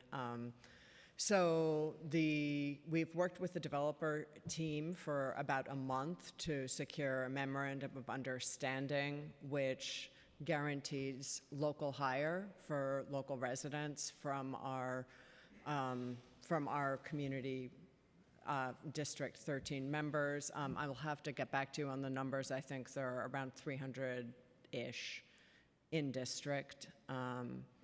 And so we have finalized an MOU signed by our Mason Tenders District Council and the development team. Was there another question? Sorry. Yes, specifically as we're talking about, and as John had mentioned earlier about the strength in union development, both during construction and after, will you advocate for other labor groups to join in as well? And can have those conversations happen? If not, will you have them? So we advocate on behalf of the members of Labor's Local 79 because we have a residential rate which allows us to build affordable housing, and because we have a deep commitment to local and community hire and target hiring for traditionally disadvantaged communities. And we would, of course, encourage anybody to build union and staff union. I think it's always the best way for any development to build economic growth for a community. So, of course, we would always say, yes, we encourage that. But no, we are not going to be leveraging a developer and telling them they must make any project 100% anything. New York City in the affordable housing industry has become an open shop environment. And that is not good news for the people of our city, but that is currently where we are. Thank you. John, do you want to answer that? I mean, similarly, I think, it is the optimum situation for us would always be that if building is completely constructed union and operated union, but we recognize, that there are numerous factors that go into negotiations between any particular trade and a developer. I will say this, I'm in constant contact with folks across different various trades, and I can tell you today that I have not heard any account of any conversations happening in bad faith or feelings. Now, I haven't talked to everybody, but so I just can represent it that I have not heard any evidence of the developers operating in bad faith or anything like that. So there are a large number of factors that go into whether or not ultimately an MOU can be reached from a particular trade or not. But to Una's point, I think it's a very good one that, especially in the affordable housing construction and operation, frankly, it has been, there's an increasing trend in it operating open shop. And so to get to a point where this project can be approved and built by the laborers and operated by 32BJ, that is very much pushing back against that trend, a trend that's been growing for years. So at any rate, if you don't get to a point where there's 100% union construction, the fact that the laborers involved and are part of constructing this project is bucking against the trend, as opposed to, a scenario where it otherwise would be built 100% union. And just to confirm, you have an agreement, correct? It's in writing. We 32BJ, as a rule, we will not be in support in any public way, in any official capacity if we don't have a signed agreement that the jobs are going to be good jobs. And that's ironclad, enforced vigorously. And so that happened before we even showed up to the community board. Can you present us with a copy of that? Because we've been asking for that and have not received one. Yeah, and I'd be happy to sit down and walk you and your team through it. Okay, perfect. And then can you also walk the community board through that as well? Yeah, I will check back. I will not do that by myself, so I'll have to check back with our crew to see, to commit to that. I appreciate that. Yeah. Same for Local 79. Sure, and not to get too technical here, but we sign collective bargaining agreements with employers on jobs, and because, of course, the developers are not going to be the direct employers of construction workers, we can't sign a contract with them. So what we do with development teams is we work through an MOU, a statement of principles, with the understanding that when the construction contracts are let, they will be let to signatory contractors.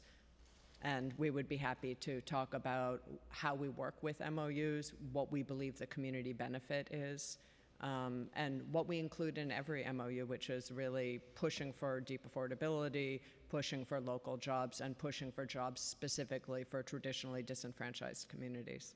Perfect. And can we also get a copy of that? Because we have asked and have yet to receive a copy. Thank you. Has anyone asked us? I hadn't heard that we'd been asked, but yes, I will check with our council and get back to you about that. Perfect. Thank you. My pleasure. Thank you, Councilmember Velasquez. This applicant panel is excused. Thank you so much. Thank you. Okay, the last in-person panel will be William Bollinger, Nelson Velasquez, I believe he testified already though. Angel Diaz, Michael Caius, Frank Pavilla, and Ankar Duell. Please excuse me if I mispronounce your name. And just another announcement, if there's any others here in chambers that would like to testify today, could you please come down and see one of the sergeants so you can fill out and submit a slip so that you can testify. Thank you. Thank you. First, we'll begin with William Bollinger. If I mispronounce your name, excuse me. Just state your name for the record and you may begin. Hello, my name is William Bollinger. I've been doing real estate development in the Bronx since the early 90s, primarily affordable housing. I'm working with the development team as a development consultant in this capacity on this project. I think it's a great project, or I wouldn't be involved in it. I'm a firm believer in affordable housing because I've seen how it's made a difference in people's lives personally. It provides dignity and it gives people an opportunity to have stability, kids to go to school in the neighborhoods for long-term residency, and the parents themselves, mostly often sometimes single parents, the chance to be able to get a stable job and and to be able to raise a great family and contribute back to the neighborhood. With respect to this development in general, I know there's been a lot of discussion about infrastructure. There's no doubt that many parts of New York City, including this area, could use infrastructure improvements. On the macro level, certainly the sewer systems. But I just want to go back a little bit to what the engineer was talking about and just kind of simplify that process. Right now, as an example, if there's a rain event and you dump a bathtub full of water on the Food Town parking lot or on the roof, that water is going to rush right into the sewer system and just go right down into the system. If there's a rain event happening at that same time, that same bathtub full of water is going to not probably go in the sewer system, possibly go into the neighbor's yard and down into their backyard. With a new development, these projects then have detention tanks, so that same bathtub full of water gets put into a big detention tank and then gets slowly released into the sewer system. So ironically, and I know it's counterintuitive, by developing on this site, you actually are going to put less stress on the sewer system than what happens right now from that same site when there's a major rain event. So again, thank you for the opportunity to testify, and I appreciate it. Thanks, William. Next, we'll have Angel Diaz. Good afternoon. For the record, my name is Angel Diaz. Thank you, Mr. Chairman Riley, for this opportunity to speak my piece. Good afternoon to the council. My name is Angel Diaz. I'm a 14-year member of La Una Local 79 and a longtime resident of District 13. This project, the creation of affordable housing for families, affordable housing for seniors, and veteran housing, will only serve to benefit our community. Our district, District 13, has one of the highest rates of residents over the age of 65 living in poverty. And all of our neighbors in Throgs Neck deserve to live with dignity. Our elderly relatives should not have to leave this neighborhood. And we shouldn't have to ask other elders to not come to this neighborhood to live. Everybody should have an opportunity to experience what is Throgs Neck. Our children deserve the expanded access to youth wellness and recreation centers that this rezoning will bring. This project will also create union jobs that bring family wages and health coverage, sustain families in our community, and help grow families in our community. I stand against any opposition that seeks to push out low-income families, any people of any color, race, or ethnicity, or any hardworking New Yorkers out of any community, let alone my community. We should be welcoming people and not shunning people away. In closing, I'll say this. Throgs Neck is one of the few communities in New York that serves like a beacon of light. We have very few communities. Riverdale, we got Morris Park. I'm from 138th Street, Millbrook Projects. My mother worked hard to move me to Gun Hill Road. It took a lot for me to get a place in District 13. And I'm lucky that I have Local 79 that allows me the opportunity to cover my family. My kids go to private school, and I'm very happy my girl goes to Scanlon. My son graduated in Lehman, still Lehman. It's hard for people to have access to that. And just because people can't afford to pay for it doesn't mean they shouldn't have that opportunity to do it and experience it. Thank you. Thank you, ma'am. Next, we'll have Michael Case. Hi, my name is Michael Cass. I'm a resident of Council District 13, and I support the Bruckner Sites rezoning. Since 2014, our council district has built only 58 units of affordable housing, the fifth smallest amount citywide. If we're going to solve the housing crisis, all communities must build more, including our own, and this rezoning is the best opportunity to add housing. It effectively doubles the amount of new affordable housing in our district and includes senior and veterans housing and new amenities which will improve the quality of life of existing residents. No part of this proposal is viable under existing zoning. When folks demand no rezoning, they're saying that even the 3-story building for our veterans is too big. We need to get our priorities straight. In the city planning hearing, Chair Garadnik pointed out that the rental vacancy rate in our district constitutes a housing emergency. An emergency. We can't afford pretexts. We need to get to yes. The merits are too strong. The City Planning Commission report found that the rezoning is appropriate. The sites are well served by transportation with access to multiple bus lines, including express bus. The subway is a short ride away. It is not a transit desert. The borough president's report stated that she didn't believe the proposal would dramatically impact the local infrastructure. Given the buildings dedicated for seniors and veterans, she concluded they are unlikely to significantly burden the area's schools and traffic. Of course, the city council should still make investments, but again, there's no excuse not to pass this.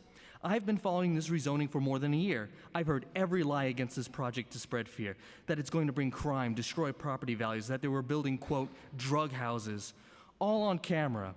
It got to the point that our council member couldn't appear at the community board because of threats. The community board member who had the courage to vote yes on the project said that she felt unsafe expressing her opinion. It's shameful, and we can't afford to be silent. I never stopped speaking up, and now I'm here today, joined by a diverse coalition of local residents, union members, and advocates to ask the City Council to stand up, send a message, and to pass the Bruckner Sites rezoning.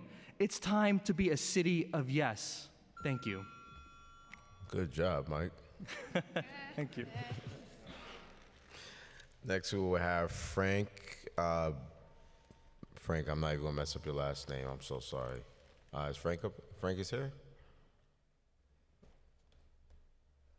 Is Frank present? Okay, we'll move on. The next person we'll have is Ankur Dual. Ankur Dual, yes, thank you. Ankur My Dual, name's sorry. Ankur Dual. I'm here to testify in favor of the Bruckner rezoning. I first learned about the project through Open New York, which is a grassroots pro-housing nonprofit, and I've come to support it because it will include hundreds of new homes, including nearly 100 desperately needed below market rate homes that include apartments set aside for seniors and veterans. While the mayor, the borough president, and the city planning commission have all supported this plan, the local council member has expressed some concern supporting the project unless it garners local support, provides local housing and jobs, has union support, and has real affordability. Let's get the easy ones out of the way. Union support, you saw it today. Local 79 and 32 BJ have rallied in favor of the project. Local jobs. In her report recommending approval, the borough president noted that this project will bring 476 new jobs to the neighborhood. Local housing with real affordability. There are 94 below market rate units in this project, including dozens set aside for seniors and veterans. Some opponents have expressed concern that setting aside what will be almost half of the project for some sort of below market or supportive housing isn't sufficient, but it's a little hard to take that criticism seriously when those same opponents are currently fighting against the nearby Just Home project in Morris Park, which is entirely low income and supportive housing. Makes you think that even 100% affordable housing wouldn't be welcome here. And now we get to the hard one, local support. There is a angry group of local residents who are up in arms against this project. You heard from them today. Would any proposal satisfy them? Despite the community board president saying that the neighborhood supports new housing, history indicates they don't. In a 2020 report, the Citizens Budget Commission noted that Bronx CB10 is in the bottom of city community districts in terms of providing new housing units in the past decade. Are we surprised? The applicant earlier testified that supporters have been threatened with hanging and have been hosed down with water and told they do not belong there. Let that sink in. This isn't Alabama in 1959. This is New York City in 2022, and people are hearing that. I'm from an immigrant family, so that's why this is personal to me. Our family started our life in New York City, in Queens, but I don't think my family would be able to start again in New York City if they moved to America today, because we say no to new housing too frequently. We need to be a city that learns how to say yes again. Yes to new neighbors, yes to new homes, yes to new businesses. Please support this project. Thank you, Ankar. Last, Frank Bevilacqua. Frank Belacqua. Thank you, Councilmember Velasquez. Frank Belacqua, going once, going twice. All right. Thank you to this applicant panel for your testimony. We truly appreciate it. We have one more panel with one more person testifying in person, then we're going to go back to online. I would like to call up Tafadar Sorov. Excuse me if I mispronounce your name.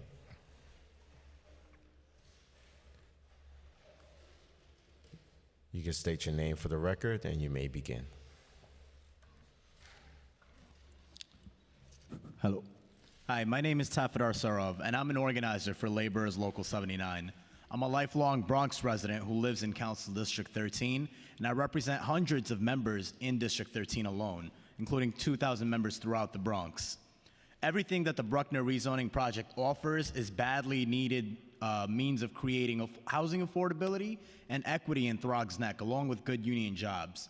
We're talking about a project that includes veterans housing, a senior housing, youth center, and a modernized supermarket, all things that are going to benefit the neighborhood, its residents, its small businesses, the elderly that call it their home, the youth who are the future, and the working people. With a crisis of affordability in the city pushing neighbors and loved ones out of communities they grew up in and cherish, it's our responsibility to embrace inclusion and affordable housing. And for the last 2 weeks, I've helped collect 500 petition signatures from neighbors in our district who feel the dire need for affordable housing and good jobs.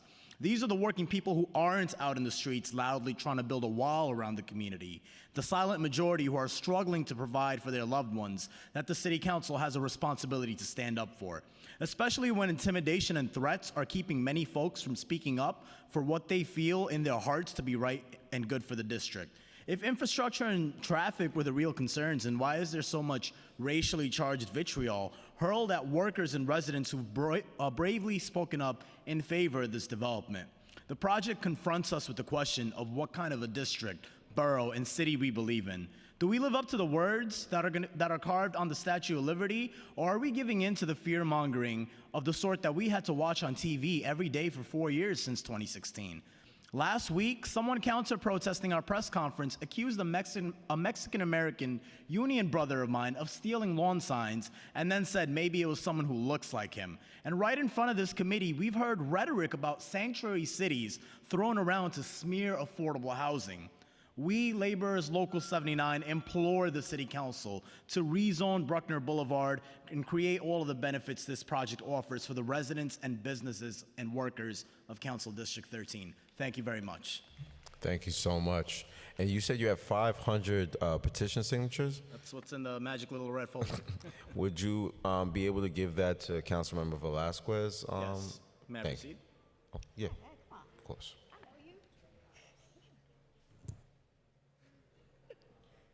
Well, if you want to make copies, that's fine. Yeah, you can make copies and then you can have it, all right? No problem. Thank you so much for your testimony today. Council, we will move back to online testimonies. Thank you. And if you're in person and did not get that opportunity to testify, please see one of our sergeants at arms so you can fill out a slip and you'll be able to testify. Thank you.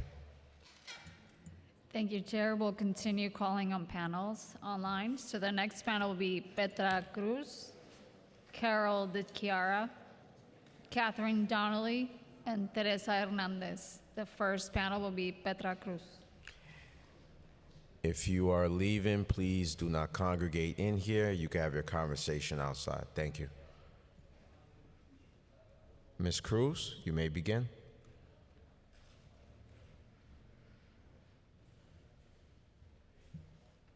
Can someone please unmute Petra Cruz, please? Ms. Cruz, you may begin.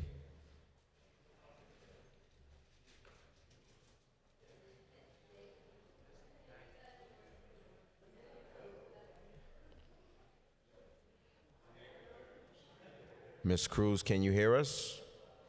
Can someone please unmute Ms. Cruz, please? If you're getting an unmute request, could you accept the request so we can hear you? Looks like she's not unmuting, so we're going to move on to Catherine Donnelly.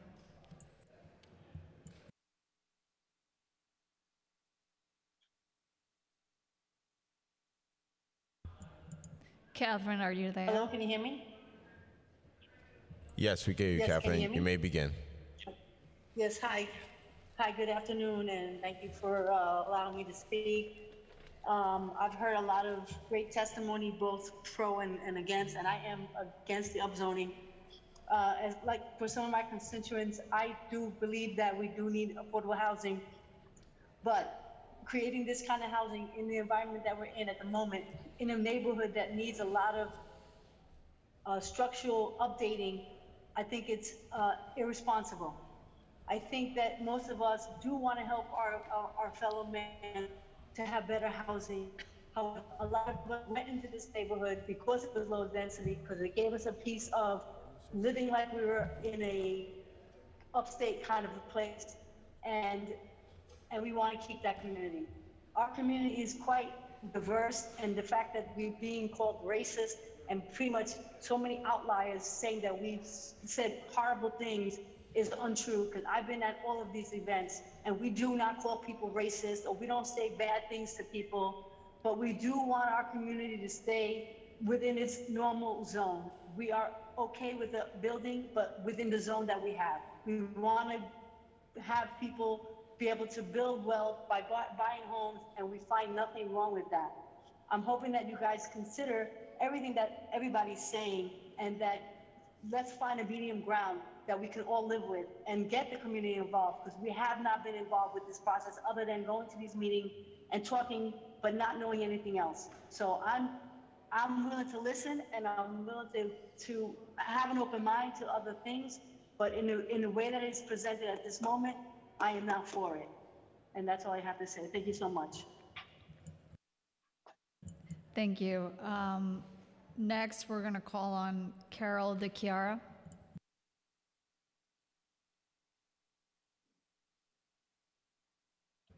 Good afternoon, City Council members. It's a privilege to speak with you today. My name is Carol DeChiara, and I am a public servant. I would like to get back to the facts of the project, and let's get off the rhetoric of outrageous claims of racism. The community is not racist, and that's not what we're about. I'd like to go back to the traffic study that is listed in the environmental assessment that was held during the fall of 2020 during COVID, when the traffic flow was considerably less. New York City Department of Transportation at that time has ceased all traffic studies during this period. Why? They knew that it would inaccurately reflect their projects. And if a city agency cannot and did not allow this, how can the Planning Commission and our City Council accept this study to be accurate? I find this traffic study is false, and it fails to address our community's concerns. Plus, it did not include a new trucking distribution center, which is only a quarter of a mile away. At the very least, a new traffic study should be provided to the community and to the council. They need to prove that our traffic is not going to be impacted any more than we already have along the I-95. The majority of this community is against this project, not because we're against affordable housing, senior housing, or veterans. We welcome them all. The community is asking for new development to stay within the current zoning and give the middle-class housing who are often left behind and forgotten. Just like others who have testified, I had 4 feet of sewer water in my basement, and I would like to know how, when, our sewers will be upgraded, what fiscal year. This isn't about how many showers people take. This is about climate, and the city plans to address our failing system. These storms are not going to stop, they're only going to intensify.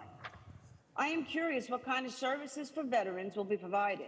Your time is Does this expired. include a drug treatment center? Because this has not been discussed with the community and the board. Thank City you. council leaders, Council Velasquez, don't be fooled by the union workers today.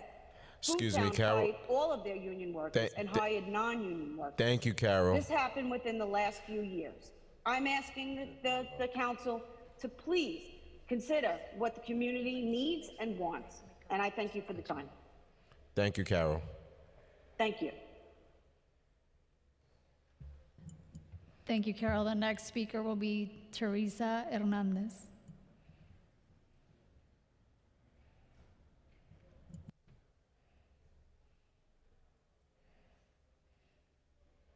Hi, thank you. Good afternoon, everyone.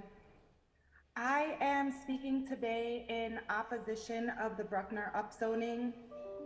I am a professional who has lived in this area from teenage years, young adult, and now in my late 30s, I've purchased a property here. It's something I aspired to. I didn't want to move to a high-rise, congested Bronx neighborhood. I like that Throgs Neck is different than other neighborhoods of the Bronx. It has its own feel, community, and I would like to see that continue. But I'm also in opposition as a researcher and sociologist. We're taught that in order to prove your theory, you must first disprove other theories or arguments. And in this case, I have not heard from the Throgs Neck Associates LLC why this cannot be done, perhaps at a smaller scale, but within the current zoning regulations. It was asked before about why this veterans project is being included in the proposal and plan, and I wonder the same. This building seems to meet the current zoning regulations, and it seems that it's a part of the plan for ulterior motives and to actually get this pushed through, and not because it's actually needed in the sense of the proposal. It's needed and can be done. There's the land space. Why can't it be separate? And I question the ethics behind the inclusion. And it further makes me opposed to the upzoning and what this is actually in guise for. And further, it doesn't just affect Bruckner, as somebody else said. It's the whole neighborhood, it's neighborhoods close by. In an effect of changing the regulations for that space, other areas of our community will be impacted down the line. Thank you, Teresa. You could submit the rest of your testimony to us online. Thank you. The next panel will be Jonathan Butter, Mark Greenberg, Patrick Boyle, and Polina Bakhtiarov. And I'm sorry if I'm mispronouncing your names. Jonathan Butter, first speaker.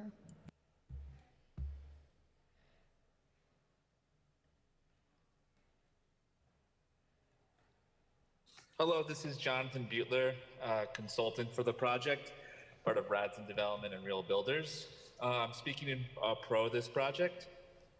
In working with the applicant has been genuine in selecting the population for affordable housing. We, as the applicant or consultant to the applicant, have submitted the application to the Department of Housing Preservation and Development on May 25th. We've received subsequent follow-up from the housing agency and have submitted pro formas, including our financial summaries and requests for subsidy through the SARA program. We thank the developer for their commitment to providing more than the required affordable housing per their zoning application, and look forward to the development of senior housing at this site. Thank you, Jonathan. Sorry, I mispronounced your last name. The next speaker is Mark Greenberg. Thank you. Let me just first say I've really appreciated the hearing and the tone of the hearing and the work of the committee chair and councilwoman. My name is Mark Greenberg. I'm happy to present my remarks to the New York City Council Subcommittee on Zoning on the Bruckner-Throgs Neck rezoning project, and I'm here to speak in favor of the project. I'm the executive director of the Interfaith Assembly on Homelessness and Housing, and for over 35 years we have worked in partnership with communities of faith across our city in affirming the values common to all great faith traditions of standing in solidarity with those among us who are in need and building communities that serve all our sisters and brothers. I'm pleased to offer this testimony today along with my colleagues. New York City has become an unaffordable city for far too many of its people. But just as we have risen to meet past challenges, New York City can conquer the unaffordability challenge as well. With so many of our fellow New Yorkers paying close to half or more of their income for rent, and tens of thousands unable to afford housing at all, we can and we must do better.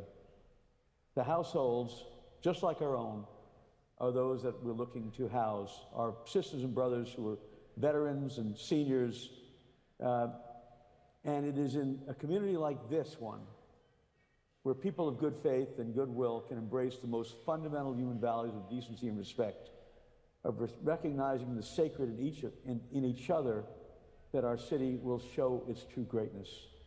It is in communities like this one where the city can show its true greatness. As it is written in the Judeo-Christian scripture in Isaiah 58, those from among you shall build the old waste places. You shall raise up foundations of many generations, and you shall be called the repairer of the Your time's breach, expired. the restorers of streets to dwell in. So I'm pleased to stand here in solidarity with the community. Thank you, Mark. The next speaker is Polina Baturov.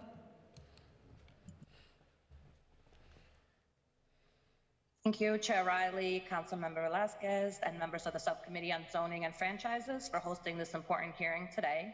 My name is Polina Bakhtiar of she, her, hers pronouns, and I'm here to testify in support of the Bruckner rezoning. As a Bronx Community District 9 resident, I live in a neighborhood almost identical in housing density and character to Throgs Neck. Yet between 2014 and 2021, 1,345 housing units were constructed in my council district, District 18, compared to just 58 housing units in Council District 13. This type of inequitable development furthers centuries of housing discrimination based on race and income, which leads to all the diminished life opportunities that accompany concentration of poverty. Professionally, I've worked in affordable housing development for over a decade, and I cannot stress enough the importance of building more housing now. Our national housing emergency is the result of underdevelopment in the face of continued population growth and thus demand. Locally, according to the NYU Thurman Center, we built 185,000 new multifamily units across the 5 boroughs between 2010 and 2020, yet our population grew by 629,000 people over the same period. To stem this crisis, we need to build housing for all incomes, increasing overall supply to meet demand and stabilize pricing. Of course, infrastructure is important, but increasing sewer capacity, expanding transportation options, and enhancing community amenities must happen in parallel to development, not in sequence. We must build more housing now to catch up to the demand of our city's ever-growing population. And while the 349 units proposed as part of the Bruckner rezoning are a drop in the bucket of what is needed, and the project is far from perfect, perfection is the enemy of progress. In closing, I ask you to please support the Bruckner rezoning and ensure that each council district contributes its fair share, not only to our city's housing production, but to combating historic, racial, and economic segregation. Thank you for your time, and this concludes my testimony. Thank you. Thanks, Polina. The next panel will be Marianne Hughes, John Kamuksai, Louis Costco, and Patrick McManus. Marianne Hughes is the first.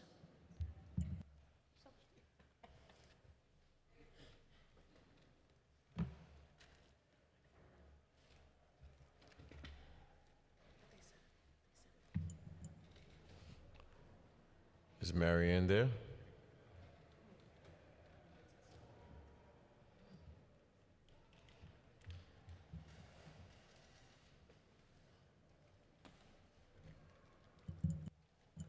Marianne, are you there?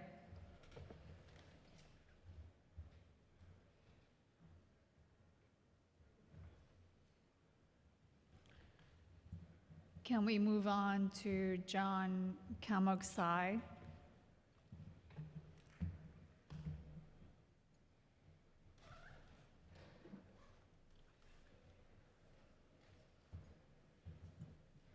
John, are you there?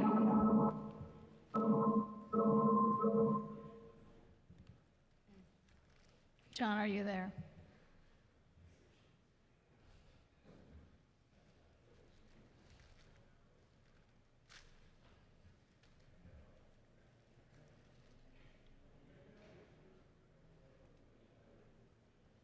Terry, it appears that our sound got cut out. Can you guys hear me in the Zoom?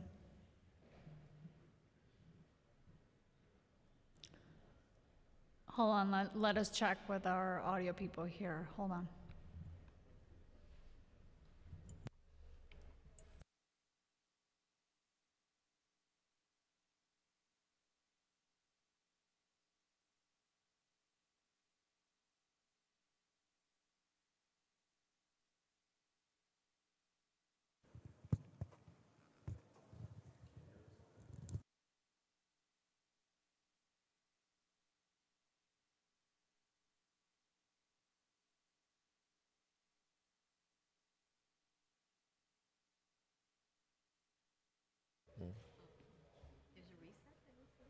They're saying that.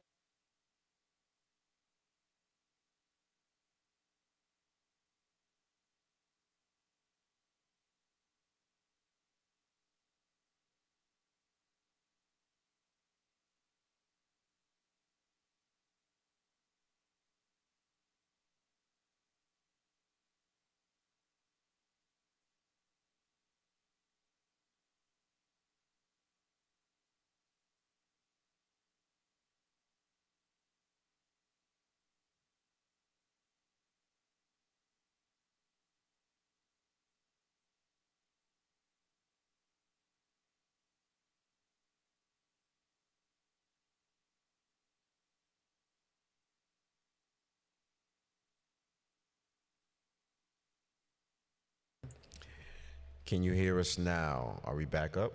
Yes, it looks like we're back up. All right, apologies for that. Let me double check our panels to see where we are. So I believe Marianne Hughes, if you're on the panel, we were trying to get you on. Can you hear us and can you unmute?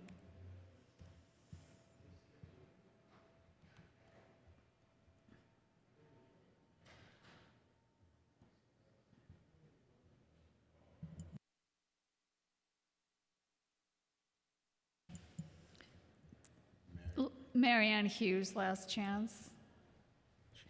I see we have Patrick in the Zoom. Can we unmute Patrick McManus and let him testify first for this panel?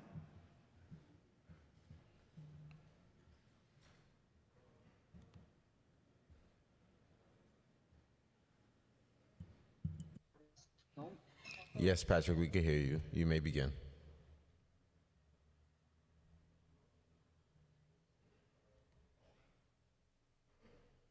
Patrick, you may begin.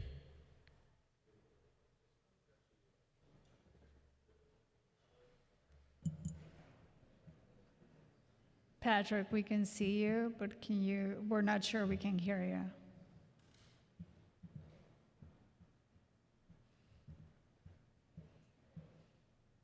Well, Patrick tries to fix his sound. We're gonna try John Kamoksai.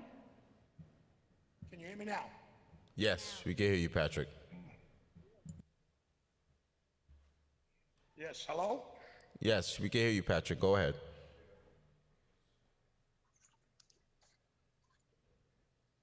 Hello, hello? Can you hear me? Yes, we can hear you, Patrick. You may begin. Hello, can you hear me? I don't think you can hear us, Patrick, but we can hear you.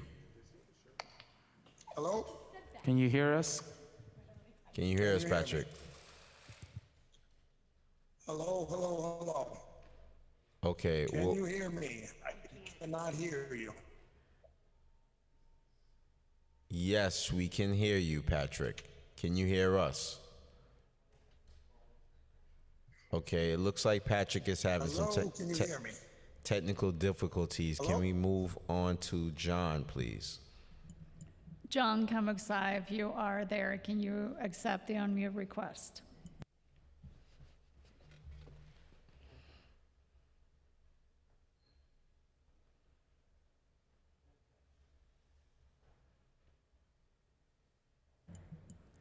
Also, Louis Costco. It looks like John is not there either. Louis Costco, if you're there, can you accept the unmute request?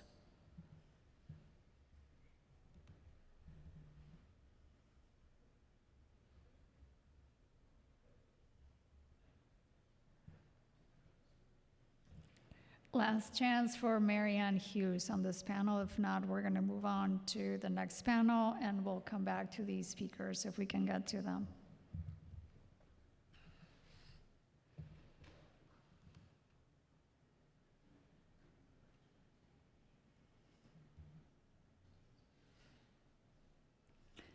All right, we're going to move on to the next panel. Salvatore Francino, Jesse Lang, and Stephen Morales. Is Salvatore Francino available?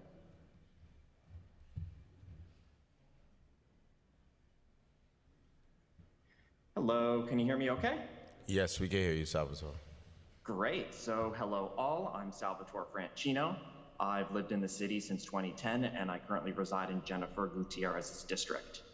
Since 2010, I've lived in 6 different apartments and 3 college dorms, so searching for stable, affordable housing is very personal for me.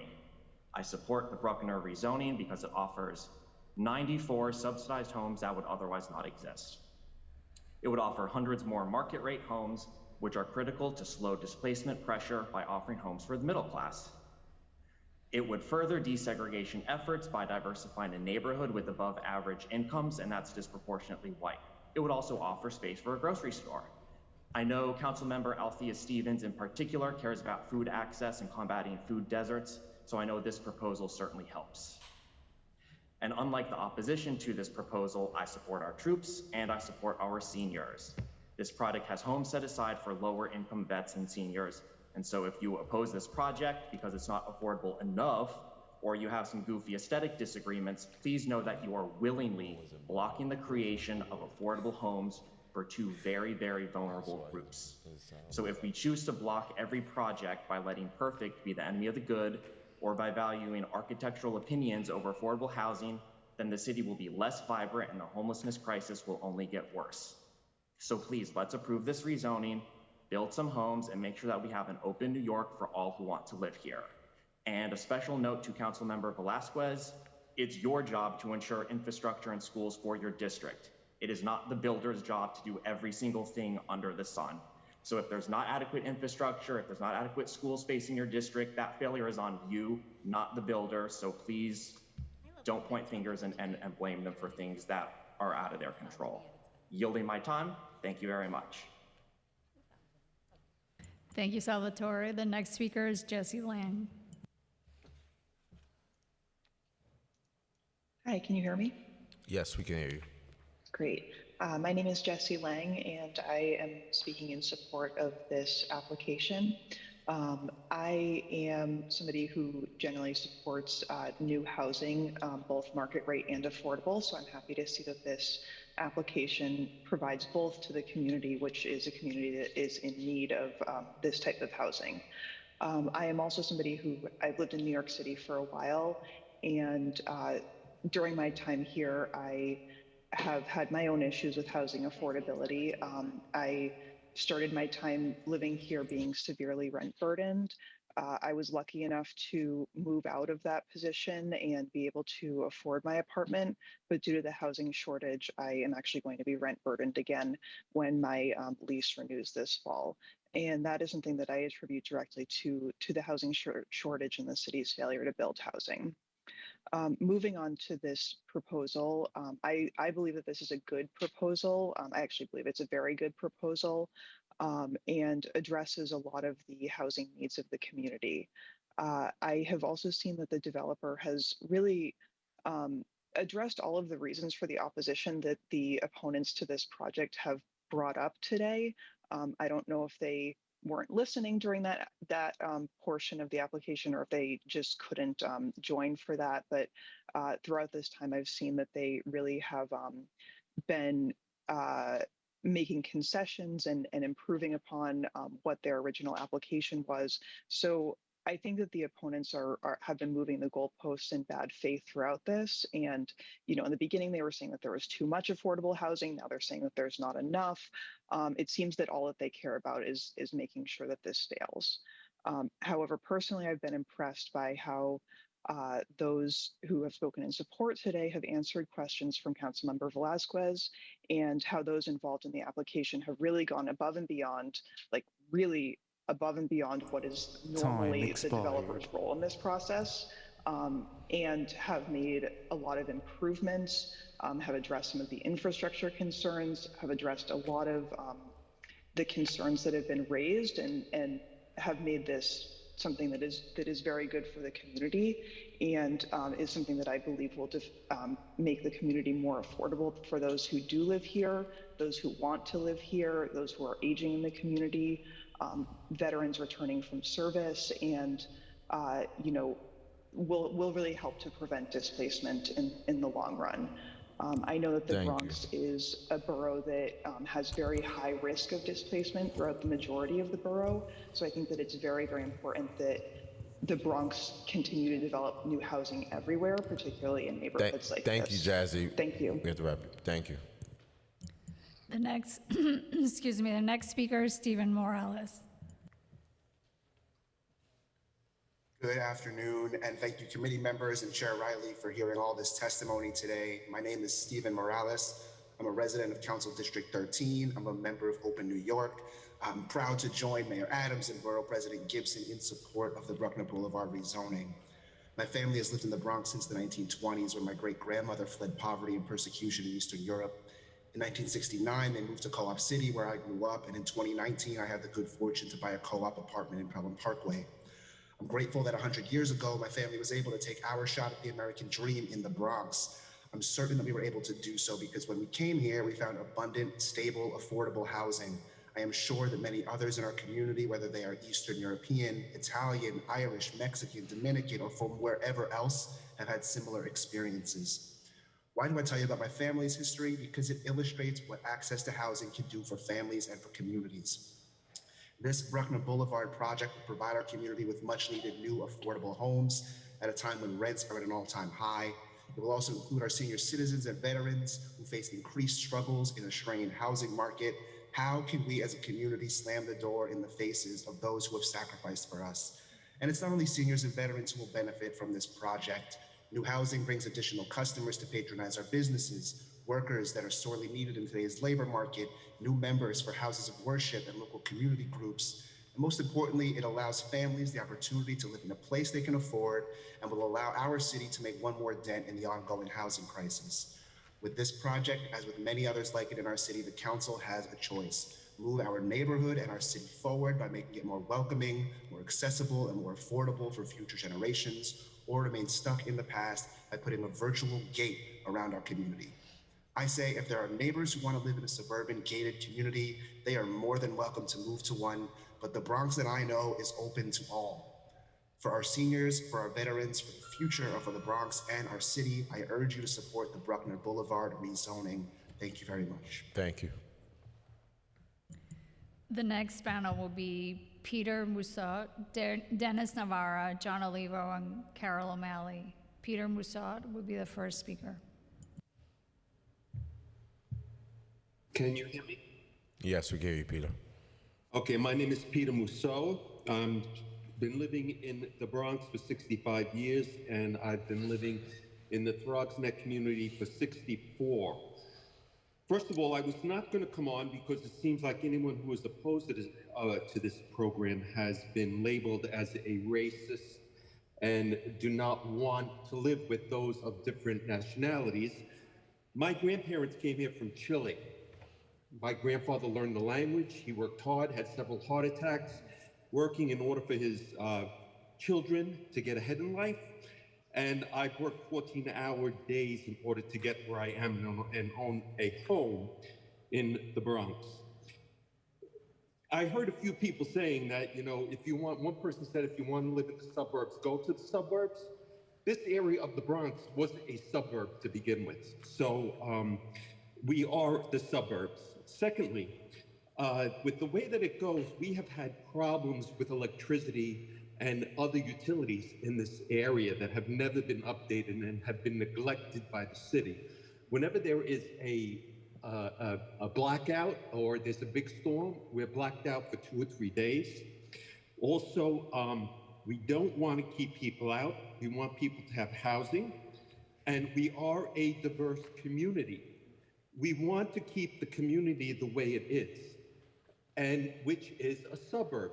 and a place that is a pleasure to live in, a place that people can grow, can get better at, and can come in and live and enjoy the best of New York. So basically, the fact of the matter is that we are not racist. And another thing two things I'd like to bring up is I don't like the way that they're only doing 22 homes for veterans. I disagree with the fact that they put the veterans home in there, and it has nothing to do with that. Time expired. With the veterans, they do it. Hello? Thank you, Peter. The next speaker will be Dennis Navarro.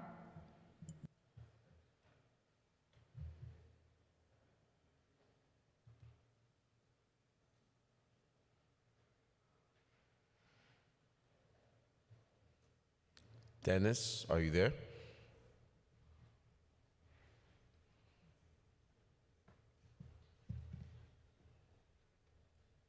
Can we try then Carol O'Malley or John Olivo?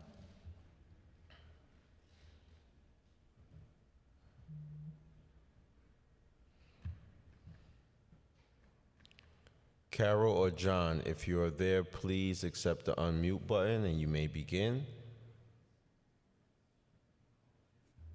Hi, this is John Olivo. Can you hear me? Yes, we can hear you, John. You may begin. Okay. Well, I've resided in the Throgs Neck section of the Bronx for 45 years. I've been the president of the 400 block of Calhoun Avenue Association for 20 years. This area has seen tremendous growth. The majority of homes have always been two-family homes. East Tremont and Bruckner Boulevard has always been one of the busiest intersections in the Bronx. I would like to remind those concerned today of two incidents that took place in this area. A few years ago, a car crashed into the corner of East Tremont and Bruckner Boulevard, and totally decimated that store. So you can imagine a high rise with that happening, with so much traffic traveling at great rate of speed on Bruckner Boulevard trying to catch lights. So at this point, I'd like to remind you of a few years ago, a friend of our family lost a boyfriend 1 block west of Bruckner Boulevard. He was riding his bike and got hit by a vehicle on a westerly direction. This received such a great public outcry that they converted both sections into one-way lanes so that the bikes can get through on the other lane. Can you imagine having a high-rise building there, a block from there, and people going to work in the morning? So everyone understands why this was done in the name of safety, but it has brought on such great frustration from every morning drivers on their way to work. Can you imagine the accidents that would increase when this has been labeled by the Department of Transportation as one of the most deadliest intersections in the city? Finally, I'm sure that the contractors will tell you that they will install the later approved infrastructure plumbing system. Unfortunately, that sewer Time waste expired. will flow to an antiquated and problematic sewer system. This high-rise project sounds like a beautiful project, but I ask you today to reconsider based on these and other factual concerns. Thank you for your consideration, but my last point is I spent $37,000 on Hurricane Ida just a few months ago, and it's tough. So thank you for your time, and thank you for your job and your service. God bless. Bye-bye. Thanks, John. So last chance for either Dennis Navarro or Carol O'Malley. If you're on the call, can you unmute? Carol, can you hear us? Yes, I can hear you. You may begin. Okay. I'm a resident of Throgs Neck, and I was born in the Pelham Bay area. And now what is being proposed has already taken place around Pelham Bay and Buer Avenue. And if you look around and see the results of that, all you see is overcrowding and lots of traffic, and there seems to be a lot of disrespect for the area, a lot of garbage around, things that we've never experienced in our community. And when I think of all the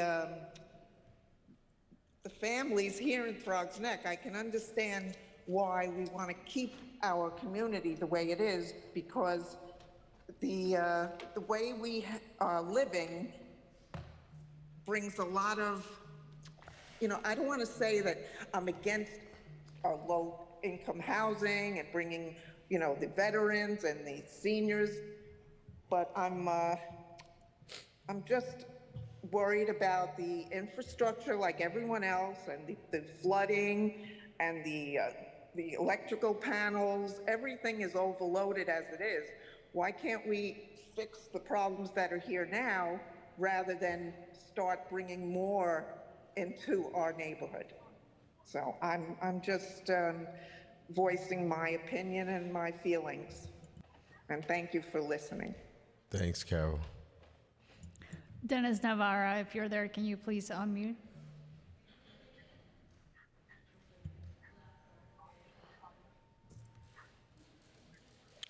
Dennis, can you please accept the unmute button? Doesn't sound like he's.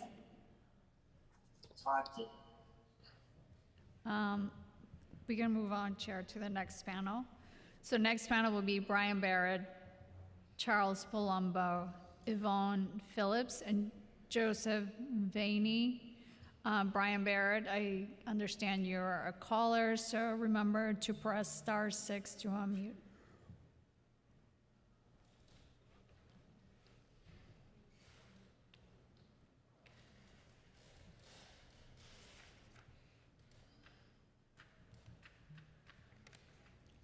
Brian, are you there?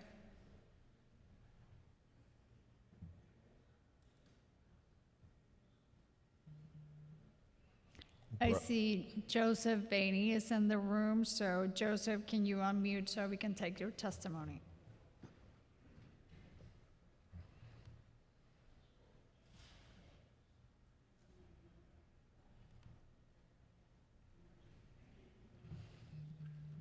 Joseph? Yes, can you hear me? I can hear you. We can hear you. Go ahead. Hi, how are you? How you doing today? Okay. I just want to say, a lot of the residents who settled here, especially in the last 15 years, they did so because of the zoning protections we enjoy. Many of us came here from more dense parts of the Bronx. And the difference in quality of life is palpable, and the difference in opportunity is palpable. Now, when you take a look at this, even putting aside the merits or lack thereof of this particular project, I just want to ask a question, okay? In 2021, one of the developers behind the Bruckner upzone, he got approval to upzone 6819 Woodhaven Boulevard. Now, that rezoning was granted in order that a multifamily mixed-use project could be constructed, just like here. This is one of the Zuccarellas. Now that the rezoning has been granted, it seems he's looking to flip the now upzone, but still undeveloped property for $14,900,000. Now, why is that important? Well, I think it's important because not a single principal known to be associated with this project has any track record when it comes to developments of this size and scope. That was admitted to by Ms. Jacqueline Scarini, their own attorney. Now, as recently as May of this year, Peter Bavona, a purported principal of this project, confirmed that no financing has been secured. Now, the reason I say purported is Mr. Bavona, Peter here, represented himself as an owner and control person of the Foodtown property and business to the press, the borough president, and the city planning commission, but he disclaimed such ownership to the bankruptcy court. Peter is in bankruptcy over millions in unpaid personal obligations. So you have to ask yourself, can these people, even if you support this, do you think they can actually execute, or is this just a speculative rezone so they can then flip the property? It seems that somebody applying for a MasterCard is vetted to a greater extent than these particular, would-be developers. At least that's how it seems to me. Time has expired. Hello? Thank you, Joseph, for your testimony. So we're gonna move on to Patrick McManus. I believe you're on the call right now. Patrick, are you there? Time has begun. Yes, hello. Can you hear me? We can hear you. Okay, yes. Hi, my name is Patrick McManus. I'd like to comment a little bit on the union support here. I am a retiree of 32B&J and a former district shop steward. I'd like to address these unions that they're coming out and supporting this project. I'd like to remind them that once the Bavona family purchased the A&P and converted it, they immediately removed the store from the union. And now they're out here supporting, the unions are out here supporting this. Earlier, the meeting seemed to turn into a promotion for good paying union jobs. Okay, between the Bavona family and also the Marciano family, another developer on this project, they have two operating businesses within New York City that they refuse to unionize. If they want to promote good paying union jobs, I ask, why are they not unionizing the businesses that they already own in New York City while seeking the support of these unions? So further, I submitted to the borough president on another subject a study done by the Municipal Arts Society of New York City that closely examined the upzoning of Long Island City and downtown Brooklyn. And 2 decades after the projects were completed, the census showed that they resulted in whiter, more expensive neighborhoods with the affordable housing stock in those areas declined by as much as 40%. So this project is not about affordable housing. It is about the personal greed of the developers. And I implore the city council to look into the study. I tried to upload it to you guys, but the file was too big. It's done by the Municipal Arts Society. It was done in 2018 by the Municipal Arts Society, and it's an in-depth examination of upzoning projects around New York City. Thank you for your time. Thank you, Patrick. I'm going to call on next. I believe we have Brian Barrett on the line. So Brian, can you accept the unmute request?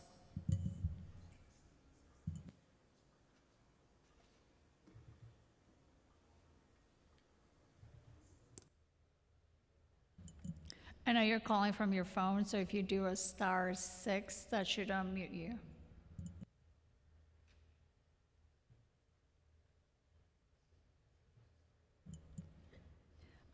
It looks like Brian's having technical issues, so this is a good time to remind those of you who are waiting to testify 2 things: that if you want to submit your testimony in writing to us, you can do so by emailing us at landusetestimony@council.nyc.gov, or we always do a last call for those of you who may have lost your place in line, so that you can raise your hand, we can identify you, and we can bring you in to testify. But for now on, I'm going to keep calling on the names. So the next speakers I'm going to call on are Catherine Gallagher, Eddie Santiago, and Robert Walpole. Can we do Kathleen Gallagher first?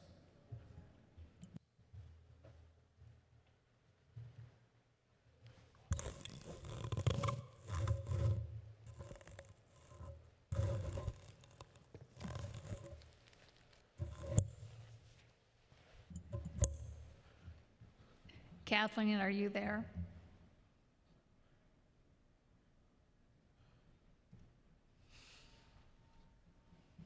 Can we try Rosalie Otto?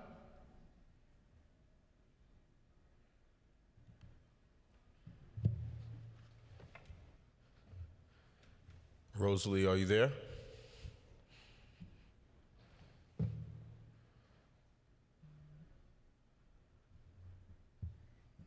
We can see you, Rosalie. We just can't hear you.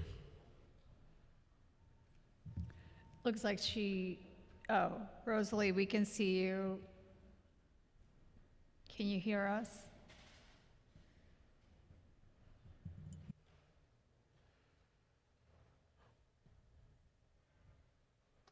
Can you hear me now? Yes, we can hear you now.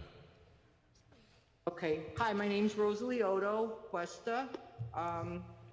I just wanted to state that I've been in the neighborhood. Well, I'm actually born and raised in East Harlem, and my paternal uncle moved into the neighborhood in 1958. So I was born at the end of 1958. So from 1958 to present, you know, we've been in the neighborhood. In 1977, my parents moved out of Harlem and bought a home on Crosby Avenue. I'm first generation Italian American. My parents immigrated from Italy in 1954 with 2 brothers, and I'm the youngest of 5. I'm in favor of the vets. 3 of my brothers are Army vets, and the housing for the elderly, but I'm not in favor of the volume that they want to put there. And I think it would be a wise decision if everyone would go to the area while school is in session and just witness the volume of traffic. And as a parent, my oldest child is 42 years old, I have witnessed the change, like the overcrowding in the schools, where the school playgrounds have been, you know, downsized because of the increase of student enrollment. And I think, oh, and I also witnessed the flooding that we've had with all the recent storms. So I think we should really work on what's there now, fix it before we move on to other things. And as far as affordable, you know, housing and all that, my parents struggled. You know, they came, worked hard. They started with 2 children. My 2 brothers were immigrants. And then the family grew to 7. Time has expired. Okay, and I just want... Thank you, Rosalie. Can we call on Eddie Santiago next? Hello, can you hear me? Yeah, we can hear you, Eddie. You may begin. Hey, how you doing? I didn't even know I was going to be part of this, but I just wanted to have something real quick. I'm a veteran of the Marine Corps. I've been here in Throgs Neck for about 7 years, and I'm strongly opposed to this upzoning. I feel it will affect everybody, our kids, everybody in the neighborhood. If you already see what's happening in the neighborhood, where a lot of people renting the houses out to people who don't care about the neighborhood. It's you know, you work hard all your life, and as a veteran, the VA gives us a lot of benefits that we could use in purchasing properties and using VA home loans and using the actual tasks they give you in order to work, you know, find a decent home and actually try to be a homeowner. But I just feel if you putting those houses in our area is going to affect the community a lot. And I just don't think it's fair for somebody who's worked hard all their life and their parents to work hard to pass it down to the kids and the other kids. And you've seen these schools getting affected with overcrowding. There's hardly any parking. There used to be parking easy. Like people sometimes they leave their cars up here because there's no street cleaning rules. And it's not fair to the homeowners and veterans and the senior citizens who are already here. We already have a couple of senior citizen and rehab places in the area, which I think do the community well. And I just think this will affect our neighborhood negatively. And it's one of the last good areas when you think of the Bronx. Everybody sees the Bronx, you know, oh my God, the Bronx. This is one of the last good areas. And I just think, you know, we could do it in another place. Leave our community alone and just let us, you know, try to build on what we have with the floods. We got hurt a lot with the floods, and we had to come out of pocket, you know, contacting our insurances and stuff. And as a veteran, you know, I've come from a lot of a military family. I just think we could find other ways to help the community, just not in our area. That's it. Thank you, Eddie. Thank you. All right, bye.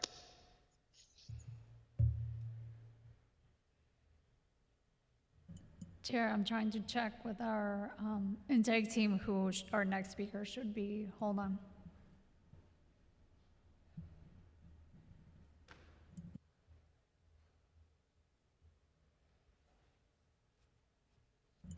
So Robert Walpole, if you're in the Zoom and you're available to speak, can you accept the unmute request?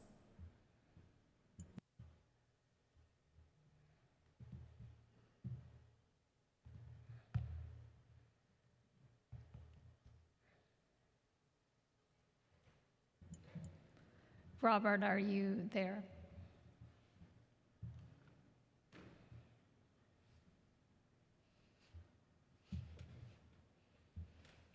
Robert, if you can hear us, please accept the unmute button and you may begin.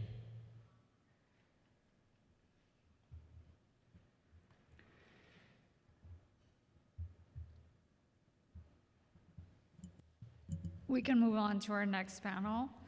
Deborah Tesca, Denise Sikili, I'm sorry if I'm mispronouncing your name, and Frankie Ortiz. Deborah Tesca will be our first speaker.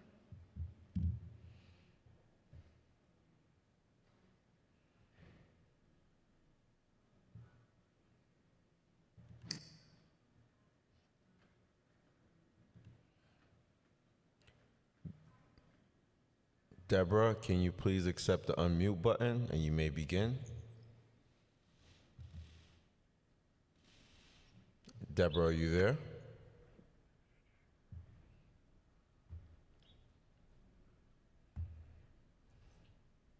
They signed me up.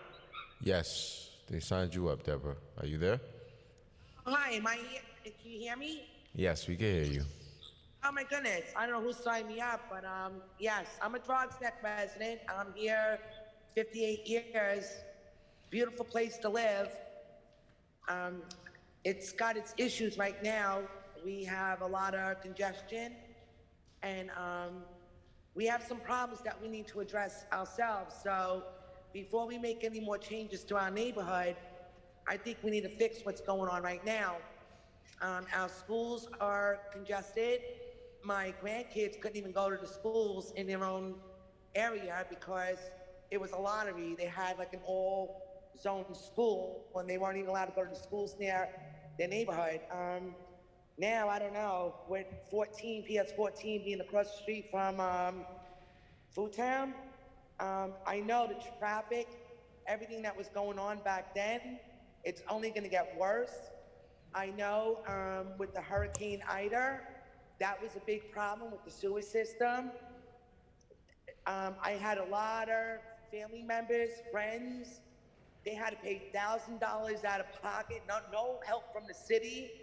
So I don't understand how like we have to bring more stuff in with developers trying to like just congest what we have here now and making it worse. We need to fix our problems here. It's a beautiful place to live and we welcome everybody, but please, let's take into consideration of the problems that we have going on now. Nobody wants to hear it, but they just want to build. As for Food Town, the owner, he just wants to flip and leave. He doesn't care about us. He never cared about the workers in his store. He went non-union. He got rid of the butchers union. He got rid of the deli union. He hired all low laborers. I know people that work there. My nephew worked there. He cheated him out of his pay. These are people that want to come in and just like want to try to develop and figure out our neighborhood. We don't need them. Thank you, Deborah. The next. My time is out. Yes, your time is up. Thank you, Deborah. You could submit the rest of your testimony online. Thank you. The next speaker is Denise Sikili.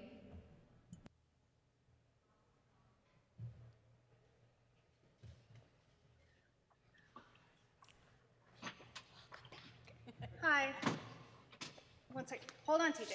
Hi, my name is Denise Eckley.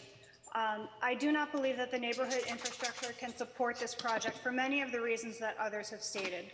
While the proposed development consists of only 4 buildings, the proposed area encompasses additional lots that will be subject to change in zoning if it passes. I apologize, my son just joined the meeting. This will set a precedent for future real estate investors to buy up land in adjacent areas and apply for similar zoning changes. Doing so would open the floodgates to more new construction of large developments that will strip the area of its current character and quasi-suburban feel that has drawn many New Yorkers to move here from more dense areas.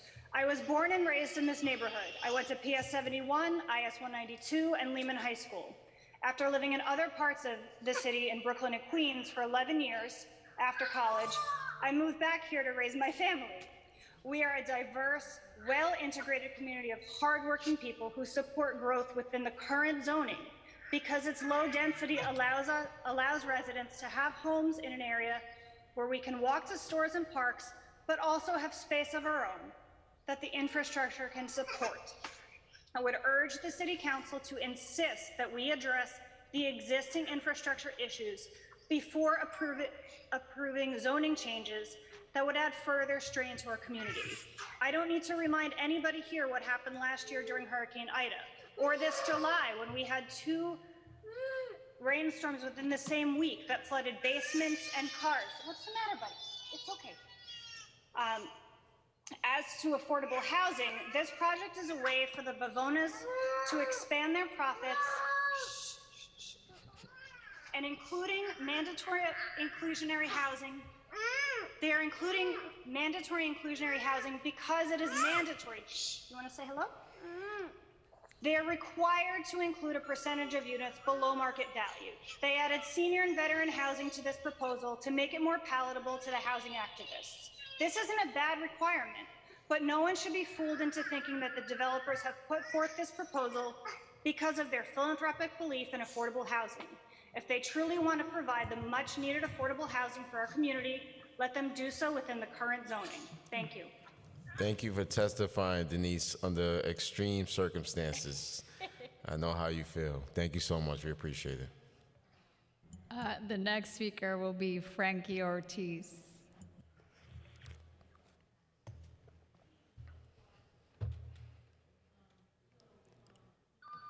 Hello? Yes, we can hear you, Mr. Ortiz. 1 second. Can you still hear me? Yes, we can hear you. You may begin. Okay. I didn't plan on speaking today, but while I'm here, I'm going to share my experience. I grew up in the projects in what's called Spanish Harlem now. And I moved over here to my current house 23 years ago. And I thank God I'm living the American dream. This neighborhood has not changed much since I initially moved here. And there are so many wonderful things about this neighborhood. I am not against affordable housing, as you can tell. I grew up in what you would term affordable housing. What we're against is changing the dynamics here.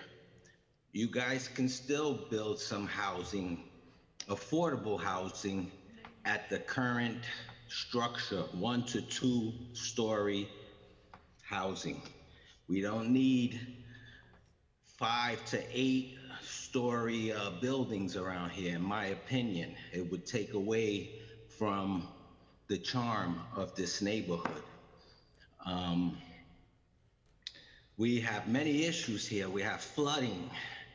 I also got water in my basement last year, had to go out of pocket as many as my neighbors have.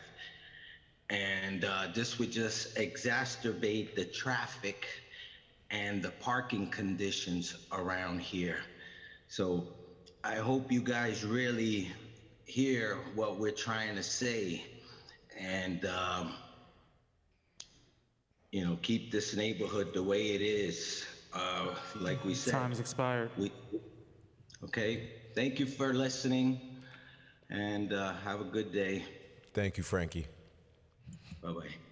The next speaker on this panel is Kevin DeLoya. Kevin, if you can hear us, please accept the unmute button and you may begin. Hi, this is Kevin DeLoya. Just making sure you can hear me. Yes, we can hear you. Just short and sweet. I feel New York City needs more housing. I feel that this side of the Bronx has not done its part. And I am very local to the location, and I'm okay with this. I say that this is a positive move by the city, even though there's some negative things about the construction and maybe the owners of it. But I think that building more housing of any kind in our area is needed, and we're behind the 8 ball on it. Thank you very much. Thanks, Kevin.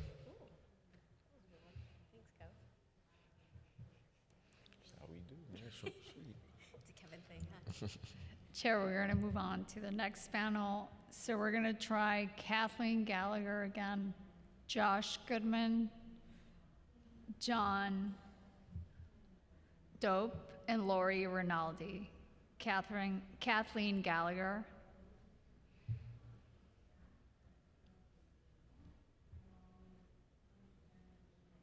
Hold on, Chair. It looks like I'm getting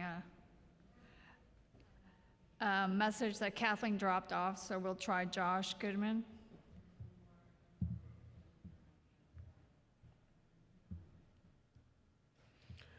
Mr. Goodman, if you can hear us, please accept the unmute and you may begin. Hi, can you hear me? Yes, we can hear you. Excellent. Good afternoon. My name is Josh Goodman, and I'm testifying today in support of the Bruckner Boulevard rezoning proposal. This project would add sorely needed housing in CB10, which in the past decade has lost 400 housing units on net, while the population increased by 1,400 people. At the same time, the proportion of households in CB10 that are rent burdened has climbed from 40% to 57%. The answer to this problem is clear. We need to build more housing of all sorts. The alternative to this project is inaction. 0 income restricted units, 0 ADA accessible apartments for seniors, and 0 housing for veterans. And we all know the cost of inaction when it comes to housing. We're living it right now. Secondly, while I certainly hope that Councilwoman Velasquez ultimately supports this project, I think that this proposal should pass irrespective of whether she does or not. For too long, we've given effective veto power to small groups of highly motivated opponents of development. And as a result, we've repeatedly found ourselves unable to accomplish things that are unquestionably good for the city. Everyone agrees there should be more housing somewhere, but if every community has even a handful of loud opponents to every project, nothing gets built anywhere. That's how we've ended up where we are right now. Opponents of this project invoke hazy terms like neighborhood character that, depending on when they're speaking, might mean that there are either too few or too many affordable units being proposed, but somehow never quite the right number. Some people say that renters would not fit in an area with many homeowners, while others say that their property values would be hurt, as if that is the interest that the city should prioritize over all others, including the ability of struggling New Yorkers to be able to afford a home. If somebody is uncomfortable with an 8-story building going up in a vacant lot next to a highway, I think that might just be the price we need to pay in order to make our city more prosperous and affordable for everyone. Please don't let perfect be the enemy of good. Regardless of Councilwoman Velasquez's recommendation, I respectfully urge you to vote in favor of this project. Thank you for your time in this marathon hearing. Thank you. The next speaker will be John Dobe. Sorry if I mispronounced your last name. John, if you can hear us, please accept the unmute button and you may begin.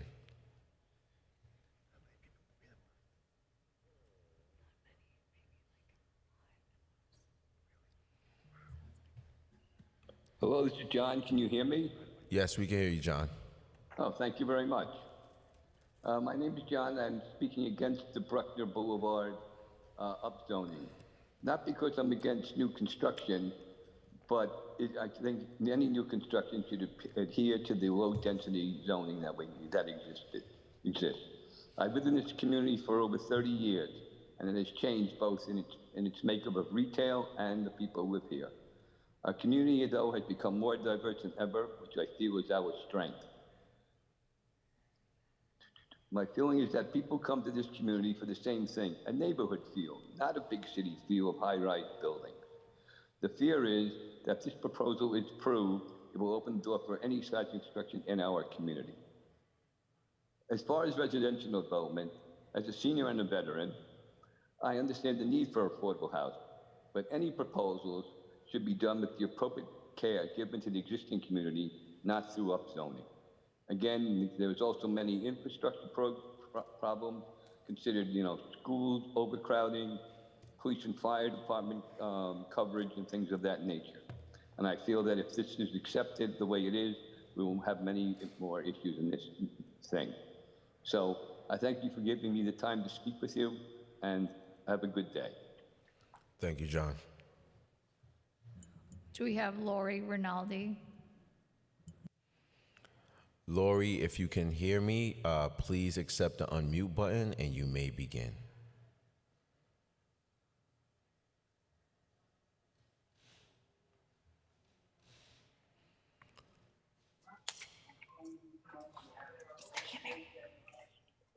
Glory, are you there? Hello, good afternoon. Good afternoon. We can hear you. You may begin. Good afternoon, board. I wasn't expecting this. I'm here at work with one of my colleagues. We work and live not far from Throgs Neck. I've lived in Throgs Neck my whole life.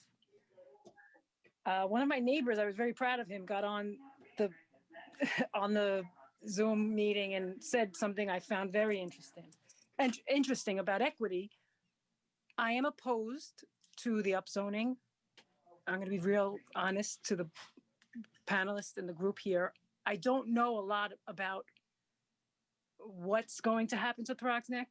I'm not thrilled that there's going to be so many more apartments and so much more congestion. I do also commute to work in the Castle Hill Avenue section of the Bronx from my Throgs Neck home. And a drive that normally in the past would have taken me 10 or 15 minutes. Currently, now that COVID is hopefully over with, it now takes about 20, 25 minutes. And I'm being quite honest. I see things happening where children cross the street over there at PS 14 that are endangering children now. And my children are grown. I had one child that went to St. Benedict's and one that went to a public school in the area. I was fortunate. My children never experienced the congestion of what's going on right now. So I am opposed to it. I think people that are going to rent, I'm going to say something my colleagues don't think, one of my friends and colleagues at work don't think is the politically correct thing to say, but people that don't own, I don't think they're going to show the respect and value of their places. And I'm just being honest, and I hope it doesn't get me in trouble. And I appreciate you letting me speak. And I do hope that my dad is a veteran of the Vietnam War. Time and has I expired. think veterans need a shot. Pardon me. Has expired. I thank you for giving me time, and good luck to the people that do need low-income housing and the veterans and the seniors and the children of Kips Bay. Very good organization. Thank you, Lori. Thank you, Lori.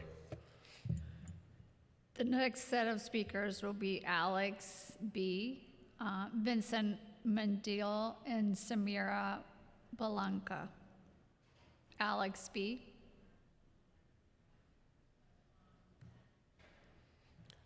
Alex, if you can hear us, please unmute and you may begin.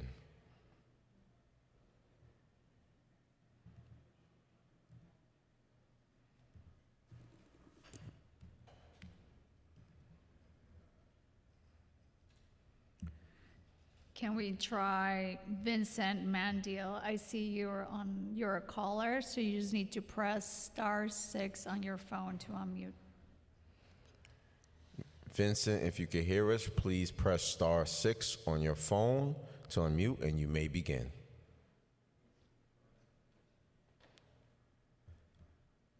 Good afternoon, Vincent. Are you there?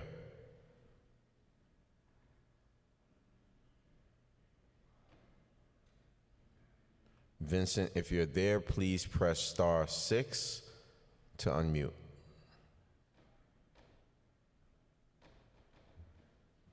Looks like Vincent's having technical issues. How about Samira Balanca? Are you on the call? Samira Balanca, if you could hear me, please press *6 and you may begin. Hello? Hey, Samira, we hear you. Hi, thank you for taking my call. First, I would like to indicate that I am not a union representative. I am not Open New York for All. I'm not a developer. I'm not a YIMPY, and I'm not an IMPY. I am a true long-standing resident of Throgs Neck. These past several years, there has been a significant increase in population, overcrowded school, traffic, public transportation, and long hospital waits. Hurricane Sandy, as well as many others, have mentioned, and Ida has destroyed many of our community members. Many of the neighbors' basements reach 5 feet of water from sewage backup. It is no surprise that this community's infrastructure needs to be updated and nothing has been done. but you want to add additional development that will exacerbate the already neglected sewage system. This makes no sense. Have you done a valid land assessment? The traffic buildup, especially at the proposed location, is on a standstill during school release pickup and from crossing highways, avoiding traffic by entering the local street, causing the backup from 95 and other highways, surrounding highways. Don't forget that we have 840,000 square foot warehouse blocks from this location that has just completed, and it will add hundreds of truck traffic that no one has mentioned. This warehouse is also bringing in thousands of permanent jobs in this community. Let's not forget about the permanent jobs that this development is bringing, the warehouse. I don't understand why this city needs to build up and are so focused on overcrowding communities that the schools, hospitals, police, and fire department cannot manage. Are you building another hospital or school to add more MTA buses to this community? We are an inclusive community. We have NYCHA, senior, HUD rentals, 3 shelters. Myself and my community are all for affordable. I myself lived in NYCHA. My mother lives in the senior building right on Randall Avenue. But we ask to keep the low density zone and work on the infrastructure. Even the recommendation that was made by our wonderful borough president, Ms. Gibson, indicated to lower the floors from 8 to 5, but that wasn't followed through. I truly hope that you have our backs and fight for us and don't allow developers to dismantle a long-standing community zone. Not every size fits all. Thank you for listening. Thank you. Can we try Vincent Mandela one last time? Vincent, can you unmute?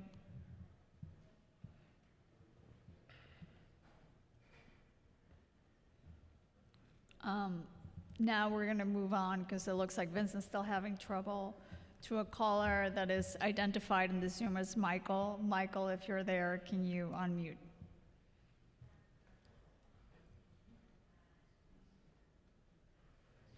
Michael, if you can hear us, please accept the unmute request and you may begin.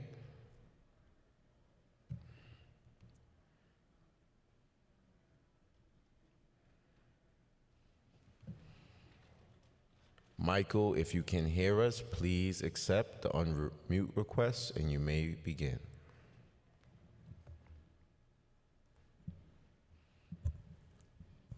Okay. It looks like Michael's not unmuting, so I think we're going to move on to the portion of the hearing where we're going to do a last call, so that those of you who are still in the Zoom and have not yet testified will have the opportunity to raise your hand so the staff can identify you. Some of you are identified in the Zoom as unknown callers. So if that's the case, please make sure when you're unmuted that you can tell us who you are. Your name and last name would be appreciated before your testimony. So, Chair, if we can do a last call now.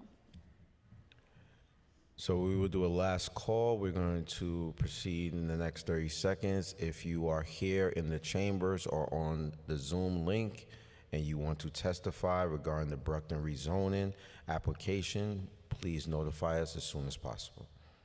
We will stay at ease for 30 seconds. It looks like Joseph Vaney and Marianne Hughes are on with their hands raised. So if Joseph or Marianne are here, please accept the unmute request. Sorry, Chair, it looks like Joseph already testified. So we're going to move on to Marianne Hughes. Marianne, if you can hear us, please accept the unmute button and you may begin. Hi, can you hear me? Yes, we can hear you. Okay, thank you for accepting my call. I missed it before. My name is Marianne Hughes, and I'm a lifelong member of the community here at Throgs Neck. I'm not going to reiterate what everybody else has said already, but in 2004, the area was voted as a low-density area, and New York City determined the area to have reached its peak development. I'm not really sure why all of a sudden we have to discuss this again. The area hasn't changed, the infrastructure hasn't changed, the issues have increased, but nothing has changed in the area. And the other thing I just wanted to mention, that in front of the Bronx County, the Bavonas stated that they wanted to leave a legacy to their children. I don't believe that that is a reason to upzone the area. We all want to, I don't know who that is. We all want to leave a legacy to our children. That to me just means greed. And there's also, I just wanted to bring up that there's an area along Gun Hill Road that used to be a golf place. I can't think of what I'm thinking of right now. And across the street from that is also a abandoned diner. Those two areas would be wonderful for development for low-income housing. And just one last thing. Everybody keeps saying affordable housing. I don't believe that 1,600 plus for a one bedroom is affordable. And I also wonder, when is affordable going to become unaffordable after that? Thank you for listening to me, and I know you had a long day. Thank you, Have Mary. a great evening. Thank you, Mariana. Do we have anybody in chambers or online who wish to testify, who didn't testify already? Please use the raise hand function if you're online, and if you're in the chambers, please find the Sergeant at Arms. Thank you.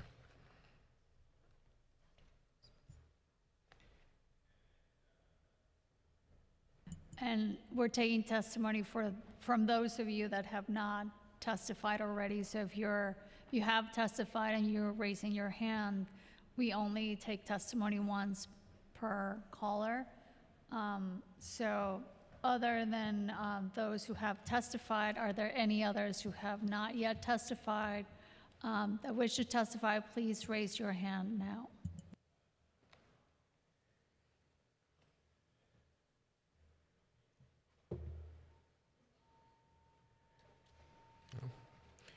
There being no other members of the public who wish to testify on preconsidered LUs relating to ULURP, numbers C220007ZMX and N220008ZRX relating to the Bruckner site rezoning proposal. The public hearing is now closed and the items are laid over. That concludes today's business. I would like to humbly thank everyone who participated in this hearing today. I believe that everyone stated how they feel regarding many of these projects, and we all showed respect to each other, which was very, very important. I would like to thank Councilmember Velasquez, who's still here, listened to every testimony regarding this project, and has been a real pioneer for her community with trying to get the best negotiation, the best solution regarding this project. So thank you, Councilmember Velasquez. I would like to thank the members of the public, my colleagues, subcommittee council, land use, and other council staff, and the Sergeant at Arms for participating in today's meeting. This meeting is hereby adjourned. Thank you. Woohoo! All right, can we do a